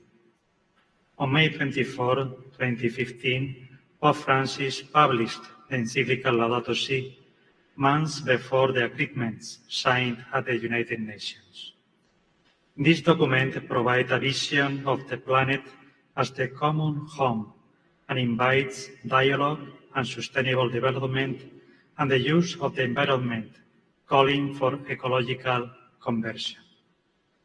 Therefore, in order to address the causes and consequences of disasters, a real change of course is needed, and a true ecological conversion based on the awareness of interdependence because everything is connected. In this document, the Pontiff indicates that the maturation of a stronger and more effectively organized international institutions is becoming increasingly indispensable, and diplomacy acquires an unprecedented importance in order to promote international strategies that participate in most serious problems and end up affecting everyone. To respond to this serious challenge, the international community has an indispensable role for lifting up and supporting the work of national and local actors in promoting resiliency and mitigating the impacts of disasters. By working through and with local and national partners, the OAS and other international organizations can avoid a top-down approach which can fail to understand the specific local challenges and instead promote a local and national-led process which builds long-term and sustainable resiliency. In this sense, the Holy See, through local Catholic parishes and humanitarian organizations, remains committed to building resiliency and responding to those in need. Throughout the Americas region, the Caritas Network, local Catholic schools, universities, and hospitals respond each day to the humanitarian needs in the region and are building some of the institutions critical for sustained disaster resiliency and mitigation efforts. In addition, local churches, especially in areas frequently exposed to such phenomena, have developed educational awareness and programs to reduce the impact of natural disasters, as well as having best practices for future resiliency efforts. One such example is the Holy See's Dicastery for promoting integral human development's Laudato Si Action Platform, which is a space for institutions and communities from around the world to learn and grow together to promote integral development and integral ecology. Therefore, it is about working together and with a vision of future to strengthen ourselves in the face of disasters. It has been also an opportunity to improve the general living condition, health, transport, energy, and security of the most vulnerable population. Madam President, the Holy See appreciates the effort of the international community and in particular the OAS to establish mechanisms in favor of the population most affected by disaster. Thank you, Madam President. Muchas gracias, Monseñor, por su intervención. Ahora, Thank you very much for your kind intervention. We will now be moving, and I would give the chairmanship to Ambassador Darius Clark so that she can continue with this session and also with our conclusions. Thank you very much.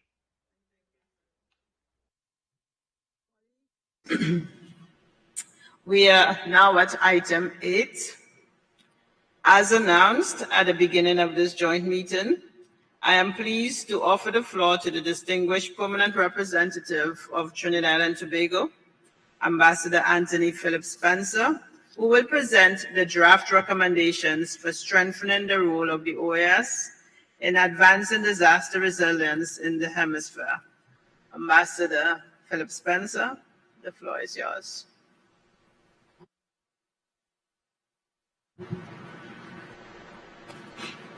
Thank you very much, Madam Chair.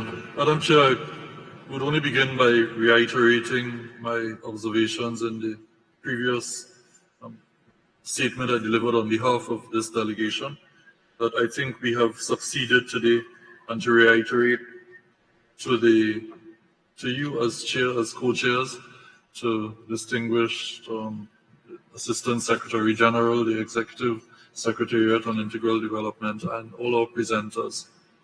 In the interest of time, I'm going to try to do the 3-minute summary. Essentially, chairs, excellencies, colleagues, today the recommendations can be summarized in the following single words. We need to cohere, we need to cooperate, we need to partner, there needs to be investment, there needs to be governance, we need to undertake regional representation at the global level, we need to include communities, we need to integrate across multiple levels, and at the end of the day, Madam Chair, there are 3 levels at which the recommendations have been listed, and in the interest of time, what I would undertake to do is to complete a full written text and submit for circulation to delegations. At the political level, the recommendations are that there be strengthened multilateral and bilateral cooperation, that we undertake regional representation at the global level, and reference was made to such activity already being undertaken by Honduras and Bolivia. We need to ensure that there is multi-sectoral inclusion. There is a call for public investment, and I'll cite 2 specific areas just as examples in the areas of electric vehicles and also in the areas of infrastructure. The importance of community engagement has been identified to ensure that stakeholders, communities on the ground, are involved in the process of developing disaster resilience plans and programs and policies. And finally, that there should be a commitment, a renewed commitment to implementation of the commitments by member states in accordance with international instruments, and of course the Sendai framework, and of course the Paris Agreement was cited. At the institutional level, the following recommendations, and again I'm summarizing in the interest of time. 1, there was the highlighted importance for institutional governance. The importance of policy coherence emerged, and that came particularly in the first panel where we had our leaders from our regional disaster management organizations and agencies. There's a call for multi-sectoral integration. Again, the call for increased global representation and advocacy was highlighted, and specific reference was made to the next upcoming platform under the Sendai framework in February of 2022, and it would appear that the OAS is being encouraged on the 28th of February, from the 28th of February to the 2nd of March. Clearly it is being recommended that the OAS ensure that it's represented in those discussions. There's also a request for interinstitutional cooperation, that is to say the OAS, of course, in its inter-American system convening role, that it mobilizes interinstitutional cooperation, and that finally it plays a leadership role in mobilizing that. And it would, of course, that would coincide with the presentation delivered to us of work already being undertaken by the Inter-American Committee on Natural Disaster Reduction, and that's led by our distinguished Assistant Secretary General. Finally, Chair, distinguished colleagues, at the administrative and technical level, and these are some very, very specific recommendations. 1, there was the call for multidimensional implementation, recognizing, and I go back to Mr. Dani from the World Bank, that the impact of these disasters now are not in any single context, that we need to ensure that at the administrative and technical level, which of course would refer to the secretariats and agencies and entities, they focus on multidimensional implementation, multi-stakeholder inclusion, that the Western Hemisphere Management Database be launched by the end of 2022, that the Inter-American Network for Disaster Management be strengthened, and that increased investment be directed towards early warning and monitoring systems. Madam Chair, the resolution itself outlines several commitments yet to be pursued, and so in the recommendations I propose to include those simply as a reminder and for reiteration. Thank you very much, Madam Chair. I think we are just 2 minutes before 2, and I cede the floor. Thank you. Thank you, Ambassador. Very thoughtful, very comprehensive. I thank you for your proposal, your insights, and concrete recommendations. I trust that we as member states of the OAS will ensure that the appropriate follow-up measures will be undertaken in the execution of the recommendations that you have outlined, as we seek to advance disaster resilience in the hemisphere through the strengthening of our organization's role in this area. Having heard today's presentations and comments on the issue, I wish to propose that the Permanent Council and CD take note of the presentations made by the special invited guests, as well as those of the delegations. At this point, I'd like to give the floor to the Executive Secretary, Kim Osborne. Madam Secretary, you have the floor.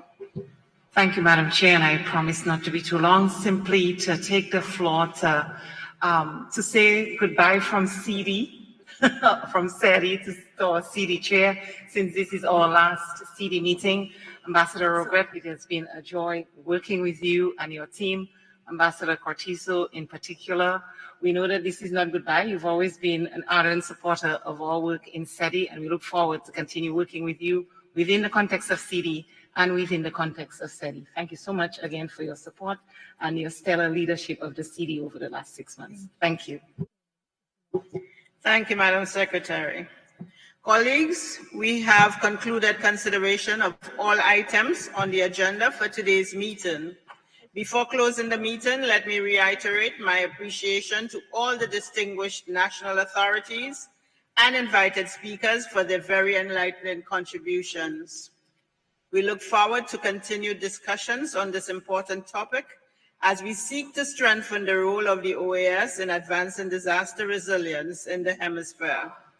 Thank you, and this meeting is adjourned.